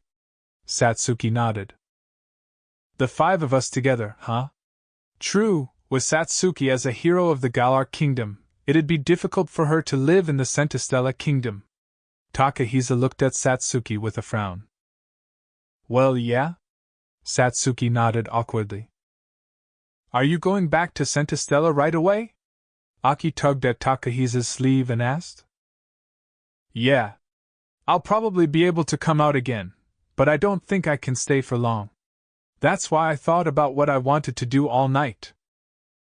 I want everyone to come with me. I want to stay with you all forever. I'll protect you. I'll definitely protect you all. Takahisa's face was pulled into a tense expression to convey his determination as he looked at Aki, Masato, and finally, Miharu. I also want to stay with you. Despite replying with that, there was a faint touch of hesitation in Aki's voice. She did want to stay with Takahisa. However, she may have been troubled by whether it was okay to throw aside the bonds she had made living with the others in the stone house up until this point. Masato hummed. He seemed to be indecisive and unwilling to answer. I'm sorry. I won't be going to Centistella Kingdom. Miharu made her refusal loud and clear. Why? Takahisa asked hoarsely.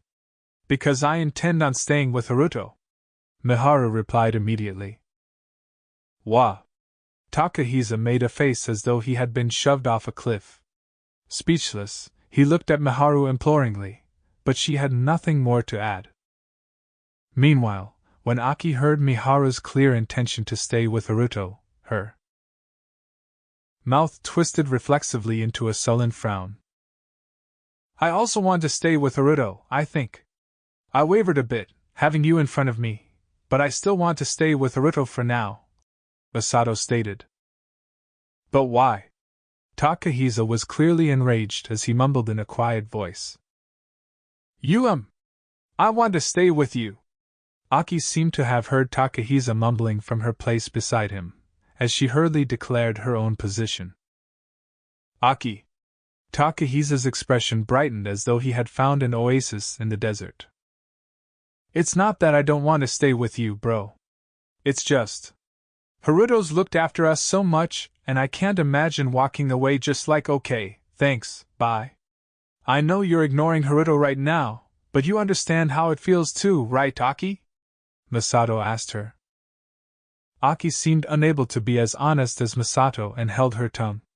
However, that was the greatest proof that she felt the same way. Was Haruto that big of an influence on Masato and Aki? They had only been separated for a few months. Takahisa fell into the illusion that his precious bonds were being stolen and clenched his fists tightly. Masato sighed at Aki's lack of a response and voiced his own thoughts once again. Also, in my case, I have my sword training too. I don't want to lose my progress. That's why I can't go with you right now, bro. Not until I've grown up enough to stand on my own. Sword training? You're learning how to use a sword? It was a comment that couldn't be ignored. I am.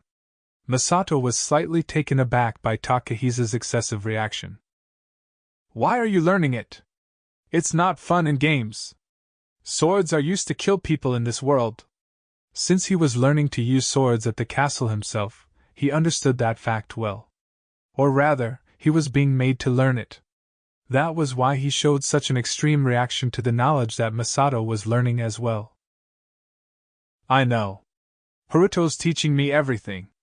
And if you know that much, that means you're learning how to master the sword yourself, no?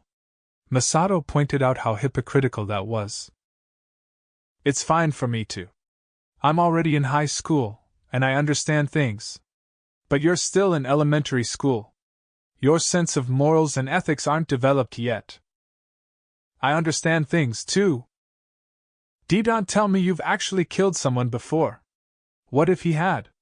Takahisa suddenly paled. No way. But there are monsters out there, and the world is what it is. I have to be able to protect us if anything bad ever happens. We were nearly abducted the moment we came to this world, after all. Masato objected in a rough tone of voice. That's why I'm saying I'll protect you from now on. You won't need to set foot anywhere dangerous of your own accord.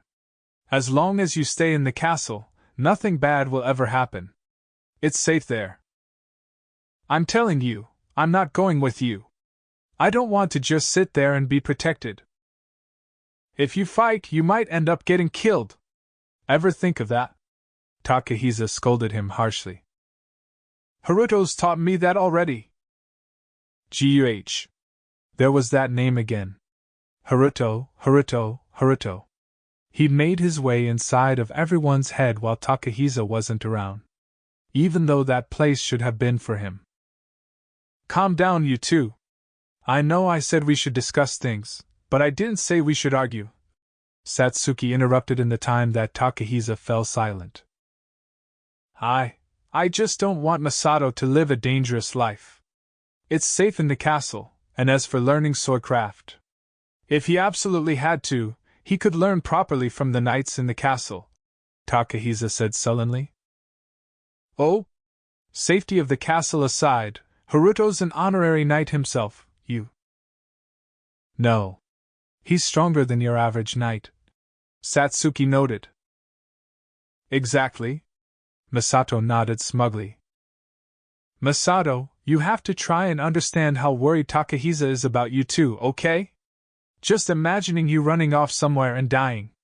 Anyone would feel uneasy, Satsuki said to calm Masato, showing a smile with a bit of gloom to it. She had also been alone when she first came to this world, so perhaps that was why she could understand Takahisa's feelings. Well, yeah, I guess. Masato nodded reluctantly.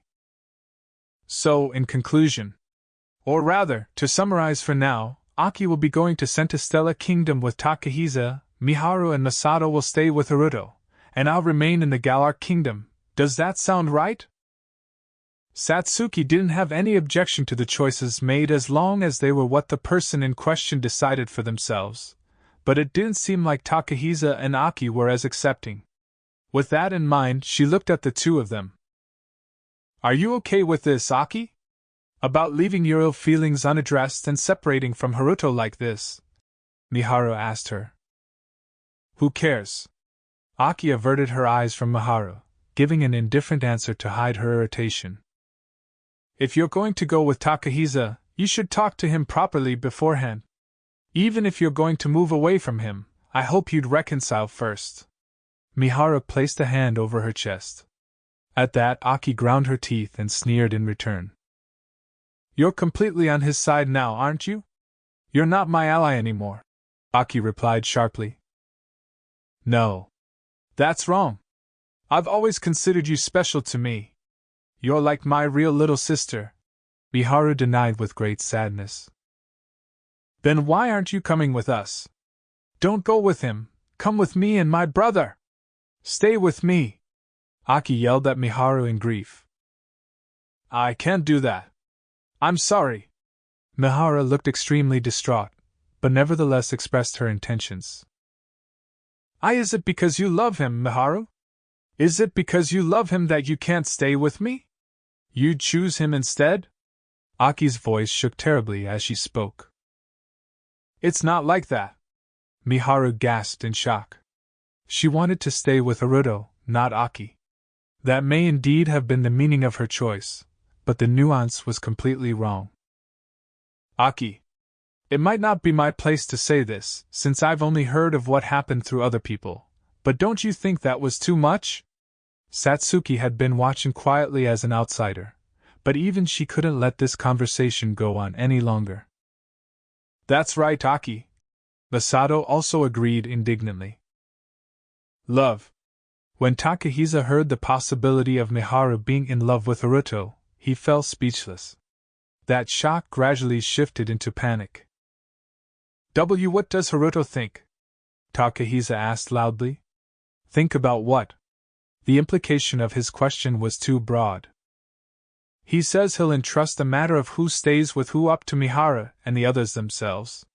He didn't seem too enthusiastic about the thought of Miharu following him, though, Satsuki replied. That part is settled now. We talked it out, and I asked him. While he's still reluctant about it, he accepted it. Miharu looked at Satsuki and nodded. There you have it.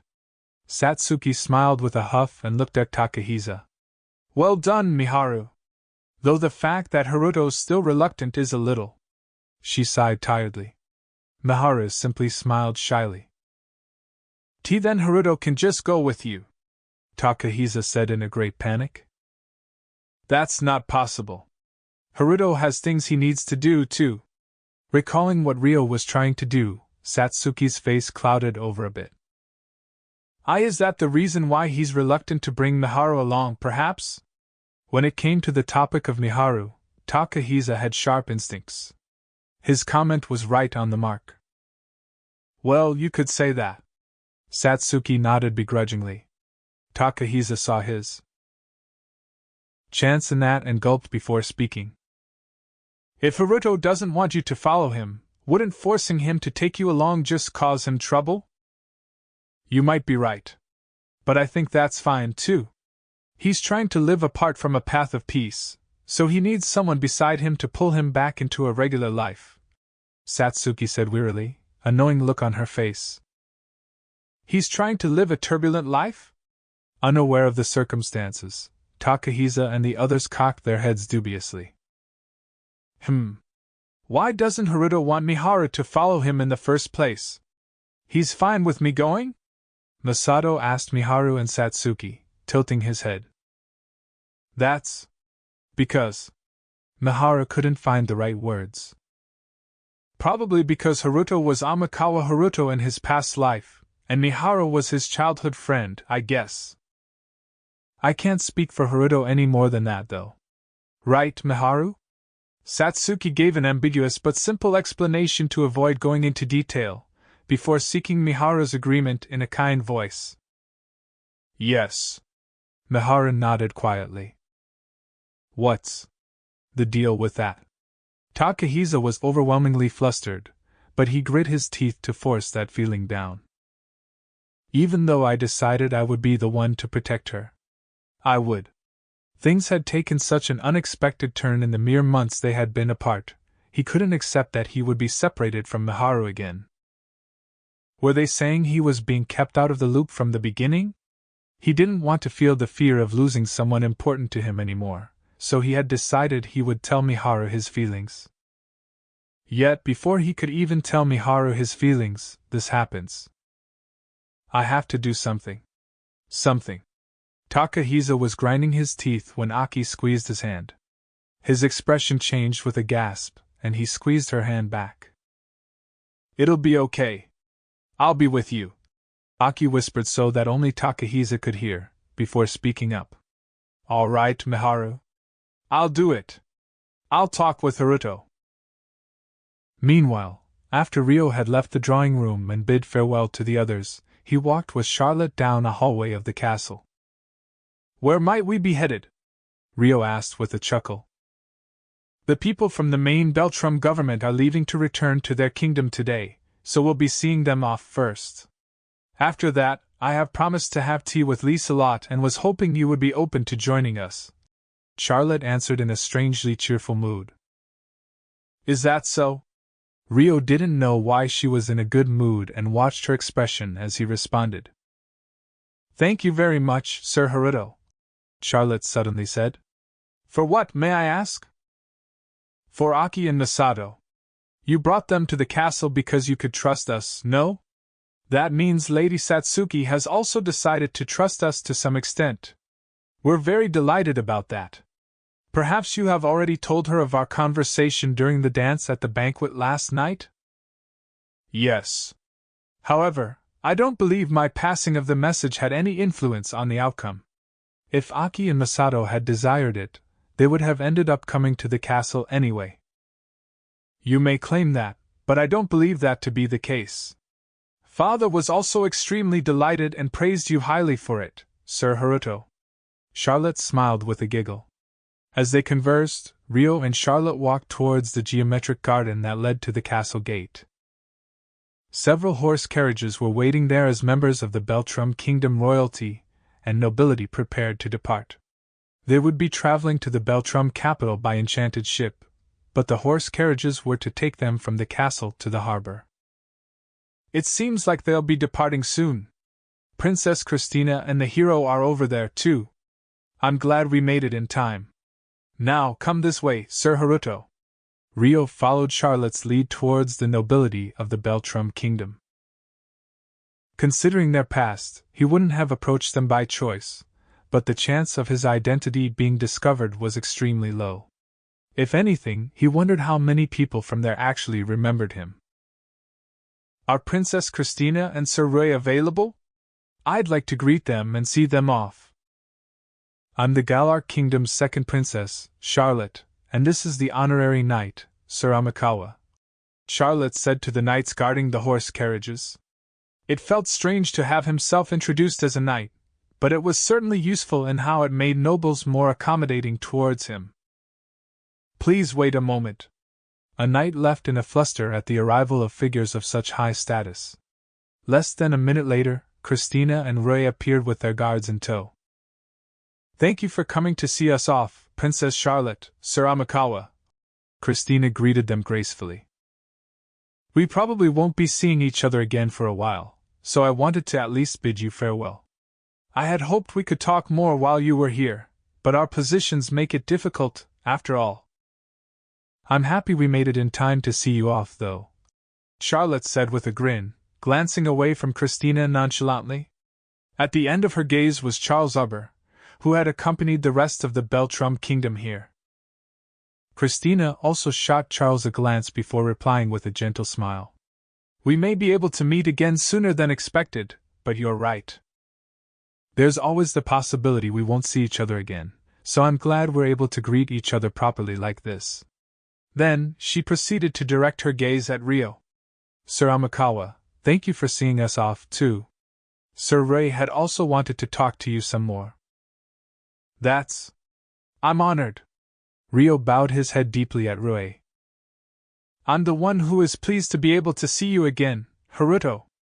Like Princess Christina said, I wanted to speak with you, Ray said, giving a refreshing smile. While it would be my pleasure, may I ask why? Had he done something to attract his interest this much? It was because of what you said about your parents, I suppose. Your name sounds very similar to those of my hometown, so it made me feel a sense of familiarity, like you came from the same place as me. It seems that besides Satsuki, the other two heroes would rather be distanced from me, so if we ever have the chance to meet again, would you be willing to speak with me as a friend? Rui said with a bittersweet smile, offering his hand to Rio for a handshake. Of course, I would be happy to. Rio immediately shook Rui's offered hand. Thank you. Rui's handsome face broke out in a happy smile. Then, Charles Uber, who had been watching their exchange, approached. Are you two done? It's almost time to depart, he said to Christina and Rui. Yes. See you later then, Rui said and turned on his heel. Oh my, Sir Amikawa.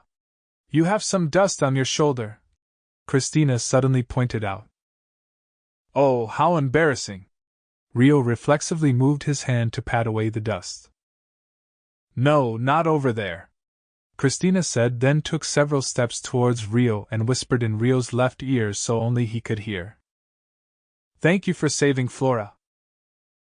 Charlotte was standing on Rio's right side, so she probably missed what happened. Pardon me. Rio's eyes widened faintly, but he immediately bowed his head. There, it's gone now. Goodbye. Christina said no more than that, showing only a fleeting expression before she turned to head to the carriage. Having seen Christina and the others off, Rio and Charlotte went back inside the castle, to the rooftop garden that was limited to royalty and a select few others to meet up with Lieselot for a casual chat. There, they told Lieselot about Aki and Masato's existence. I apologize for not informing Lady Lieselot of the two of them in advance. Lieselot had been the one to bring Rio and Miharu to the banquet. Despite that, they had kept Aki and Masato a secret from her, and for that, Rio apologized. It's fine, I kept you and Lady Miharu's existence a secret from His Majesty up until we came to the capital myself, after all. Don't let it bother you, Lieselot said with a soft smile. I am most grateful for that. Rio bowed his head deeply. He had lost track of the number of times he had lowered his head since coming to the capital, but this time he felt true gratitude for her. I wonder what the five of them are discussing right now. Charlotte brought the teacup to her mouth elegantly as she voiced her question. Wouldn't they be discussing what to do about the future? It was information that would soon be revealed whether he hid it or not. Lady Satsuki is with our kingdom while Sir Takahisa has been taken in by the Centistella kingdom, after all. And you will be continuing your travels. Perhaps they're troubled by the issue of who will be going where? Charlotte took an accurate guess at the situation Miharu and the others were in. Yes, Rio confirmed shortly. Our kingdom would be in hot water if we didn't keep our friendship with Lady Satsuki ongoing, so unfortunately, that part cannot be avoided. Charlotte tapped her index finger against her mouth, pondering. I would have thought the most natural process would be for Sir Takahisa to take in Aki and Masato. Is there a problem with that? Lieselot asked. Yes. There are. Many things to consider, Rio confirmed evasively. Sir Takahisa appears to be infatuated with Lady Miharu.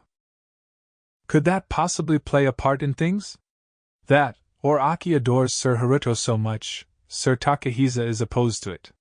Charlotte put on an air of curiosity as she suddenly brought up specific examples. But even the sharp-minded Charlotte felt that she was slightly off the mark somehow. I wonder. Rio evaded replying with a wry smile. My apologies for interrupting your gathering. A visitor had arrived at the gazebo in the garden where they were talking. It was Satsuki, the very person they were discussing. Oh, Lady Satsuki! Are you done with your discussions already? Charlotte addressed Satsuki on behalf of the three of them. No, we're still in the middle of our talk, but I was wondering if we could borrow Haruto.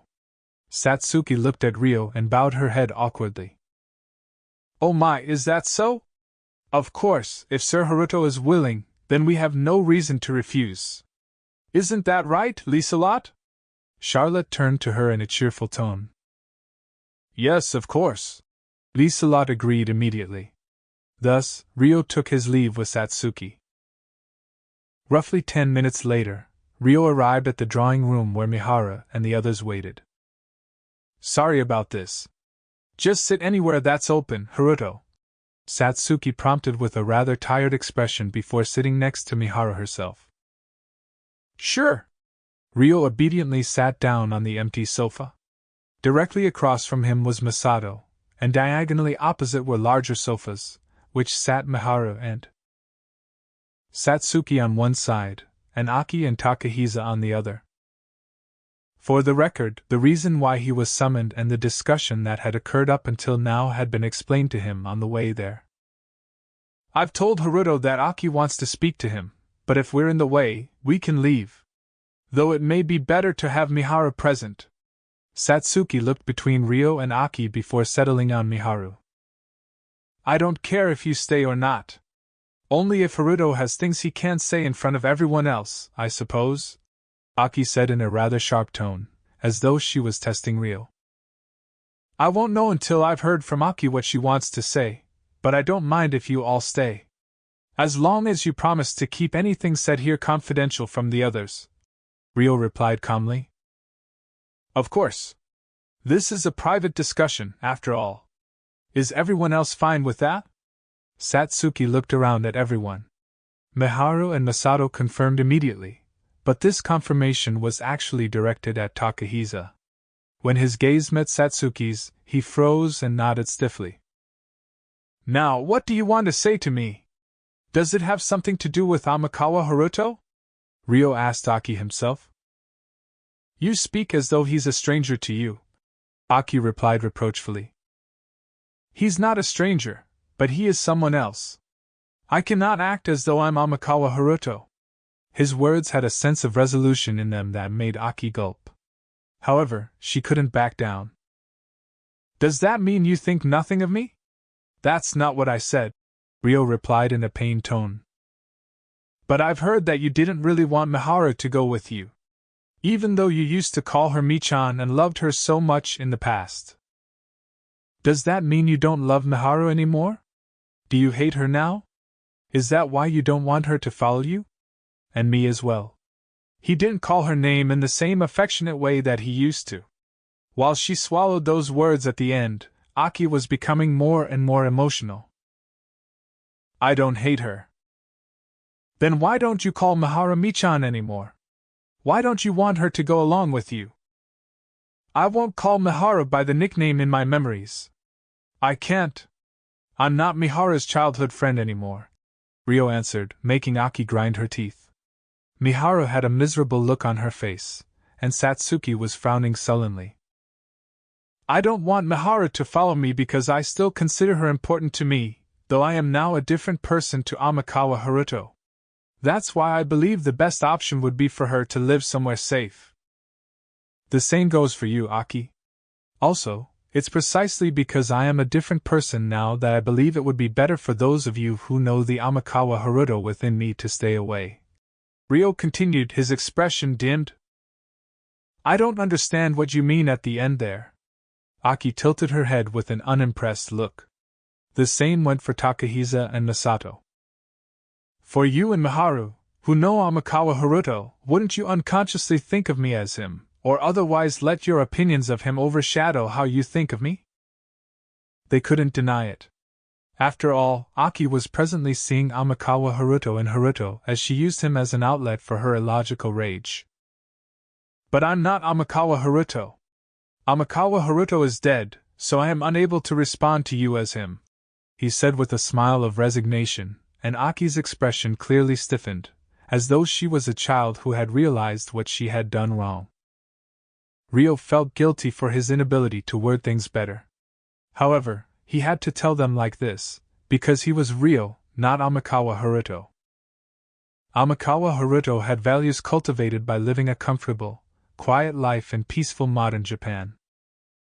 Knowing that and understanding that such a life was out of his own reach, Rio held that preciousness in contempt and decided to push on down the path of revenge.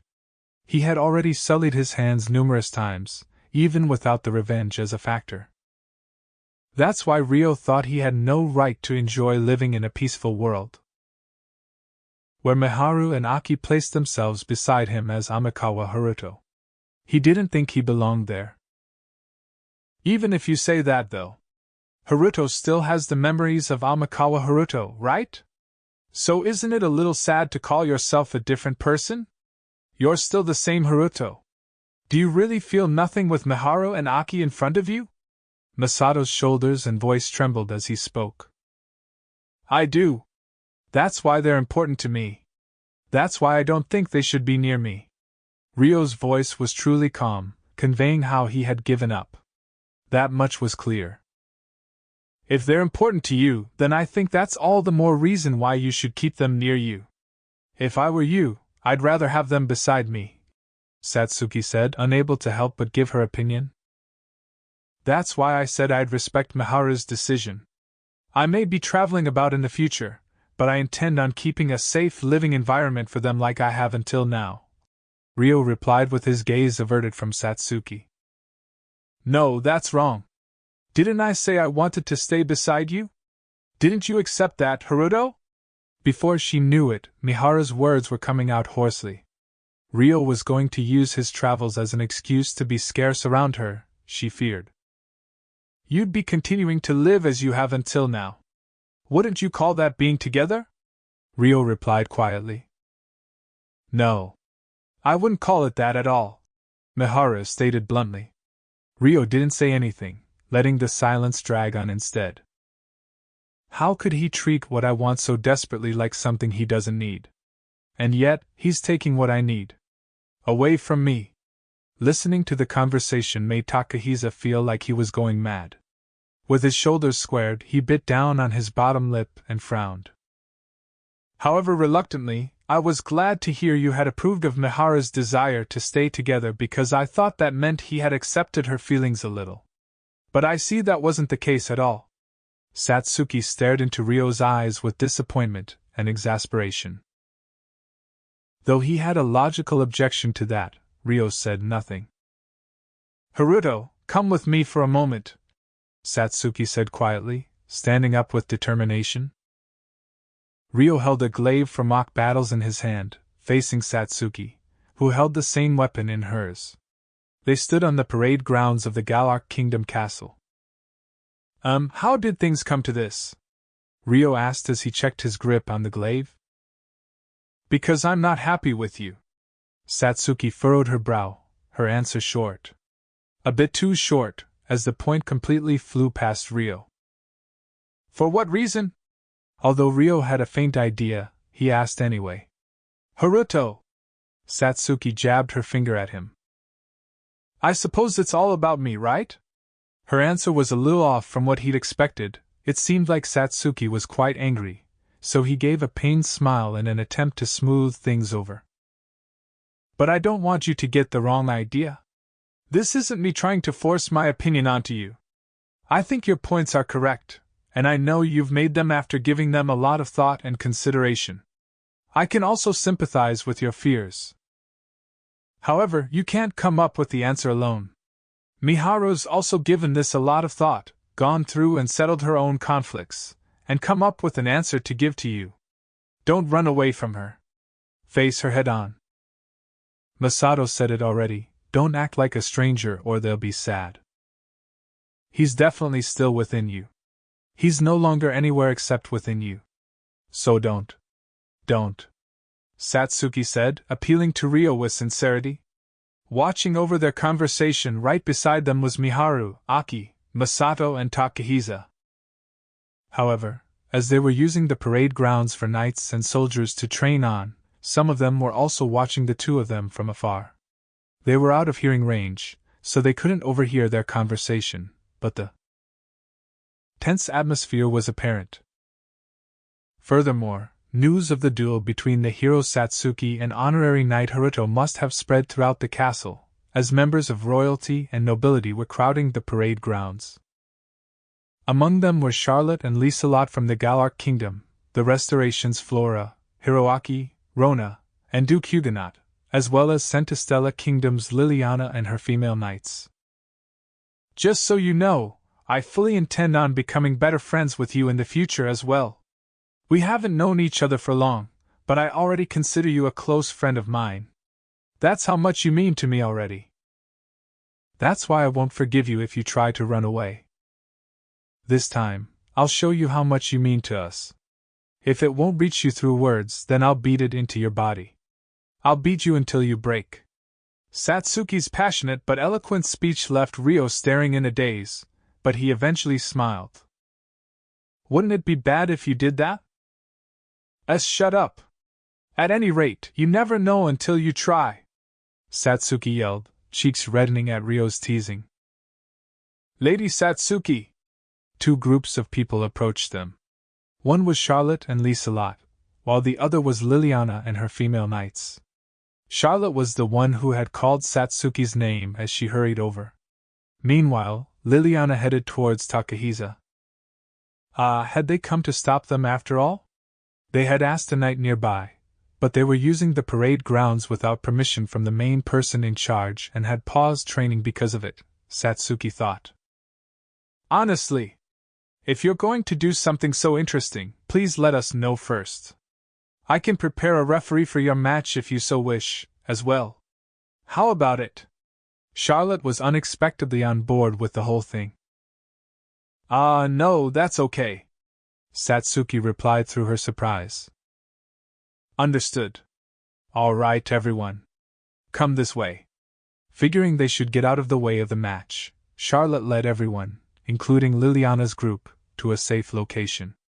With that, the match was ready to commence without issue. Satsuki faced Ryo and looked at the glaive in his hand. Do you know how to use that? Yes, it's similar to a naginata. I am familiar with it. Ryo spun the glaive once, showing he knew how to handle it. That's good to hear. Then I'll just warn you in advance, there's no holding back just because I'm a hero. I'm going to come at you with my all, so I expect the same from you. It wasn't a match for show. Satsuki made sure to emphasize that first. Ryo nodded in resignation. I understand. What will we do about the rules? And sorcery? Let's have a one-hit match with no time limit. Releasing your weapon won't count as a loss, and victory will be decided by either stopping before a decisive finishing blow, or striking somewhere vital other than the face.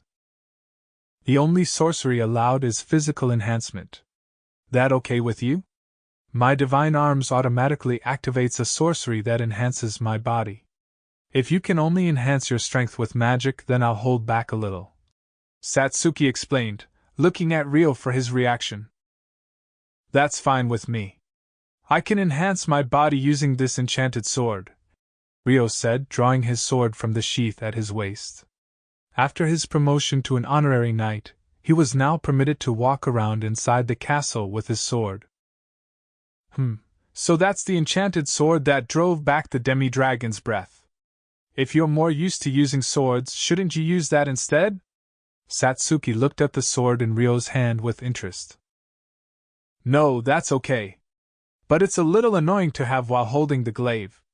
Ryo made a show of using the sword to activate the body enhancement, when he was actually using spirit arts to do so instead. Then, he stabbed the glaive into the ground and instantly moved over to where Miharu and the others were. The group froze in shock.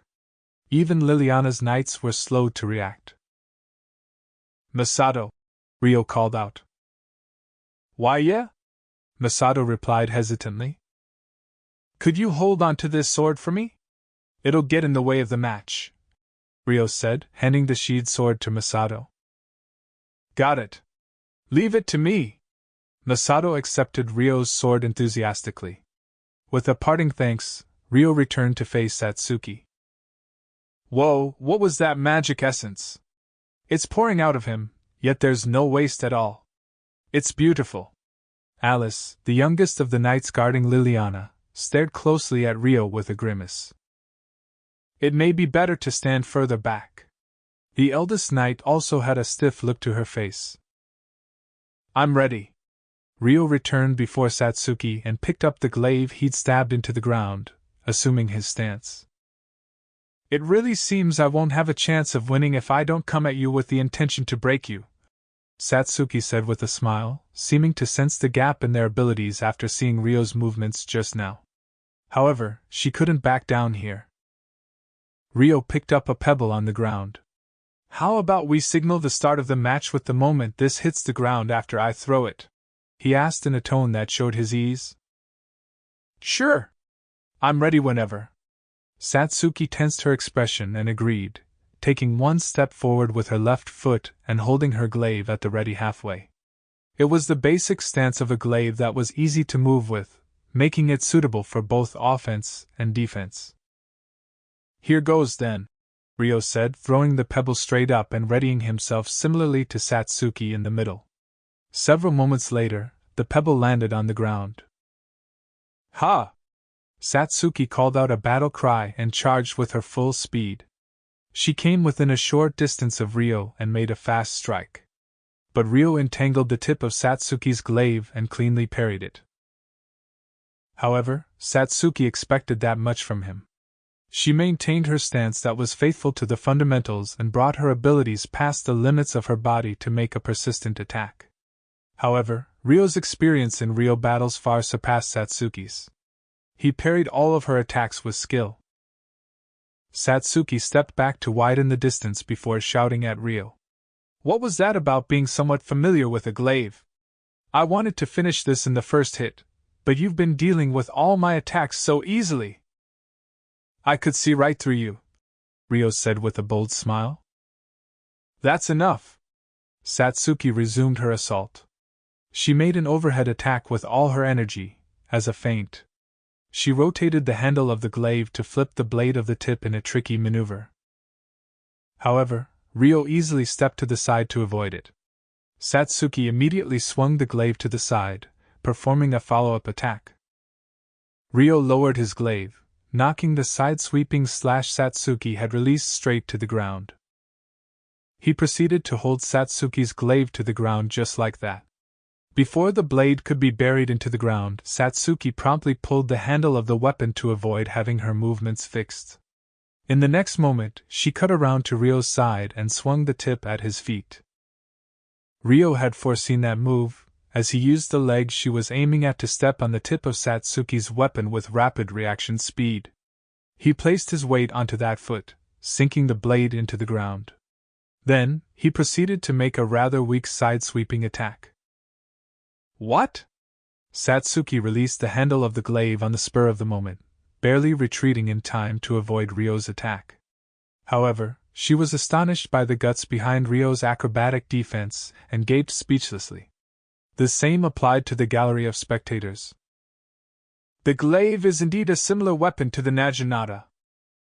However, this isn't a competitive match, but a real duel. The accuracy of each individual strike is important, but if you aim for a single finishing blow like in a competition, I'll be able to read your timing easily." Ryo temporarily moved out of the stance he had assumed to speak to Satsuki. There was no issue in using the fundamental stances for competitive naginata, but in a real battle, where the only condition was to make contact, there were no rules. For example, attacks that didn't need to be avoided in a competitive match absolutely had to be avoided in this duel, and focusing on attacks with contest rules in mind would only become a disadvantage to oneself. "I know that. Are you going easy on me?" Satsuki's tone roughened as she objected to Ryo in a sulky tone. Indeed, she was aware of it. Some of the movements she had made just now were definitely removed from the typical naginata moves for competition. However, there was still a part of her that was being influenced by it. Ryo had seen through that with his defensive move just now. "That is not my intention. But if the match ends too quickly, then you wouldn't have beaten anything into me." "Ugh!" Satsuki grimaced, feeling like she had been insulted. However, Satsuki knew Haruto wasn't the kind of person to make these statements without thinking. She felt uneasy about it. After she digested Ryo's next words, she realized that his statement hadn't come from a place of insult. "In other words, I also want to come at you with my full strength. That's what I mean. You asked for me not to hold back, so I thought I could inform you of the factors you may be insufficient in at the moment. You know, you really are a clumsy person." Satsuki felt like clutching her head and groaning. If that's what he felt, then he could have just confronted her with his words from the start. He must be the kind of person who was awkward with words. Even though he's stubborn enough to constantly argue back logically, being only able to communicate with the language of the body was rather extreme. "Ahaha." Instead of replying, Ryo used the tip of his own glaive to release Satsuki's embedded glaive and throw it towards her. "Honestly, you're..." Satsuki accepted the flying glaive and glared at Ryo reproachfully. How obnoxious. It was such an infuriating action, yet for some reason, she didn't feel any anger rise within her. Instead, she actually found it attractive. To a despicable degree, really. I think I get why Miharu fell for him. It was like she couldn't leave the boy in front of her alone, which made it all the more irritating that he had such perfect, superhuman-like abilities. Haruto, give me one more chance to cross swords with you. I won't show such disgraceful behavior next time. Satsuki held back the urge to react bashfully, instead raising her head to boldly speak up. That was my intention from the start, Ryo said, readying his glaive. Satsuki was captivated by that sight until she readjusted her own glaive. I'm ready, she said with a serious expression after taking a deep breath and spending several moments gathering her wits about her. In that time, Ryo had picked up the pebble again. He threw it into the air. A pause before the pebble hit the ground. Ha! Satsuki charged towards Ryo with even more vigor than before. It looked like she was strongly conscious of the Naginata stances for a competition, but the rushing strike she made had a different flavor from earlier. She aimed straight for an area not normally aimed for in competition. Or so she feigned, immediately moving to aim at a typical spot for competition instead. She had adjusted her plan of attack to be unpredictable to Ryo. I'll definitely make him eat his words, Satsuki decided, retreating momentarily to use both hands to spin the glaive at high speed. Immediately after, she charged straight at Ryo. By randomizing the trajectory of the spinning, she could attack from all different angles. Your movements are completely different now. Ryo evaded the dance of Satsuki's glaive lightly, a smile on his face. Satsuki's fundamentals had been well built to begin with, so even her non-traditional movements had good form. She had few openings, too. It doesn't feel like a compliment when you say that with such a relaxed face. Satsuki made full use of her strengthened body to stop the spinning of the polearm at once, making a surprise strike. But Ryo retreated and twisted his body to avoid the thrust calmly. Then, by sliding his left hand slightly up from the bottom of the glaive, he aimed to knock Satsuki's feet out from underneath her using the tip. Whoa! Satsuki jumped at that moment, evading the swing. But the tip of the glaive Ryo was swinging came to a complete stop after piercing through empty air, immediately turning the blade over and drawing a well-aimed path towards Satsuki. Kaya? Nice reaction speed! Satsuki braced her polearm on the spur of the moment, stopping Ryo's glaive with the handle. However, Ryo shook off the glaive with his enhanced physical abilities, blowing Satsuki away alongside it. Satsuki landed on the ground heavily, backing off as she regained her balance. She proceeded to distance herself from Ryo. But at that moment, Ryo moved on to the offense. He closed the distance between them and launched a series of endless strikes. Guh! Satsuki set her eyes on Ryo and handled the blows with a pained expression. This was bad, she had to do something.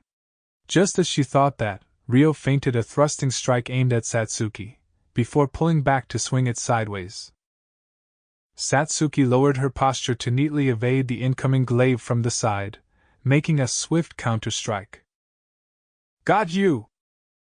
However, Ryo used his skillful footwork to move, barely evading Satsuki's thrust. Ooh! The fierce exchange of offense and defense that left no time to blink made their audience cheer excitedly. However, their voices didn't reach the ears of the two locked in battle. Ha! Satsuki made an uppercut swing. However, Ryo blocked Satsuki's attack before it came down and parried her strength skillfully, directing it in another direction. Satsuki staggered backwards, the momentum disrupting her balance. However, she somehow managed to hold out, resolutely aiming a strike at Ryo's torso. Ryo beat her to the punch by swinging his glaive, deflecting the incoming tip with great force. It's not over yet! I won't give up! Satsuki persisted, adjusting the trajectory of the deflected tip and forcefully swinging it at Ryo. However, Ryo had predicted Satsuki's attack from the moment she held out, leaping lightly to step on the tip of Satsuki's glaive once again. He proceeded to place his weight on it. Kaya! The pressure placed on the tip of the glaive from above made Satsuki lose her handle of the weapon. The blade was buried into the ground again. It only took a moment for their gallery to stir over the acrobatic feat. I yield. With Ryo's glaive pointed at her neck, the fight seeped out of Satsuki as she announced her defeat. Thank you very much for the duel. Ryo had a gentle smile that almost looked content. Thank you as well. I couldn't win in the end. Defeat, utter defeat. Despite her words, Satsuki looked rather refreshed. During that time, the gallery applauded their tremendous match in praise. I think it was a close match. Ryo looked around at the audience applauding from afar. You say that, but you weren't going all out at all. Rather than an even fight, it was just me coming at you with my all. I can tell you know, Satsuki said in a huff, glaring at Ryo. Ahaha, who knows? Ryo tried to brush it off, but Satsuki's glare remained. But do you know now? What I was trying to tell you, and how serious I was about it. Satsuki sighed tiredly. Yes, I suppose. Ryo nodded with an awkward look. Then, to cap it off, I'll give you one word of advice. Whether you want to listen or not is completely up to you. Sure, what is it? She was a very careful person, passing on a message with words and not just body language this time. Thinking that, Ryo's mouth turned up into a smile. I think all the logical-sounding fears you have are correct. That thoughtfulness will be extremely important in the future, I'm sure. But thinking so much that you can't act when you need to put it negatively, is the action of a good-for-nothing. How harsh, Ryo said deprecatingly. But strangely enough, he didn't feel like he was being lectured. That's right. It was only for the one day of the opening ceremony, but I was still your upperclassman. It's my duty to advise a lost underclassman, Satsuki said, smiling softly. Other than that, well, this is more of a personal request. Satsuki began to say something before closing her mouth, staring at Ryo without moving. What is it? I'm sure you've realized already, but Takahisa's in love with Miharu. Satsuki glanced over at Takahisa standing with Miharu at the others before looking to Ryo and nodding. Yes. They seemed to have realized that Ryo and Satsuki were discussing something important, as they didn't come over. Following their lead, Charlotte and the others also remained there and simply watched.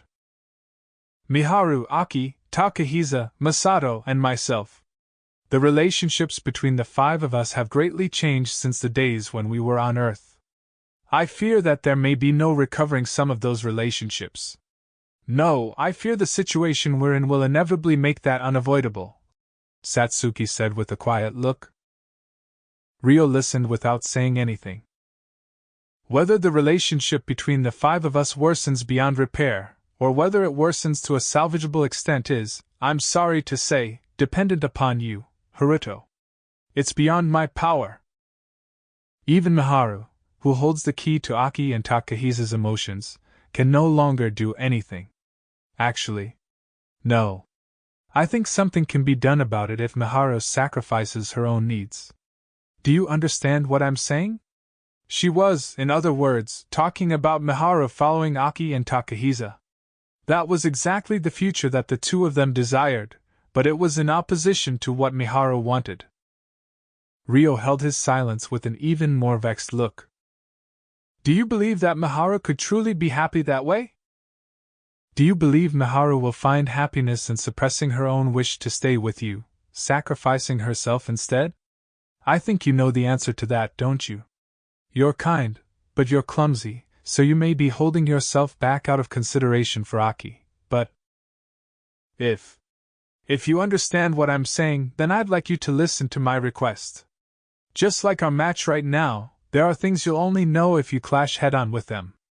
There are things that won't be conveyed otherwise. I want you to do the same with Aki and Takahisa, without any reservation. Then I want you to secure a future for us, where we'll all be able to laugh together. I know what I'm saying is completely unreasonable. Of course, I'll also help as much as I can, but that's my request. If you can do that then. Satsuki paused. She stared at Rio without blinking. I'll do anything in my power to thank you. My hero, Haruto, she said shyly but clearly. Chapter 5: A Duel and the Result. The night of the duel with Satsuki, Rio informed her and Mihara that he would be stepping out for a moment. Then, he headed by himself to the guest rooms where Takahisa was staying with Aki, Masato, and Liliana. He didn't bring Satsuki and Mihara along because he felt it was appropriate to speak to Takahisa and Aki alone. Thus, he arrived before the rooms where Liliana's female knights stood guard. However, the two knights seemed more like young girls than adults. One was the petite Alice, who looked to be in her early to mid-teens. The other was Kiara, who seemed similar to Rio's age, in her mid-teens. Oh, it's the really strong guy. Wow, he looks even cooler up close. Ah, my name's Alice. The second daughter of a duke in the Centistella kingdom. The petite girl, Alice, introduced herself in an overly familiar way. She had a rather wild personality for a knight serving a member of the royal family. Hey, Alice! Kiara immediately scolded her. Forgive me, Miss Kiara. Alice apologized in a vacant voice. I'm not the one you should be apologizing to. Please forgive the rudeness, Sir Amikawa. Kiara sighed tiredly, bowing her head at Rio. No, it doesn't bother me. In fact, I should be the one apologizing for dropping by without warning, as I'd like to meet with Sir Takahisa. Could you pass on the message for me? Understood. Please wait a moment. You come too, Alice. Kiara thought for a moment before entering the rooms with Alice, leaving Rio alone outside. Welcome. Please come inside. Liliana's attendant, Frill, came out to invite Rio inside less than a minute later. Rio followed Frill into the room. Excuse me. He bowed his head deeply as soon as he stepped in, his hand over his chest. Sitting on the high-class sofa inside the room was Takahisa, Aki, Masato, and Liliana. Welcome, Sir Haruto. Liliana greeted on behalf of the others. Thank you very much for agreeing to meet with me, despite the late hour. Rio turned to Liliana and bowed his head once more. I heard that you have business with Sir Takahisa. Yes, Aki and Masato as well, to be precise. Princess Liliana is welcome to sit in as well, if you so wish, Rio said respectfully. What is this about? Takahisa asked Rio warily. The continuation of the conversation the six of us had today. After our match, Satsuki said some things to me.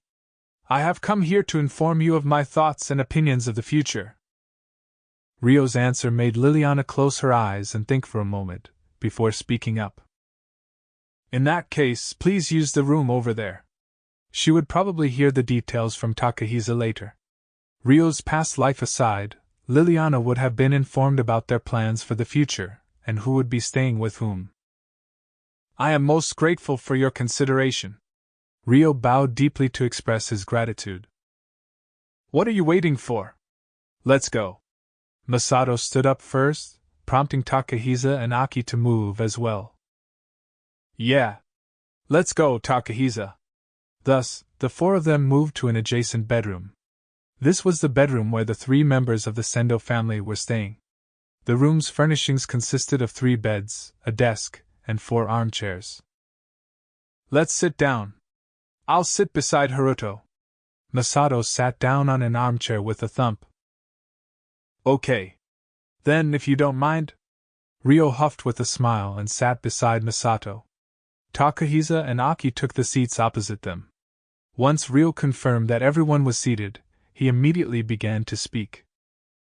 First, you should know that my thoughts are generally the same as what I told you during the match today. However, I no longer have the reluctance that I previously did. As long as everyone has thought about their answer, I have decided that I will respect that. What are you trying to say? Takahisa asked with a dubious look. If Miharu and Masato say that they want to remain in my care as they have until now, then I will no longer try to stop them. As long as they have made that decision after hearing my thoughts, then they can do as they wish, Rio said with a strangely discerning expression. But you should. You should refuse them. Didn't you say that you didn't want them with you? You still think that way, don't you? So why have you changed your mind so suddenly?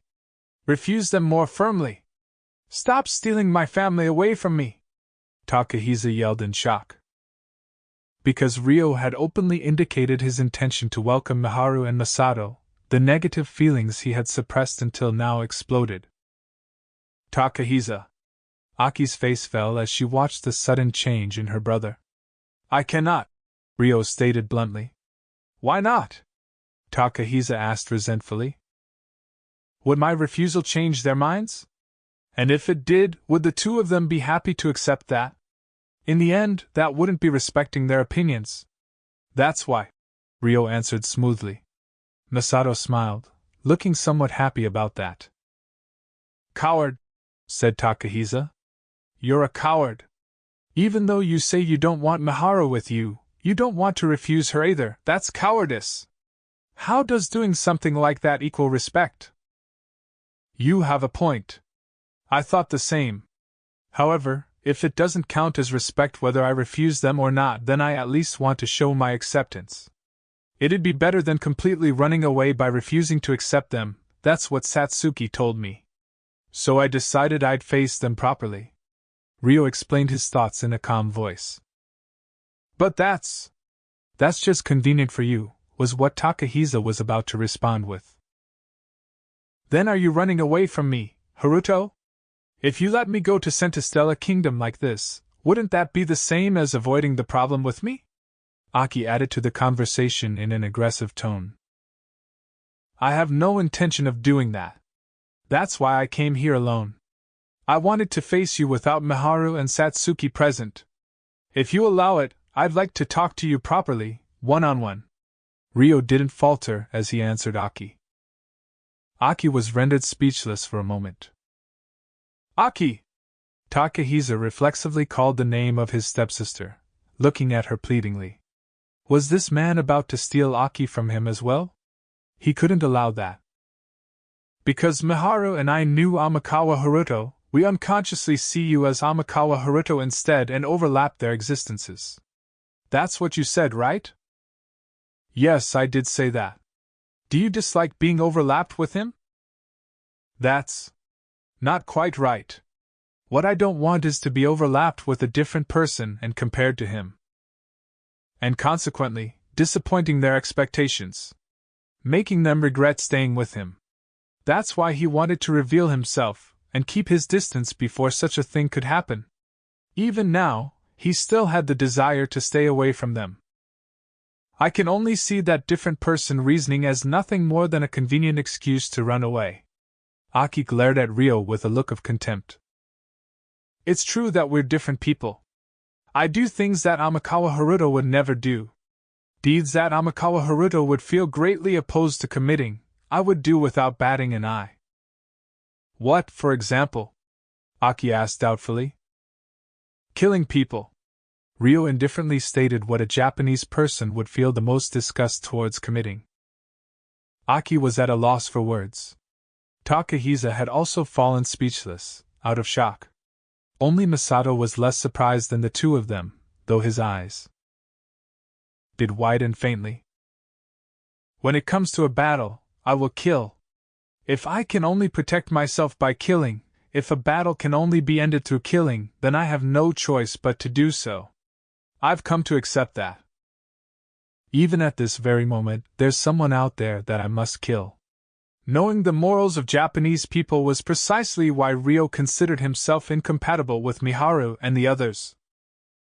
In general, he thought of Japanese morals as precious things to keep, and while he was greatly influenced by the values of Amikawa Haruto during times of peace, he considered those values to be a lie deep down inside, where he was cruel and repulsive.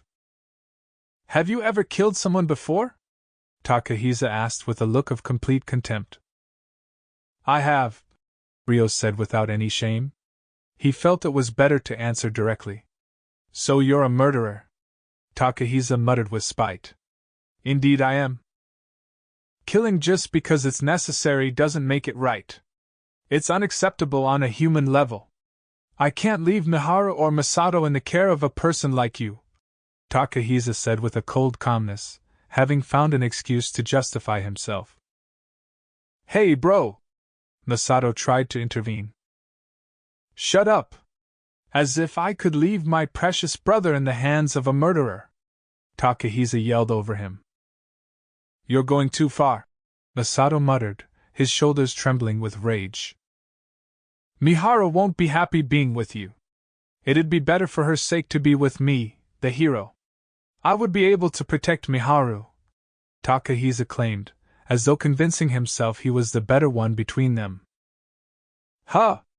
As if you'd be able to beat Haruto, bro, Masato sneered. Haruto, you also felt the same way when you told Miharu she was better off away from you, no? Indeed. Ryo nodded once. Then. You're a coward! If you know that much, you're a coward for refusing to reject Miharu. Miharu only wants to follow you because she doesn't know you're a murderer.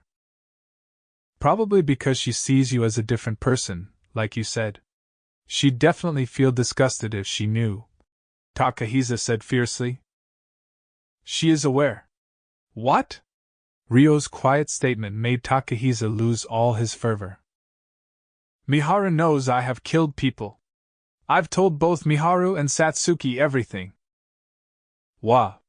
And she wanted to be with him despite that? Miharu would choose someone so selfish? Not to mention Satsuki, who was an upperclassman he had always respected. Is she a fool? Miharu. Aki muttered bitterly in disbelief. However, this meant there were no more means of stopping Miharu as they had wanted to. Do you really, truly intend on accepting Miharu like this? Even though you know Miharu may come to regret everything. No, she'll definitely regret everything. Takahisa seemed to have the same thought as Aki, as he objected in a panicked state. If she wants to come along in spite of that, then I will no longer refuse her. Although, I don't know if I'll be able to respond to her as Amikawa Haruto. While Ryo looked a little guilty at that, he stated his opinion clearly. I won't stand for this, Takahisa murmured, then raised his voice. I absolutely won't stand for this. As if I could leave Miharu in your hands. His heart was already backed into a corner, making him act on pure desperation, but he couldn't afford to back down here. Then, what would you like to do? Ryo knew things would come to this. He had come here prepared for it. Duel with me. If I win, you must reject Miharu's wishes. I'm going to win and prove your dishonesty. Watch me. Of all things, Takahisa challenged Ryo to a fight. No matter what the pretense for it, it was a request to fight him. Your actions seem to be an attempt to bend Miharu's will to suit your own desires in my eyes, Ryo pointed out. Are you trying to justify yourself? Takahisa yelled back, guilt-laden in his voice. No, nothing of the sort. If you wish to have a duel in order to treat Miharu like some kind of object, then I definitely will not lose. At the very least, I won't attempt to bend Miharu to my own will. That's all. Ryo gave his stance indifferently. Sorry, but I'll be supporting Haruto, Masato suddenly said. What? Takahisa glared at Masato with a frown. I'm willing to bet on it too. If Haruto loses to you, I'll do whatever you tell me to do. How about it? Masato glared back in a challenge. Stop it, you two. Aki watched the relationship between her two brothers break down helplessly. Masato frowned as he looked at Aki, before he stood up brusquely. Let's go, Haruto. It's already late, so you should just settle the match first thing tomorrow. Sorry, but could you let me stay in your room? I can't deal with sleeping here anymore. He wanted to leave the room now. Takahisa seemed to accept Masato's challenge, as he didn't bother to stop him. He furrowed his brows as he sat silently. There was nothing more to say here. All right. Let's go. Ryo sighed and stood up. He proceeded to guide Masato out of the room with a hand on his back. Aki looked like she wanted to say something to Ryo's departing figure, but her mouth didn't move. Thus, Ryo and Masato left the bedroom and came face-to-face with Liliana in the living room, seated on the sofa with a frustrated expression. "Please accept my deepest apologies for causing a stir so late at night." Ryo bowed deeply to Liliana. Even if she hadn't heard every word of the conversation, she must have been able to overhear the yelling from the bedroom. "Not at all." Liliana shook her head slowly. "Also, I know this is extremely selfish of me, but Sir Takahisa and I have decided to have a match tomorrow morning, just like with Lady Satsuki. Of course, I will forfeit if Princess Liliana has any objections, but may I have your approval?" Ryo requested politely, hanging his head. "As long as it is Sir Takahisa's will, I will not stop anyone. If possible, I would also like to entrust Masato to Sir Amikawa's care tonight, though it may be inconvenient for you. In regards to the match, I shall arrange everything with His Majesty for approval." Liliana dropped her gaze slightly, her beautiful face clouding over fleetingly. "I am most grateful for that. Then, if you would excuse me." Ryo placed his right hand over his chest and bowed his head once more, before returning to Satsuki's quarters with Masato. The next morning, in the arena that was adjacent to the castle and away from the parade grounds, Ryo faced Takahisa. It wasn't only the venue that differed from his match with Satsuki yesterday. To prevent this match from becoming a spectacle, the audience seats were filled with only a select few people who were involved. Among them were, of course, Miharu, Satsuki, Masato, and Aki, as well as Liliana and Charlotte. However, Aki wasn't seated together with Miharu, Satsuki, and Masato. Instead, she was seated beside Liliana a short distance away. Her eyes were fixed on Takahisa. Meanwhile, Miharu and Satsuki had been brought to the arena after being informed that the discussion resulted in a duel. "Hey, Masato. How did things end up like this?"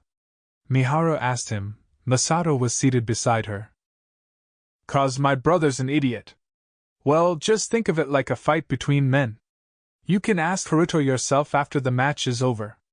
Last night, Masato had returned to their rooms with Ryo and immediately gone to sleep in a huff. He acted like this every time Miharu asked him for the details. She knew that Ryo went to have a discussion with the Sendo family and could tell that some kind of argument had resulted from it, but Ryo awkwardly avoided giving her any details, leaving Miharu at a loss. "Haruto's probably trying to communicate with us in his own way, don't you think? There are things we won't know without clashing, and I'm sure he'll do the same to you one day, Miharu. So let's just believe in him and just watch over the match for now." Satsuki didn't know about the details of Ryo and Takahisa's argument either, but her mouth was curved into a gentle smile. She had kept what she had discussed with Ryo after their match yesterday a secret, but Miharu had a feeling that their conversation played a part in this. "Okay." Miharu nodded with a sigh. "Well, at least there's no need to worry about the result of the match. I can't imagine Haruto would ever lose after all. If you still think you can win after watching Satsuki's battle yesterday, then you're too naive, bro," Masato said, huffing through his nose. "Seems like they're about to begin." Satsuki seemed to agree with Masato's statement as her lips quirked in a smile, before she turned her attention to the field. The referee had just started to explain the rules for the match. "The only permitted weapons are training swords. Victory will be decided purely on sword technique. The hero, Sir Takahisa, is permitted to use divine arms to enhance his body, and Sir Amikawa is permitted to do the same with his enchanted sword. The match will be decided by either stopping on the verge of a decisive blow, or landing a telling blow on an area other than the face. Please restrain your attacks to a non-lethal degree. Being disarmed alone will not count as defeat. Are these rules agreeable?" A young knight named Kyle was acting as the referee. He looked at Ryo and Takahisa in confirmation of the rules. "Yes." Takahisa nodded eagerly while Ryo inclined his head in a relaxed manner. Understood. Both sides, distance yourselves and ready your weapons, the referee said, raising his hand in the air. Then, once the two of them had enough distance between them, he confirmed that they were holding their weapons at the ready. Begin! He yelled, swinging his hand down to signal the start of the match. Ha! Takahisa yelled angrily as he approached Ryo. The physical enhancement of a divine arm was powerful, and his speed easily surpassed human limits. Though not by much, his movements did show signs he had been training with a sword. However, from Ryo's point of view, he was full of openings. I could end the match in an instant, but in order to whittle down the stubborn Takahisa's hostility a little, defeating him easily wouldn't be enough. He had to make him surrender after pushing Takahisa to give him everything he had. With that decided, Ryo took on his opponent's ferocious attack head-on. Rag! Takahisa launched a countless number of sword attacks at Ryo. Ryo moved after every one, swinging his sword to divert the course of every attack made his way. Roughly 10 seconds passed in this way. Cool! Takahisa felt like his attacks were having no effect at all. He didn't even feel like he was swinging his sword at Ryo anymore. He made eye contact with Ryo's all-seeing gaze and involuntarily retreated to put distance between them. However, Ryo remained still. He stood there, waiting for Takahisa to make the next move, in part to restrain himself and not inadvertently defeat him. Do you plan on standing there the whole time? What arrogance! Takahisa made full use of his vastly improved physical abilities to throw Ryo off balance. Even then, Ryo did not move to attack him. Takahisa ran in circles around Ryo before launching an attack from behind, seeing that Ryo was the most open there. Hua! It was as though Ryo had eyes on the back of his head. Without even sparing a glance, he turned around and swung his sword, immediately knocking away the sword Takahisa was swinging. The recoil made Takahisa stumble backwards. When he made eye contact with Ryo's cold gaze, he grimaced in humiliation. What was that look in his eyes? Is he looking down on me when he's a murderer himself? All while preaching about how he's trying to respect Miharu's opinion, this hypocrite. I won't let a murderer look down on me. How could I leave Miharu by the side of a murderer? Not my Miharu. He didn't want Miharu stolen away from him. With that single thought in mind, Takahisa was overcome with an almost overwhelming sense of paranoia as he moved. He wanted to win. To fight and win. Against this man. This hypocrite. He had to win to prove to Miharu that he was stronger than Ryo. However, that was an impossible feat, to a degree that he was unaware of. To him, as long as he won, as long as he emerged victorious, Miharu would understand. Takahisa believed that beyond a doubt. No, that belief was the only thing that kept him going. However, damn it, at this rate, he couldn't win. Takahisa had the faint hunch that was the case. But he didn't want to lose. He couldn't lose. That was how much resolution he had coming into this battle, putting his pride and his life on the line. Ha! Takahisa heightened the ability of his divine arm's enhancement, and charged directly at Ryo. He moved at the speed of a flying arrow, shooting straight for Ryo. However, Takahisa's passion had caused him to make a mistake. Both he and Ryo had increased the strength of their physical bodies so that a hit from a training sword would hurt, but wouldn't be life-threatening. But Takahisa's current speed was creating enough kinetic energy to ignore the increased body strength, packing enough of a punch to deal a fatal wound. With this speed I can do it! Takahisa was certain of his victory, and rejoiced. Without any hesitation at all, he poured every ounce of strength he had into the sword clutched between both his hands and swung it at Ryo. Wah! His swinging sword cut through the air, leaving Takahisa speechless. There had been no resistance at all. There wasn't even a trace of Ryo left before him. Why? Takahisa felt a sense of doubt that was closing in on anger when Guh! Takahisa felt a light impact on his back, and in the next moment, he toppled off balance. He had been thrust away by Ryo, but the attack had clearly been held back. It wasn't enough to be considered a telling hit. The referee hadn't spoken up either. What? Takahisa frantically scrambled to turn around with his sword at the ready, yelling in the direction of the contact. However, Ryo was nowhere to be seen. Your field of view is too narrow. Ryo's calm voice echoed through Takahisa's back. Wah! Takahisa swung his sword in a panic. In a battle where you've already become hot-headed, hastening your speed past the point of control will only make you lose sight of your target. That's why your field of view is narrowing. The same can be said of you and Miharu. Ryo leaped backwards in a relaxed manner, avoiding Takahisa's attack as he spoke. Is that sarcasm? You have no right to be saying that. Takahisa spat hatefully. Perhaps, Ryo agreed easily. To Takahisa, it felt like Ryo was infuriatingly showing off the difference in their capabilities through his relaxed attitude. He charged at Ryo vigorously. You're not worthy of Miharu. I know. You murderous hypocrite. I know that too. I absolutely won't allow it. Do I need your permission? That was true arrogance. That's why I'm going to win this match, Takahisa declared, swinging his sword at Ryo. The drawn sword drew a sharp arc downwards towards his opponent. Wah! Of all the things to do, Ryo released his sword. He stabbed the tip into the ground, letting it stand vertically. However, there was no stopping Takahisa's blade any longer. It was at this point that Takahisa finally feared that he might end up killing Ryo. Suddenly, Ryo stepped forward of his own accord. But it wasn't as though Ryo intended on dying either. Aiming for the moment when Takahisa's fervor weakened slightly, he caught the blade of the sword between his hands. It was the godlike move any Japanese person would be familiar with. An impossible acrobatic feat that nobody sane would attempt in a Ryo battle.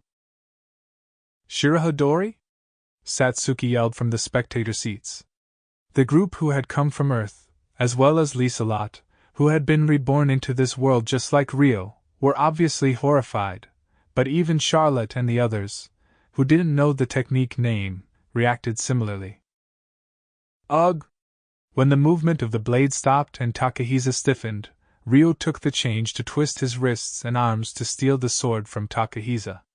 He then threw it on the ground beside them. However, the rules said that disarming your opponent wasn't enough to count as a victory. Despite that, one would normally lose their will to fight in this situation. Ryo had been aiming for that outcome. Will you still continue? Ryo asked.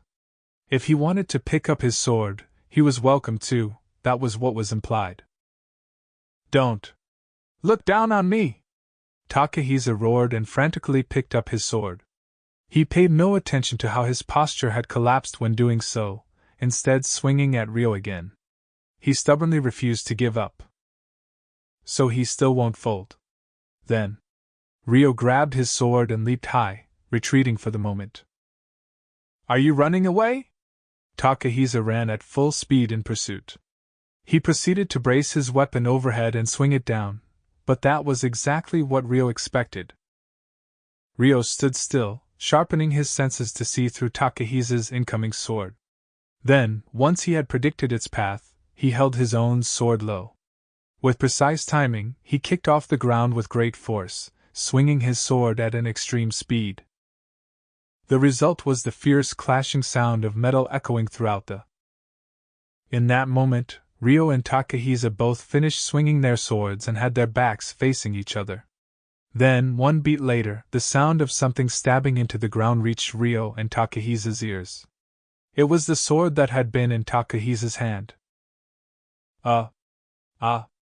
Takahisa opened his mouth, looking between the blades stuck in the ground and the handle in his hand. Takahisa's sword had been smashed to pieces, smashing with it the heart of the one holding it. If you still want to continue, we can go barehanded next, Ryo stated flatly. Ah! Damn it! Takahisa readied his broken sword awkwardly, but he soon threw it against the ground. Ryo suddenly started slowly walking towards him. I won't accept my defeat, Takahisa said to Ryo, his whole body trembling in frustration. Ryo unfalteringly continued to close the distance between them. I won't give up! Despite those words, Takahisa seemed to have accepted defeat, as he didn't try to attack with just his bare hands. Ryo pointed his sword at Takahisa indifferently. Match set! The victor is Sir Amikawa! The referee announced victory loudly. I won't accept it, I won't accept it. I won't.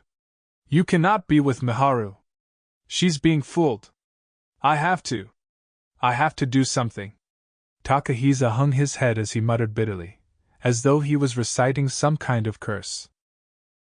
After the match, Takahisa left the arena alone, heading for the castle guest rooms as though he was running away from Miharu and Satsuki. However, just as he was about to open the door to the guest rooms, Aki and Liliana caught up. Wait, brother! Please wait a moment, Sir Takahisa. The 3 female knights were with them. You! Takahisa finally came to a stop, turning around. Where do you think you're going? Liliana asked with a sigh. I was going back to my room, Takahisa replied in shame. What were you going to do after returning? Liliana asked, as if she was soothing a pouting child. Think of a plan to keep Miharu away from him, Takahisa mumbled in response. So you still haven't given up after all? Liliana sighed again, heavily this time. He's dangerous, Takahisa muttered bitterly. Why do you say he's dangerous? Liliana asked calmly. Because he's a murderer, Takahisa yelled. Liliana checked that there were no knights around them before exhaling in relief. Please don't utter such words in such a loud voice. He is an honorary knight of the Galark Kingdom. Your silent departure after the duel was already uncommendable. The other party is an important honorary knight of another kingdom. Even if you are a hero, leaving without a word shows disrespect, which could cause an international incident. But it's the truth. Whether it's the truth or not is. Let's go inside first. We can talk after you calm down. You 3 stand guard outside the room. Refuse entry to all non-important visitors. Thus, the 3 female knights stood guard outside the room as Takahisa entered with Liliana and Aki. Inside, Liliana's attendant was waiting. Frill, tea for everyone. Understood. Frill moved to the kitchen under Liliana's orders. Now please sit down. Liliana prompted Takahisa and Aki into the seats opposite her. Takahisa threaded his fingers and looked down in thought. I'd like to ask one thing first, Sir Takahisa. Is your desire to be together with Lady Miharu? Or would you be content as long as Lady Miharu is no longer by Sir Amikawa's side? Liliana began, her question getting straight to the core of the matter. If she had to go with him, then I believe she'd be better off being together with me. Wasn't the match just now to decide who Lady Miharu would be going with?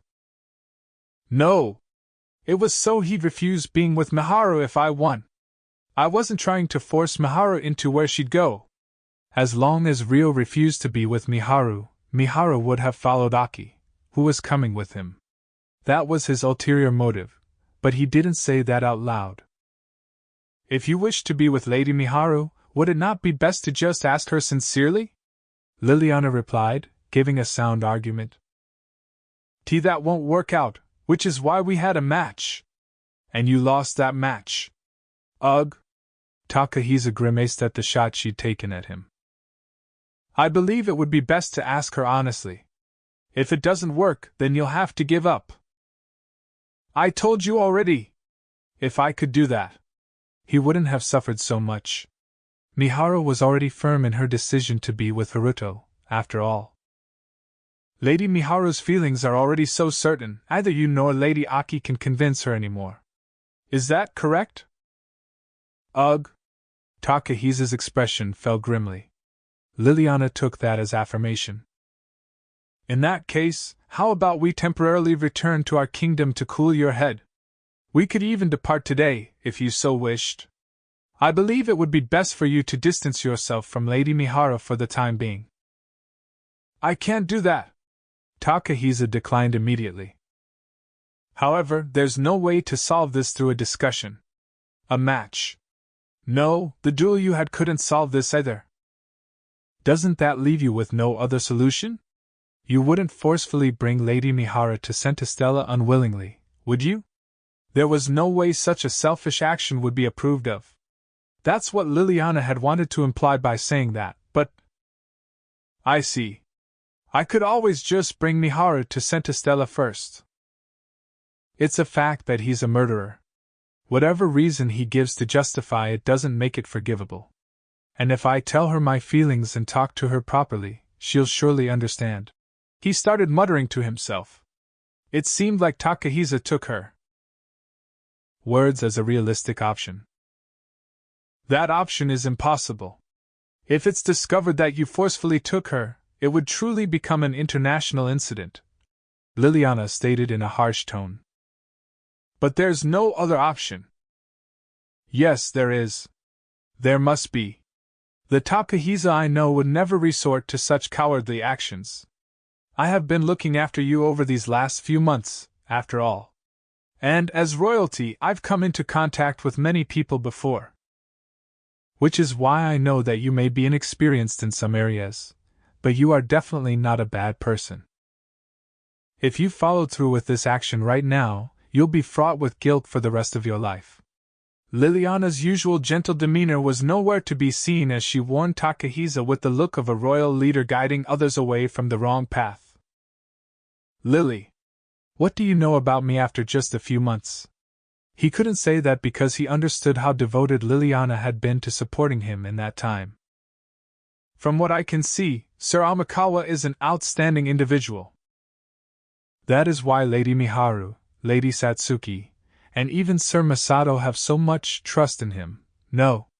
And the fact that Sir Amikawa brought Lady Aki and the others to the castle for your and Lady Satsuki's sakes is the biggest proof of this, is it not?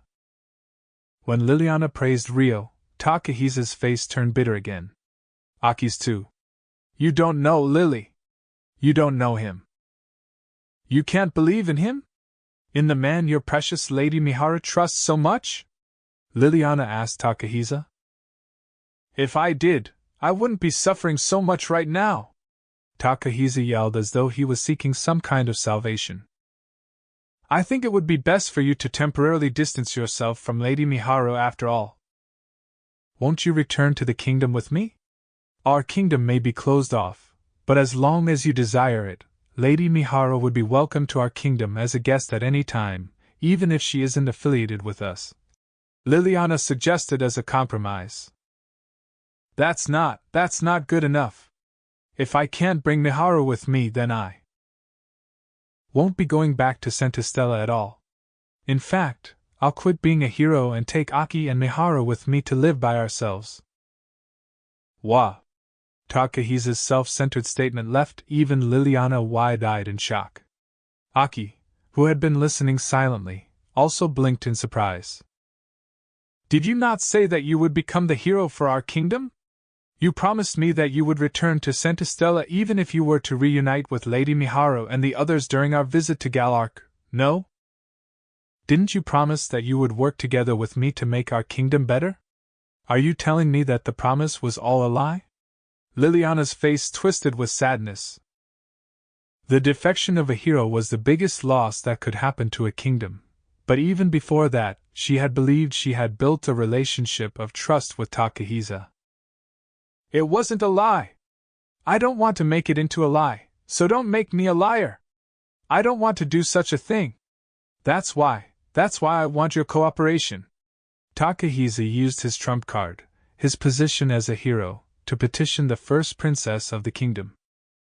It was practically coercion at this point. Why are you so insistent that Lady Miharu cannot be with Sir Amikawa? Liliana asked after hesitating for a moment.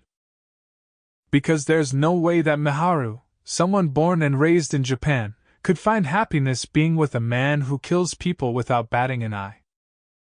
And anyway, once I tell her my feelings, she'll surely understand.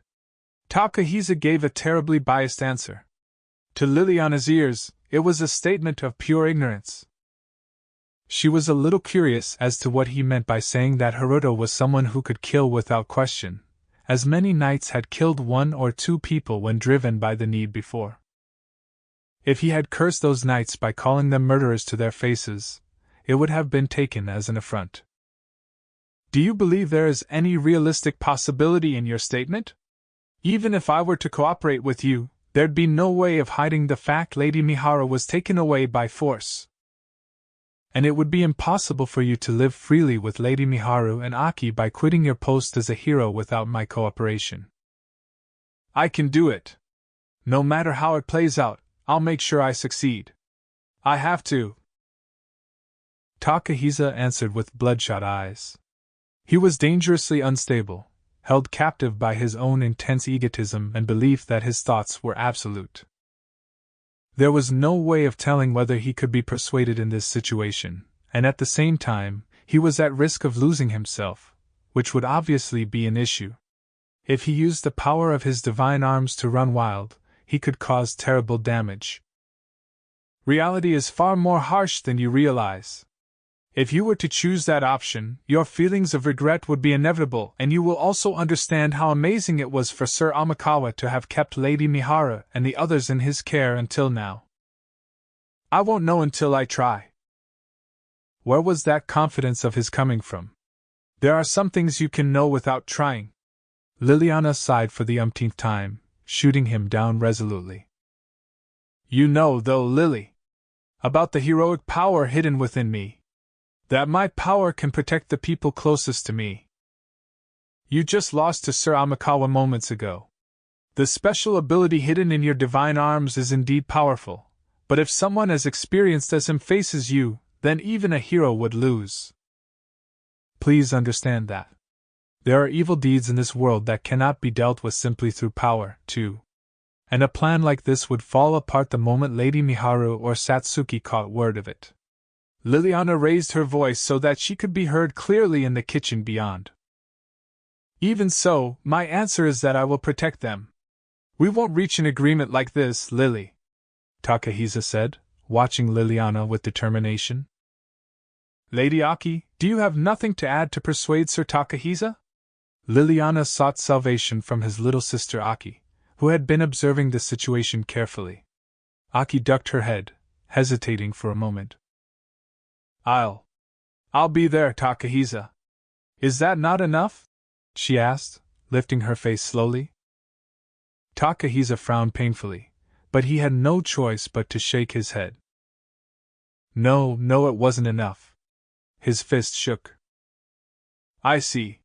For a moment, Aki lowered her eyes as though she'd cry. But after a while, she mustered a smile with everything she had. Then let's kidnap Mihara together. Masato would object, so we'd have to leave him behind. Wah! Liliana was speechless. Who were these siblings? How could they be so selfish for their own sakes? Perhaps that was simply human nature. My family was destroyed once by that boy's disappearance. The one who became my new family after that was you, brother. And the new family I've built up is going to be broken again. By none other than the same person. That's why. There's no other option. If you're going to be serious about this, then I will, too, Aki said, smiling brokenly. Where are you going, Frill? Takahisa turned around and called out to Frill, who was trying to quietly leave the kitchen and go outside. Frill came to a trembling halt. We were out of tea leaves. That's fine, forget the tea. Come back. Oh, okay. Frill dragged herself back to the middle of the room. Lily, were you trying to inform Miharu and Satsuki of this? Takahisa seemed to think that Liliana had given Frill the order herself, as though saying he was ready to begin his plan right away. Will you not yield at all, Sir Takahisa? About returning to the Centistella Kingdom with me. The only thing waiting at the end of the road that you are trying to go down is destruction. There is no way you can fool your way through, Liliana said with a resigned sigh. I have to fool them. Because I have to protect everyone. So that they can all be happy, Takahisa said resolutely. That's just your. Liliana was about to say something, but broke off with a bitter face. She realized if she said it out loud, she could truly break the relationship she had formed with Takahisa. No, it was already broken by Takahisa himself. Craving the happiness he'd lost, witnessing it fold into the hands of someone else before his very eyes made him struggle hideously. However, reality wasn't going the way he wanted, so much so that he had temporarily, or perhaps permanently, gone crazy.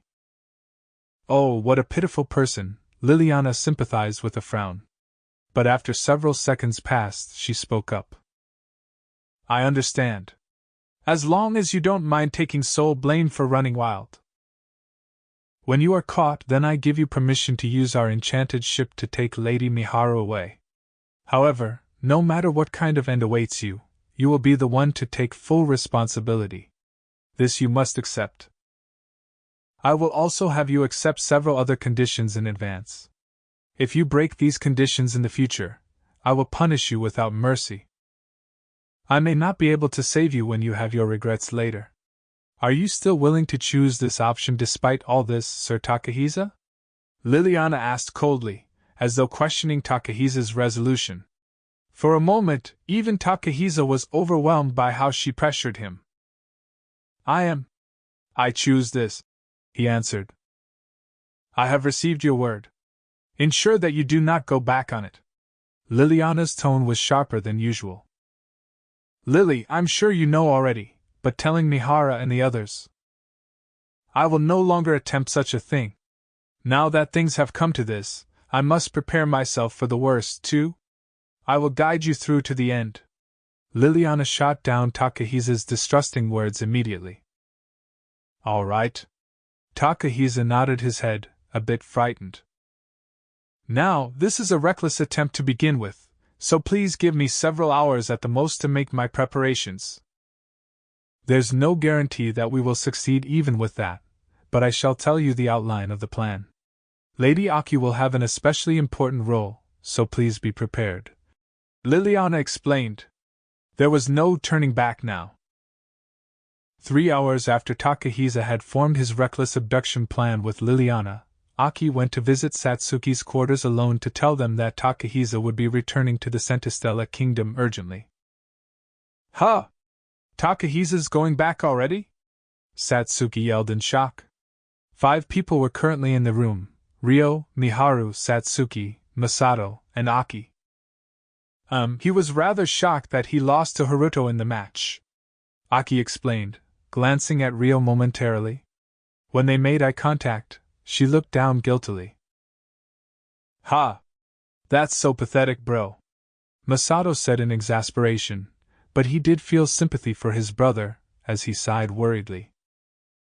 I've decided that I will be going with him, Aki declared. They all stayed silent with uncomfortable expressions on their faces. Neither of you will be coming along, right?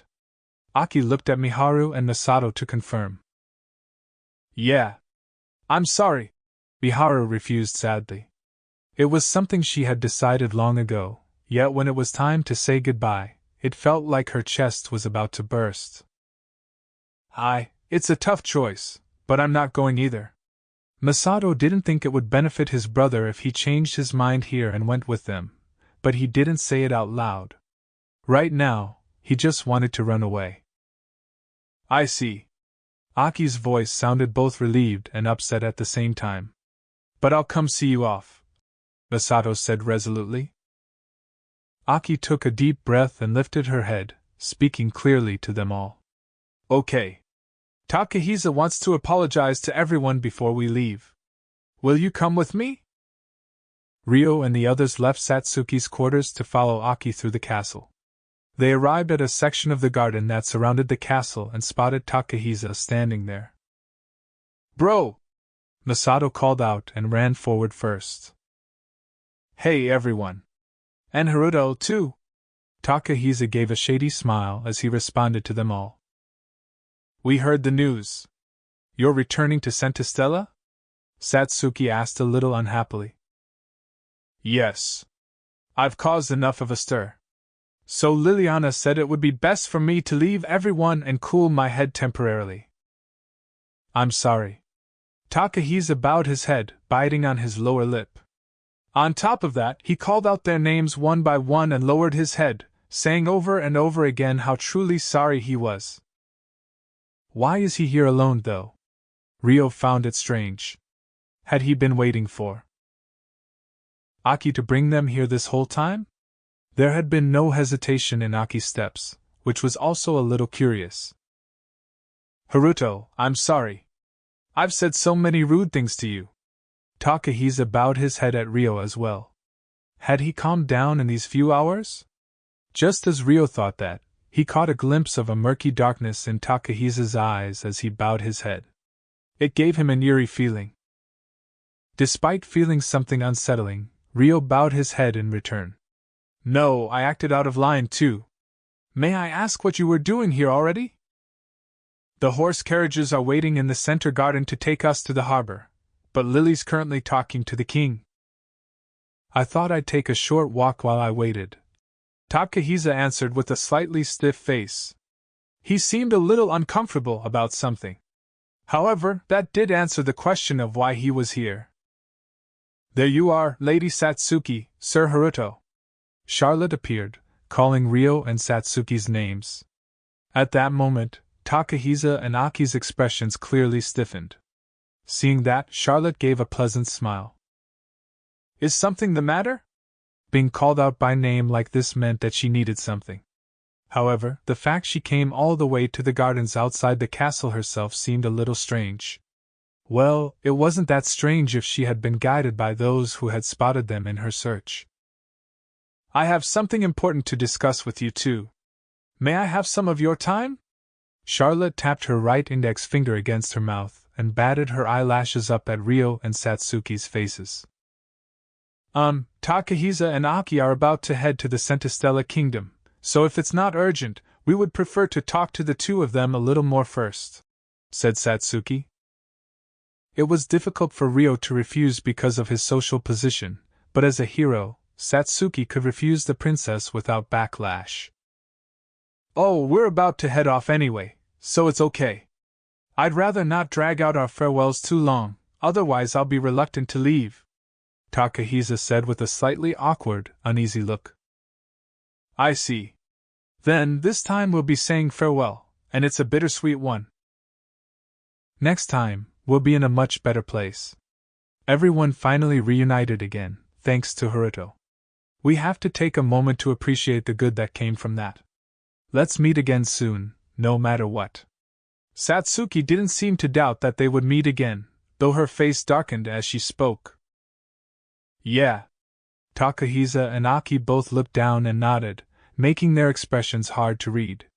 However, it seemed as though there was a shadow over their faces. See you later then, Takahisa. Aki, Satsuki said, lightly embracing the two of them. We'll see you again someday soon, Ryo also said to them in parting. Takahisa responded with a slightly stiff, yeah, but Aki averted her gaze in silence. Seeing Aki's reaction made Miharu want to say something, but... Now, shall we go? Charlotte said, prompting Ryo and Satsuki to move. Aisha. I know we're in the castle, but I'm a little worried about the lack of guards. Could you stay beside Miharu and the others in your spirit form and let me know if something happens? If something happens, you can materialize too, Ryo said to Aisha within him.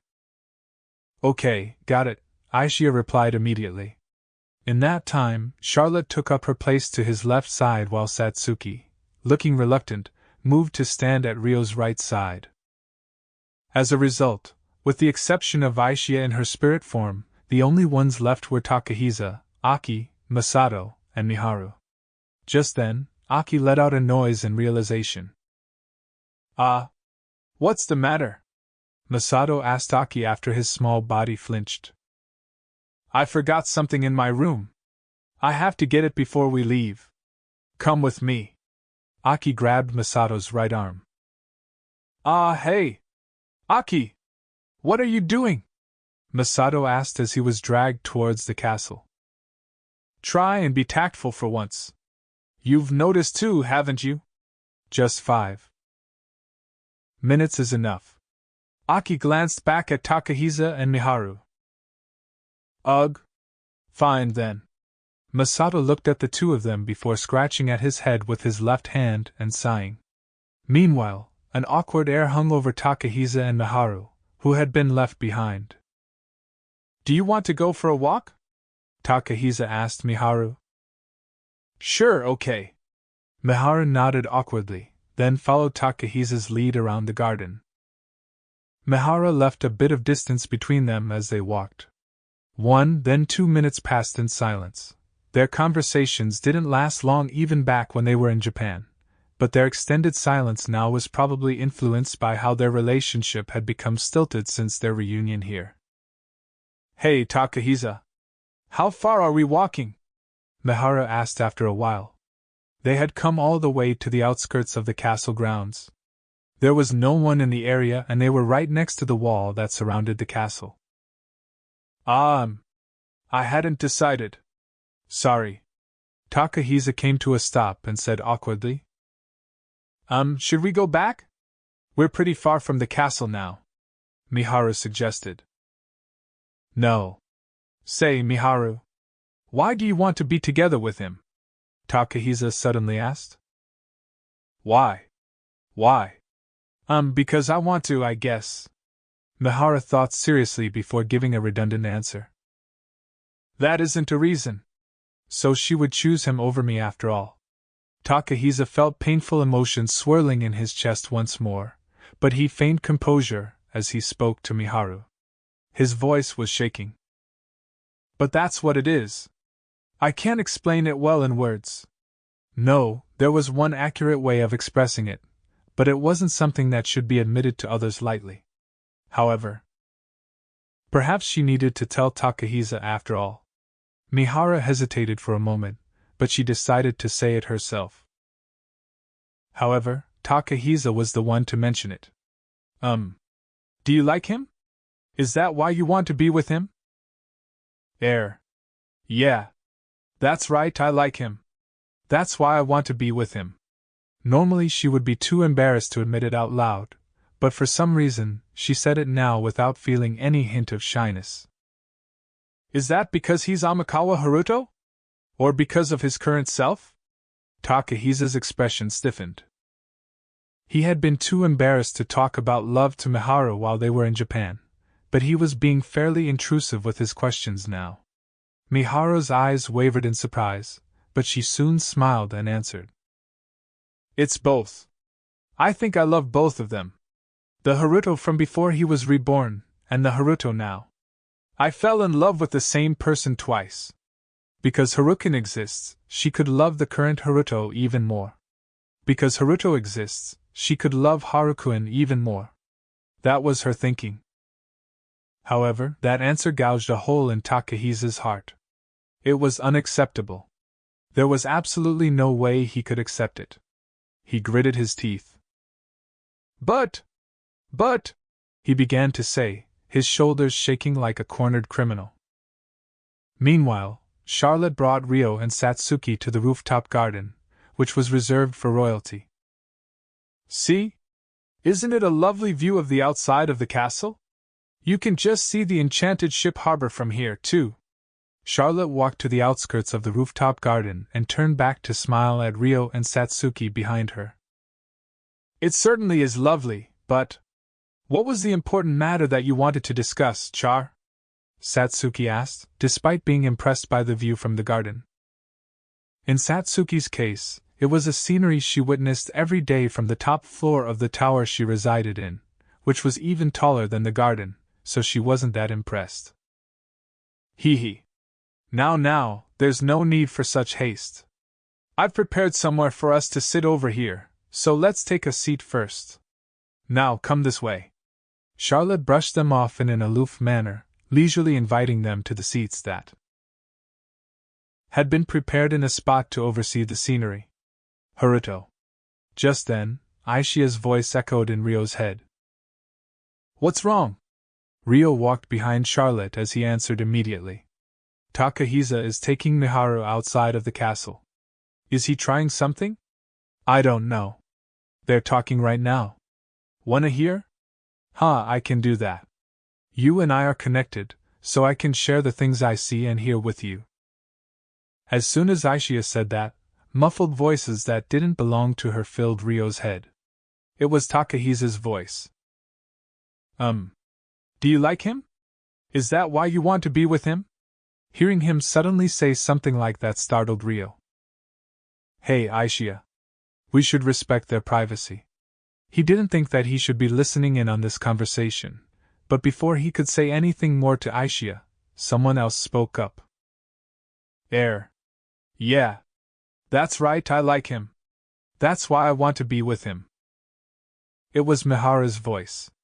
Ryo swallowed his breath with a gasp. He was filled with an indescribable sense of guilt for eavesdropping on someone else's conversation like this, and felt the same about Aishia. Is that because he's Amikawa Haruto? Or because of his current self? It's both. I think I love both of them. The Haruto before he was reborn, and the Haruto now. I fell in love with the same person twice. While Ryo's thoughts were occupied, Miharu and Takahisa's conversation continued. He was now certain they were discussing him. Aishia, I really shouldn't be listening to this conversation after all. I think you should also stay out of hearing reach and just watch over them from a distance, too. Ryo passed on a message for Aishia to suspend her transmission of the conversation, but he's a murderer! Takahisa began speaking of Ryo in contempt. The situation was taking a suspicious turn. But he's a murderer! Takahisa released the emotions he had been forcing down as he spoke ill of Ryo in front of Miharu. Miharu looked extremely sad. Hey, Miharu, open your eyes! You're being tricked by him! Takahisa objected in frustration. So your apology to Haruto earlier was just for show? That I had to. I had to do what was necessary. What was necessary? Miharu stared intensely at Takahisa, making him lose his nerve at the illusion of being seen through completely. That's irrelevant right now. I'm asking you to come to your senses and come with me instead. Takahisa's voice trembled as he yelled, at his wit's end. I won't be going with you. You're the one who needs to open your eyes, Takahisa, Miharu said firmly. You're being deceived, Miharu. He's a murderer. I'm not being deceived. You are. He acts like a good person, but he'll turn around and kill people if he needs to. He said there's someone he wants to kill. Is that not hypocritical of him? You're being fooled into staying with a murderer, no matter how you think about it. So what? He saved me. Aki and Masato, too, we were all saved by him. When we were abducted by the slave merchant, he was fighting out of our line of sight. Someone may have died in that battle. Haruto may have been the one that killed them. Would you still insult Haruto, knowing that? I'm saying this with your well-being in mind, Miharu. We live in different worlds compared to him. He's a person from this world, and we're people who lived in Japan. We may return to Japan someday. He would be nothing but a dirty criminal in Japan.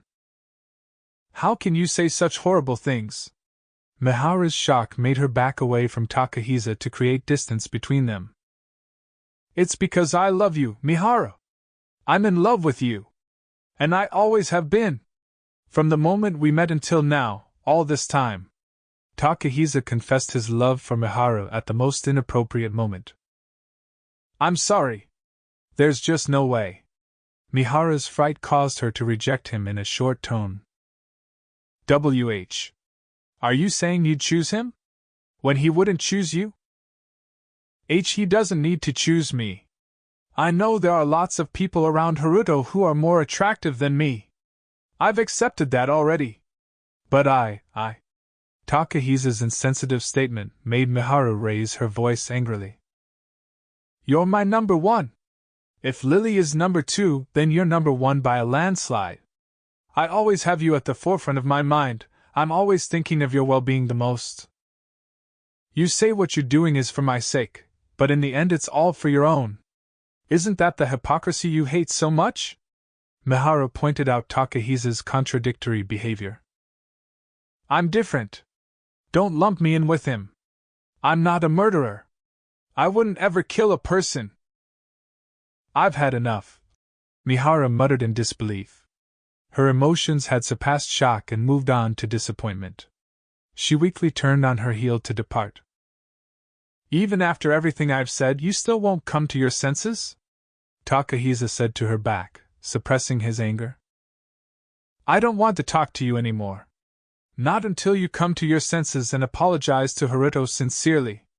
Honestly, I don't want you to take Aki with you, but she adores you so much. Make sure you don't make her cry. Now. Goodbye. Miharu came to a stop but didn't look back. Takahisa's entire body trembled. Huh! Miharu felt a strong impact against her back. Then, she felt a floating sensation, like something was carrying her. T. Takahisa? What are you doing? Stop it! Takahisa had picked her up, holding her as he stood looking up at the castle walls. He had only been a few meters away from Miharu earlier. Aishia was lying in wait in her spirit form, but taking into account the time lag of turning from spirit form to materialized form, it was impossible for her to interrupt Takahisa's sudden movement boosted by his divine arm's physical enhancement. I thought you'd understand after I told you my feelings. But if you still don't get it, I'll just move on to the next step of the plan. Takahisa said with Miharu in his arms, then made a full-powered sprint towards the wall. His eyes burned with a hollow light. The castle walls were roughly 10 meters tall. They were generally constructed to look shorter on the inside and taller on the outside, so it wasn't that difficult to break out from the inside. However, to Miharu, who had her movements restricted as she was being forcibly carried, the looming wall approaching nearer incited nothing but fear. Just before Takahisa leaped, Miharu curled up and squeezed her eyes shut. I can't just let this happen. Miharu knew she needed to inform someone of this situation, so she frantically tried to do something. She thought of making something happen using the spirit arts she learned from the spirit folk. Bang! What? The sound of something tearing exploded loudly, making Takahisa flinch for a moment and stand on top of the castle wall. Because her spirit arts weren't fully developed yet, she had only created the sound of exploding air. The thought of Miharu creating that sound didn't even cross Takahisa's mind, so he looked around in confusion. Hey! Who's that up there? There's someone on the walls! He's carrying a girl! One of the soldiers on guard had heard the explosion and spotted Takahisa on top of the wall. Miharu took the chance to create a ball of light in her hands and floated high into the air. It would only last for a minute, but it served as a landmark. What? Damn it! When Takahisa spotted Miharu making the ball of light in her hands, he paled. But he couldn't afford to stand around and be caught, so he proceeded to jump off the castle wall and run at full speed towards the harbor where the Centistella Kingdom's enchanted ship waited. This section of the castle wall was the closest to the lake, and Liliana had told him of the shortest path to the harbor. It would take less than a minute to get there. I'm bringing you with me. I'm bringing you with me no matter what. The preparations to depart were completed already, so as long as they reached the ship, the plan would succeed. Takahisa believed that as he charged ahead at full speed. Meanwhile, a few moments before that, Ryo and the others stood in the rooftop garden. Ryo had seated himself with Satsuki and Charlotte, but his ears were turned towards Miharu and Takahisa's conversation. No, it would be more accurate to say his entire mind was occupied with it. He hadn't wanted to eavesdrop, but the conversation took such an unsettling turn that he couldn't help but listen to the conversation that was being transmitted to him in installments. Aishia, what's the situation right now? he asked Aishia around when Miharu rejected Takahisa's confession. It's as you hear. The two are arguing with each other. Is everything okay? No threatening moves have been made yet. I cannot materialize and appear to them yet, so I'll continue to observe like this, Aishia answered flatly. I see. Ryo felt relieved for the time being, but that moment didn't last long. T. Takahisa? What are you doing? Stop it! Miharu's voice echoed in his head. Ryo flinched. Aishia, what happened? Ryo asked instantly. Aishia's reply came immediately. Takahisa suddenly grabbed Miharu and picked her up. He's climbing the castle wall now, in the direction of the ship harbor. Right after that, bang! A sound echoed throughout the grounds. What was that? Satsuki reflexively leapt to her feet, looking in the direction of the sound. Wait, Miharu? And Takahisa? What is this? Satsuki reflexively cast her physical enhancement to see Takahisa carrying Miharu on top of the castle wall over 100 meters away. Ryo also stood up and confirmed just that. Has something happened? Charlotte stood up and asked Satsuki. Takahisa grabbed Miharu and is standing on top of the castle wall. They just jumped down from it. He said he was going back to Santa Stella earlier. Satsuki's tone was rough due to her confusion. Indeed, the enchanted ship harbor is right outside of the castle wall over there, but... Charlotte replied, giving her geographic point of view. Is he trying to kidnap Miharu? What is he thinking? You can't say that for sure. But what is that ball of light? It's being fired into the sky continuously. Is it some kind of signal magic? It's getting closer to the harbor, Charlotte said, analyzing the situation. It's dangerous to attack while they're running. You can simply secure Miharu after they've boarded the ship and let down their guard. Wait, they're at the harbor already? Ryo was already exchanging orders with Aishia, but in that short amount of time Takahisa had arrived at the harbor. Miharu's sending out a signal. I gave her a magic artifact that could do something like that. They're probably at the harbor already, Ryo explained. Sir Takahisa has probably enhanced his body with his divine arms, so if he's at the harbor already, I fear the ship will depart at any moment. No doubt the workers at the harbor are unaware of the situation, so we cannot stop them if they depart now, Charlotte pointed out. What do we do? This is no time to be chatting leisurely, Satsuki yelled in shock. There's nothing we can do from here, said Charlotte. It seemed like there were no options left. I'll go. Ryo thought silently for a moment, before volunteering himself to pursue. No sooner had he said that, he retreated from the outer perimeter of the rooftop garden. Then, he drew his sword from the sheath at his waist. Just what do you intend on doing? What? Charlotte had been staring at Ryo suspiciously when Ryo suddenly burst into a dash, making her flinch. Her usual age-inappropriate coquettish attitude fell silent as she let out a cute shriek the moment Ryo burst past her. Are you trying to kill yourself? Even with the physical enhancement of your enchanted sword, you... She soon snapped back to her senses and yelled at Ryo, who had already leaped from the rooftop garden and fallen out of hearing range. However, after Ryo had leaped and soared through the air for a while, he poured a tremendous amount of magic essence into his sword and used wind spirit arts to create a large gust of wind, propelling him forward through the air. Satsuki stared with a dazed smile for a few moments before bursting into laughter at the sight of Ryo leaping over the castle wall. She cheered him on even though he was out of earshot. Ahaha! Go for it, Haruto! I'm leaving it to you! His actions make no sense at all. Besides Satsuki, Charlotte watched Ryo fly through the air using his sword in a daze. However, her gaze gradually grew heated. How wonderful! Forgetting her position as the second princess, she was simply captivated by the sight of the Black Knight, whose very existence seemed to turn the tables everywhere. Meanwhile, one of the enchanted ships in the possession of the Centistella Kingdom, had just made an emergency departure by Takahisa's forceful order, and was now gaining altitude over the water. On board, Miharu confronted Takahisa on the deck of the ship. When Miharu had been abducted from the castle, Aishia had suspended the transmission of their conversation to communicate with Miharu telepathically. Aishia could indeed materialize and rescue Miharu from here, but that would make the explanations to follow quite difficult. They decided she would observe quietly as long as Miharu's life and body were not infringed upon.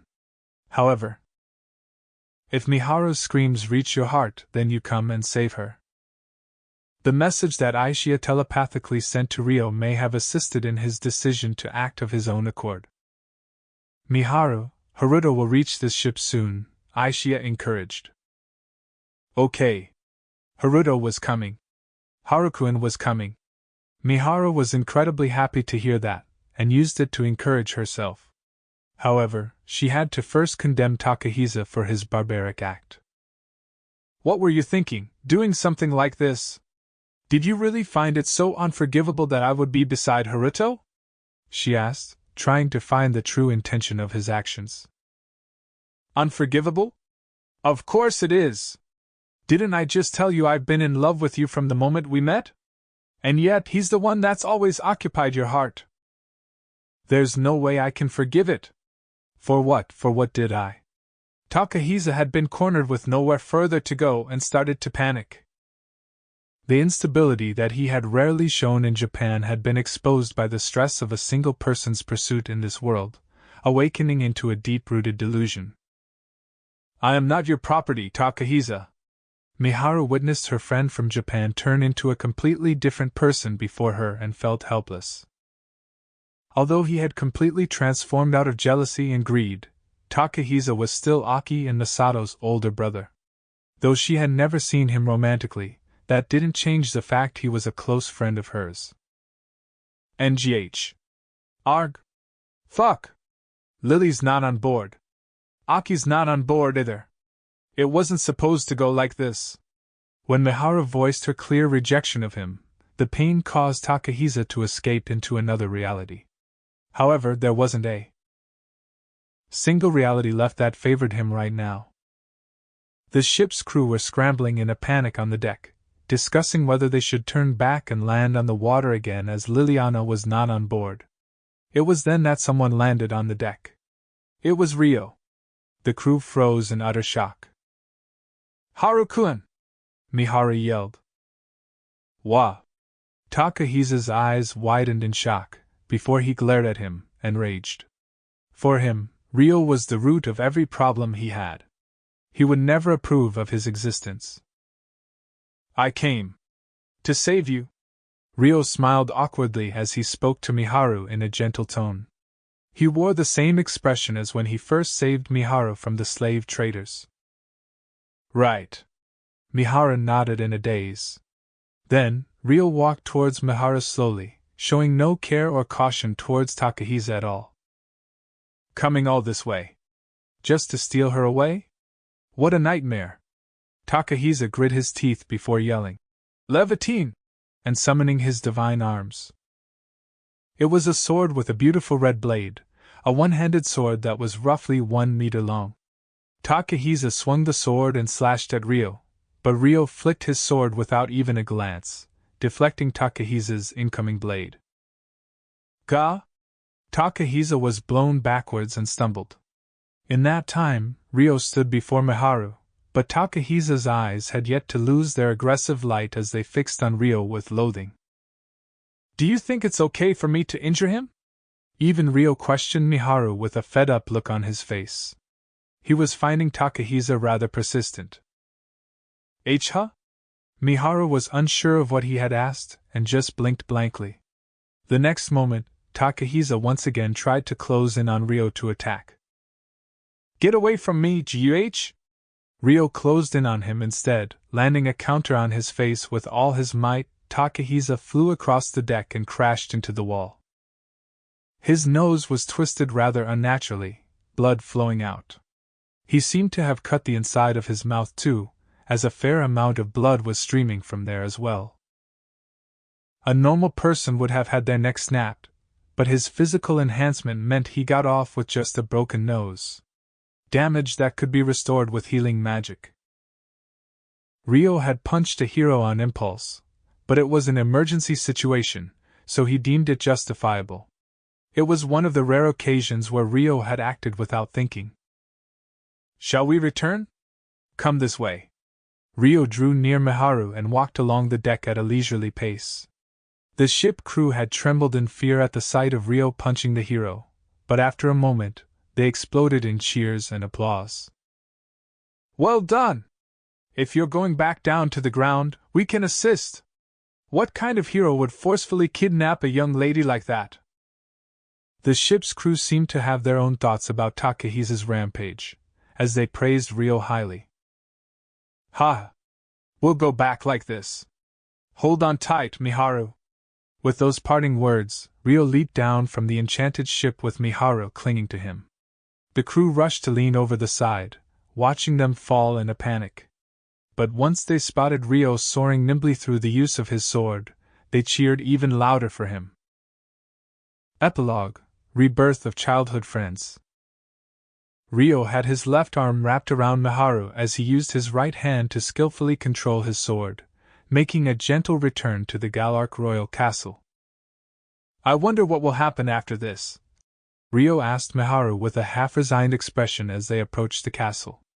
How could they explain the circumstances to the people of the Galark and Centistella kingdoms? "Yeah. I wonder what'll happen."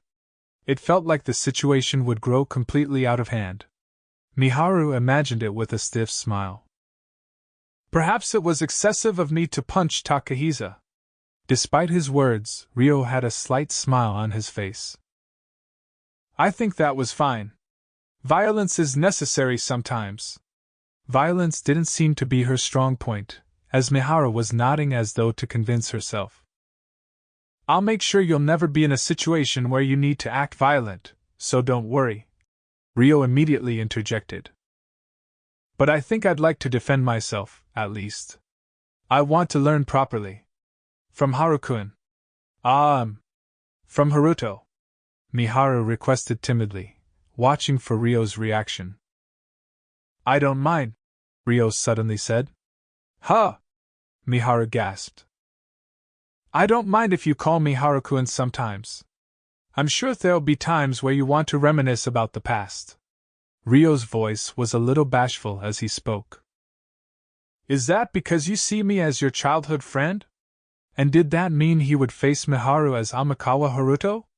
Miharu lifted her face right up to Rio's. "Ahaha!" Rio laughed, trying to brush off Miharu's question. Come to think of it, the Miharu that Amikawa Haruto knew always brought her face close like this when she asked questions, even without her knowing of it. "I think the way that you try to laugh off questions is a bad habit of yours, Haruko-kun." Miharu pouted a little.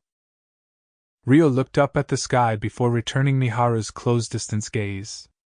"I can at least promise to do my best to meet your demands, seeing as you say you want to be together in the future as well. Will that do for you?" "Why, yes. We can start there." When Miharu made eye contact with him up close, she ducked her head out of embarrassment. Such actions were exactly reminiscent of the girl that Amikawa Haruto knew. "Your feelings reached Haruto properly. It was worth transmitting your conversation with Takahisa," Aishia's voice echoed. "My conversation with Takahisa?" Miharu cocked her head in suspicion for a moment. "Why, you were listening? You heard my conversation with Takahisa?" She remembered what she had said to Takahisa and turned bright red. "Ahaha!" Rio once again laughed to gloss over the situation. Miharu once again unconsciously drew her face near Rio's. "Answer me! Speaking of which, weren't you discussing things with Aishia before I ever named myself with the Amikawa family name?" Rio suddenly remembered. "Huh! That's not true." Miharu's eyes were clearly wavering. "Well, I'll ask Aishia for details later. We'll consider it even with that." It's totally not even at all. I basically confessed to him. No, but I didn't say it in front of him, so maybe it doesn't count? Miharu tried to persuade herself as her face flushed red. Then forgive me, Mi-chan. Rio gave a shy smile before uttering Miharu's nickname teasingly. Bonus short stories. You pervert. Rio had finished his chores for the day in the stone house and was taking a breather on the sofa in the living room. Draped in his favorite blanket, he felt a light drowsiness overcome him and napped for half an hour or so. At some point in time, Aisha and Latifa had sat down on either side of him and fallen asleep against his shoulders. It was just the three of them in the living room. I can't get up at this rate. Seeing the two of them sleeping so soundly made him reluctant to stand up and wake them. But at the same time, they'd have cricks in their necks if they continued to sleep like this. Maybe I should carry them to bed instead? Rio pondered. Oh, you're awake, Rio, Celia said, walking in along with Sarah. Yes. Where has everyone else gone? Rio asked, looking around the living room. We were just having tea in Orphea's room, but we ran out of snacks, so we came out to restock, Sarah replied with a giggle. I see. While you're here, could you take this blanket off of me? I can't seem to move right now. Sure, hold on. At Rio's request, Celia approached to take the blanket off him. Morning. Aisha slowly blinked her eyes open. Morning, Aisha. Still sleepy? Rio asked, watching Aisha rub her eyes. Yeah. Aisha nodded, still half asleep. Can you change into your spirit form and enter me for a moment? I'm going to carry Latifa to bed. All right. Aisha immediately disappeared. With that, Rio was free to move. Okay. I'm going to take Latifa to bed then. He turned to her and lifted her up in his arms in a familiar manner. Latifa's mouth relaxed into a happy smile as she entrusted herself to Rio. She sleeps so happily. Celia watched Latifa's sleeping face and smiled. She sometimes feigns it though, Sarah said with a sigh. She is a fox-war beast, after all. Celia laughed in amusement. I'll be going then, Rio said, and started walking towards Latifa's room. Meanwhile, Sarah went to grab snacks from the kitchen and headed back to Orphea's room with Celia. Orphea and Alma were waiting inside. Welcome back, you two, Orphea called out to the two of them with a warm smile. What's with the blanket? Alma asked, seeing Celia. Ah, it's Rio's. The blanket was still warm from Rio's body heat. She had folded it while Sarah had gone to get the snacks. Rio hadn't returned, so she ended up carrying it with her, almost as though she couldn't bear to part with it. Sarah, Orphea, and Alma's gazes naturally gathered on the blanket. Now that I think about it, there was no need to bring it with me. Rio might be back already, so I should go leave it in the living room, Celia said with a high pitch to her voice. She felt embarrassed for some reason. Hee, why don't you take the opportunity to try sleeping with Rio's blanket? It's still warm, right? I'm sure it'd feel wonderful, Orphea said to Celia with a mischievous smile. Celia blinked a few times before blushing red. Huh! I can't do that. Then how about you, Sarah? Alma? Orphea asked the two of them. What are you saying, Orphea? Sarah asked bashfully, seemingly shaken by that. Alma pretended that she hadn't heard to avoid digging her own grave. Really? Then I'll borrow it and sleep with it. Orphea giggled, looking at Celia. Why you can't do that? Pervert. Celia hugged the blanket to herself tightly. It was just a joke, Orphea said in amusement. Geez. Celia's cheeks remained scarlet as she pouted. Orphea looks serious, but she can be quite the prankster. Sarah sighed tiredly. The longer she held on to it, the more likely the conversation would take a strange turn. That thought made Celia stand up. Ahaha. I'm going to leave the blanket in the living room. Rio might be back by now. Too bad for you, Sarah. It's not like that. Leaving the bickering girls behind her, Celia returned to the living room alone. Rio's still not here. No one was in the living room. Celia headed towards the sofa Rio had been sleeping on earlier. She was about to place it down on the sofa, when… Humph! The warmth of the blanket was so comforting, she hesitated to let go. Celia stared at it. After several seconds, she suddenly hugged it close and buried her face in the blanket. Warm. And it also smelled like Rio, probably. Sarah and Latifa would know for sure. Wait, what am I doing? Stop. Now I'm the pervert. Celia snapped out of it, and hurriedly brought the blanket away from her face. But even then, she couldn't help yearn for that warmth, feeling envious of Aisha and Latifa, who always clung to Rio without reserve. Oh, one more time, just one. Celia gently brought the blanket close to her face again. But when the door to Latifa's room opened with a clack, she flinched upright and froze. Huh! Professor? You're still here. Rio cocked his head curiously at Celia standing alone in the living room. Thankfully, he hadn't seen any of what Celia had herself dubbed perverted. Celia exhaled in relief and controlled her thumping heart as much as she could to give a calm answer.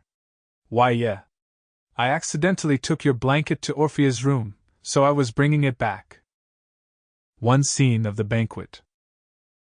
On the first night of the banquet hosted by the Kingdom of Galark, when Satsuki was first introduced, Mihara stood beside Rio with Liselot, the three of them moving together. There was a constant stream of nobility coming to greet them, so they had yet to move since the beginning of the banquet, receiving one noble after another on the upper floor.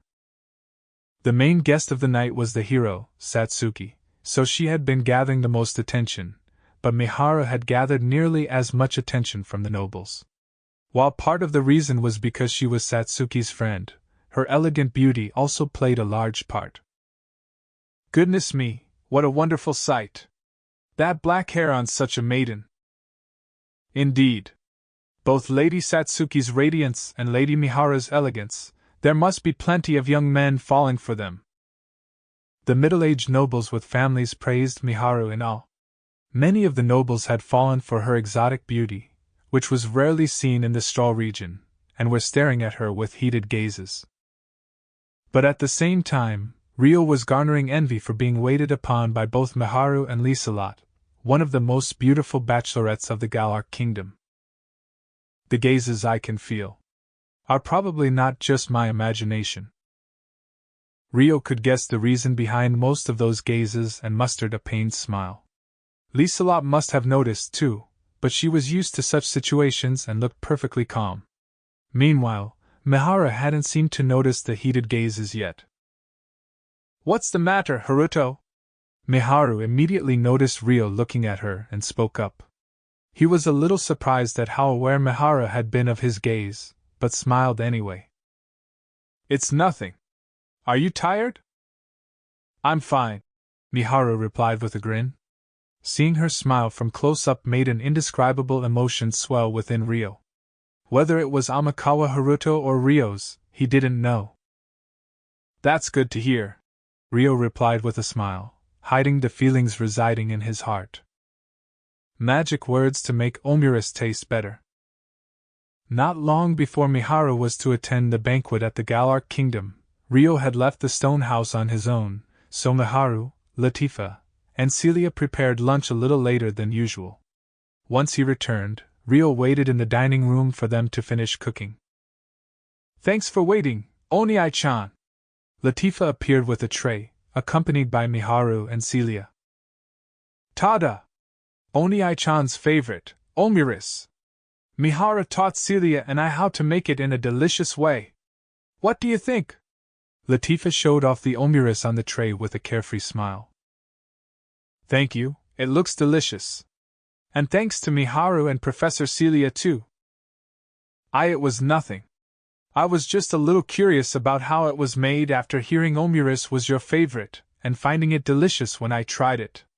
I didn't do anything in particular, Celia replied shyly to Ryo's gratitude. That's not true. Celia made most of the chicken rice, Miharu added with a giggle. Hey, Oni-chan. Can I put ketchup on top of your omurice? Latifa asked, eyes sparkling. Yeah, sure. Ryo nodded easily. Latifa proceeded to write, I love you, in ketchup over the soft, half-cooked egg. Done. It's filled with our love, so make sure you eat it all up. Latifa grinned, looking into Ryo's face. Celia and Miharu both looked embarrassed at her words. Got it, Ryo replied awkwardly. He picked up the spoon to hide his embarrassment. Ah, wait. This isn't finished yet, Latifa called out. Huh? Really? Didn't Miharu just say it was complete? Celia cocked her head, looking at Miharu. Yes. Because we still haven't said the magic words to make it taste even better. Latifa huffed proudly and puffed up her modest, still developing chest. Magic words. As a sorcerer, Celia's eyes widened in interest. Hee. I'm going to say them now, before it gets cold. Latifa grinned mischievously. Make it delicious, rough Kyun. Her fox ears twitched as she used both hands to make a heart shape and poured her love into the omurice. What is that? Celia asked, her face a deep red. They're magic words to add love to the omurice. Now it's your turn, you two. Let's see. Latifa brought her face up to Celia and Miharu's ears, whispering something into them. She was probably teaching them the magic words. And no way! I can't say something that embarrassing! Celia was taken aback, still flushed red. Miharu tried to smile to cover her shyness. It's a little too much for me, too. Humph, I can't believe you two won't give Oni-chan their love. Latifa pouted a little. I didn't say that! Celia objected in a fluster. Really? Then let's see you do what I taught you, Celia.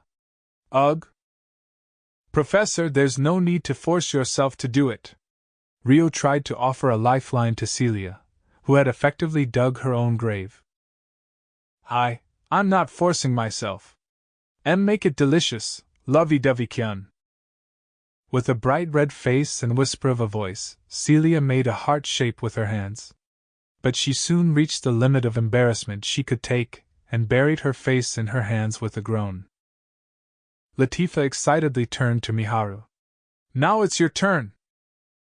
Miharu was doused in anxiety, her voice more high-pitched than usual.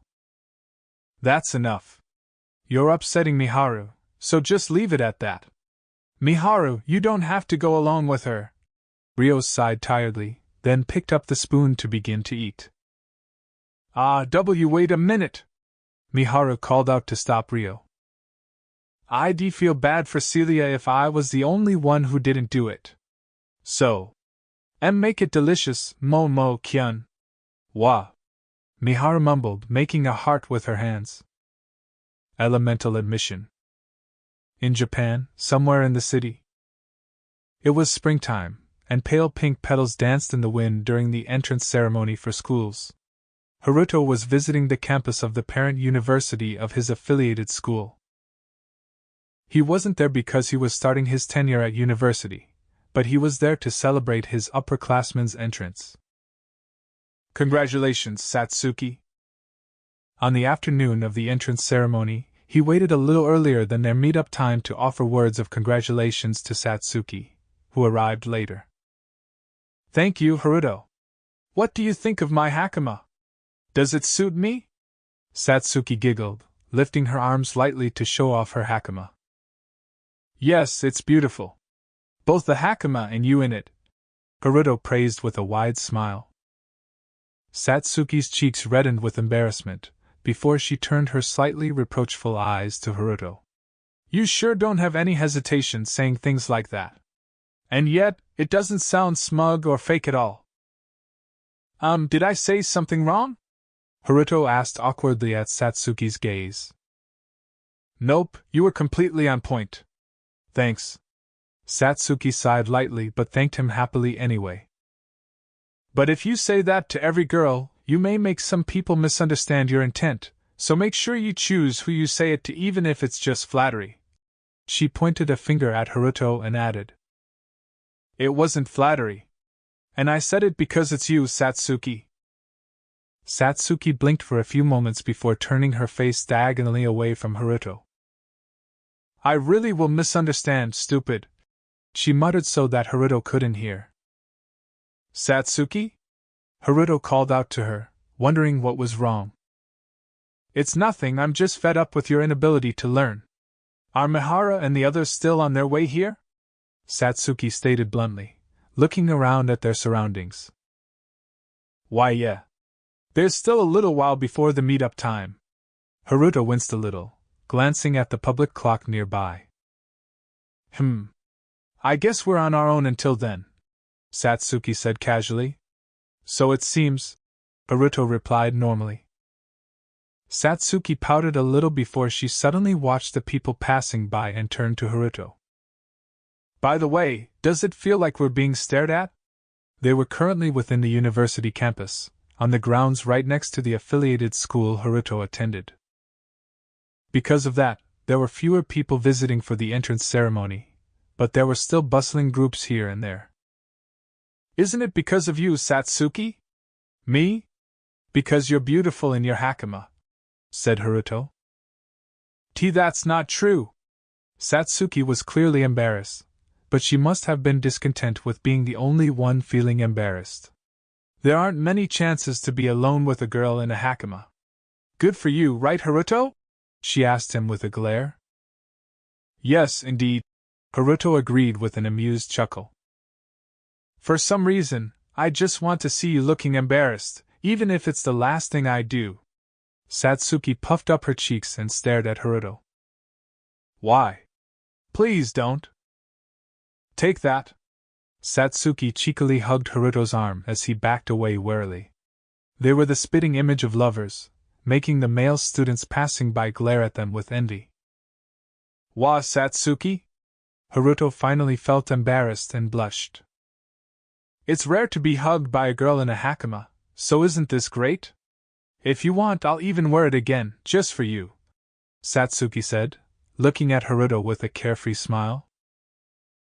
Afterward. Hello everyone. Thank you for everything, as always. This is Yuri Kitayama. Thank you for picking up Surei Gensuki, Spirit Chronicles Volume 10, Forget-Me-Not of Rebirth. Since Volume 1 went on sale in October of 2015, this series has finally achieved the 10-volume mark. The story also reached a turning point at the same time, and in this volume I crossed one of the multiple story mountains I had planned from when I first started writing. This was one of the stages I wanted to ride up to when the novelization was decided, so it's an emotional moment for me. However, Surei Gensuki hasn't ended as of this volume. The next goal is Volume 20. How far I can release will also depend on the sales of the series, so I would be most grateful to everyone for sticking through with the story until its completion. And now, to change the topic abruptly, I will be releasing a new light novel through Kadokawa's MF Bunko J called Miyusukuro de Ikinari Sekai Saikyu on March 24th, 1 week before this volume goes on sale.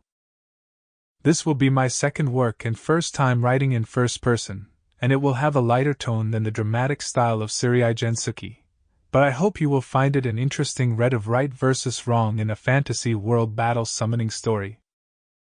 With that aside, as the two release dates are close, HJ Bunko and MF Bunko J have worked together to make a collaborative release of Surei Gensuki Volume 10 and Miyusukuro Volume 1 come to fruition. The specifics involve purchasing both volumes to receive a bonus collaborative short story of roughly 20,000 characters, so please check out Miyusukuro. The bonus will not be available forever, so apologies in advance. The collaborative short story features the strongest characters in Surei Gensuki, Ryo and Aishia, traveling through the wilderness when they wander into the world of Miyu Sukuru and get involved in the story there. For the enjoyment of the readers, I've included quite a number of factors that relate to the main story of Seirei Gensuki 2, so I believe it will stir up quite a number of theories. Now I must wrap up here, so hopefully we'll meet again for Volume 11. Yuri Kitayama, March 2018.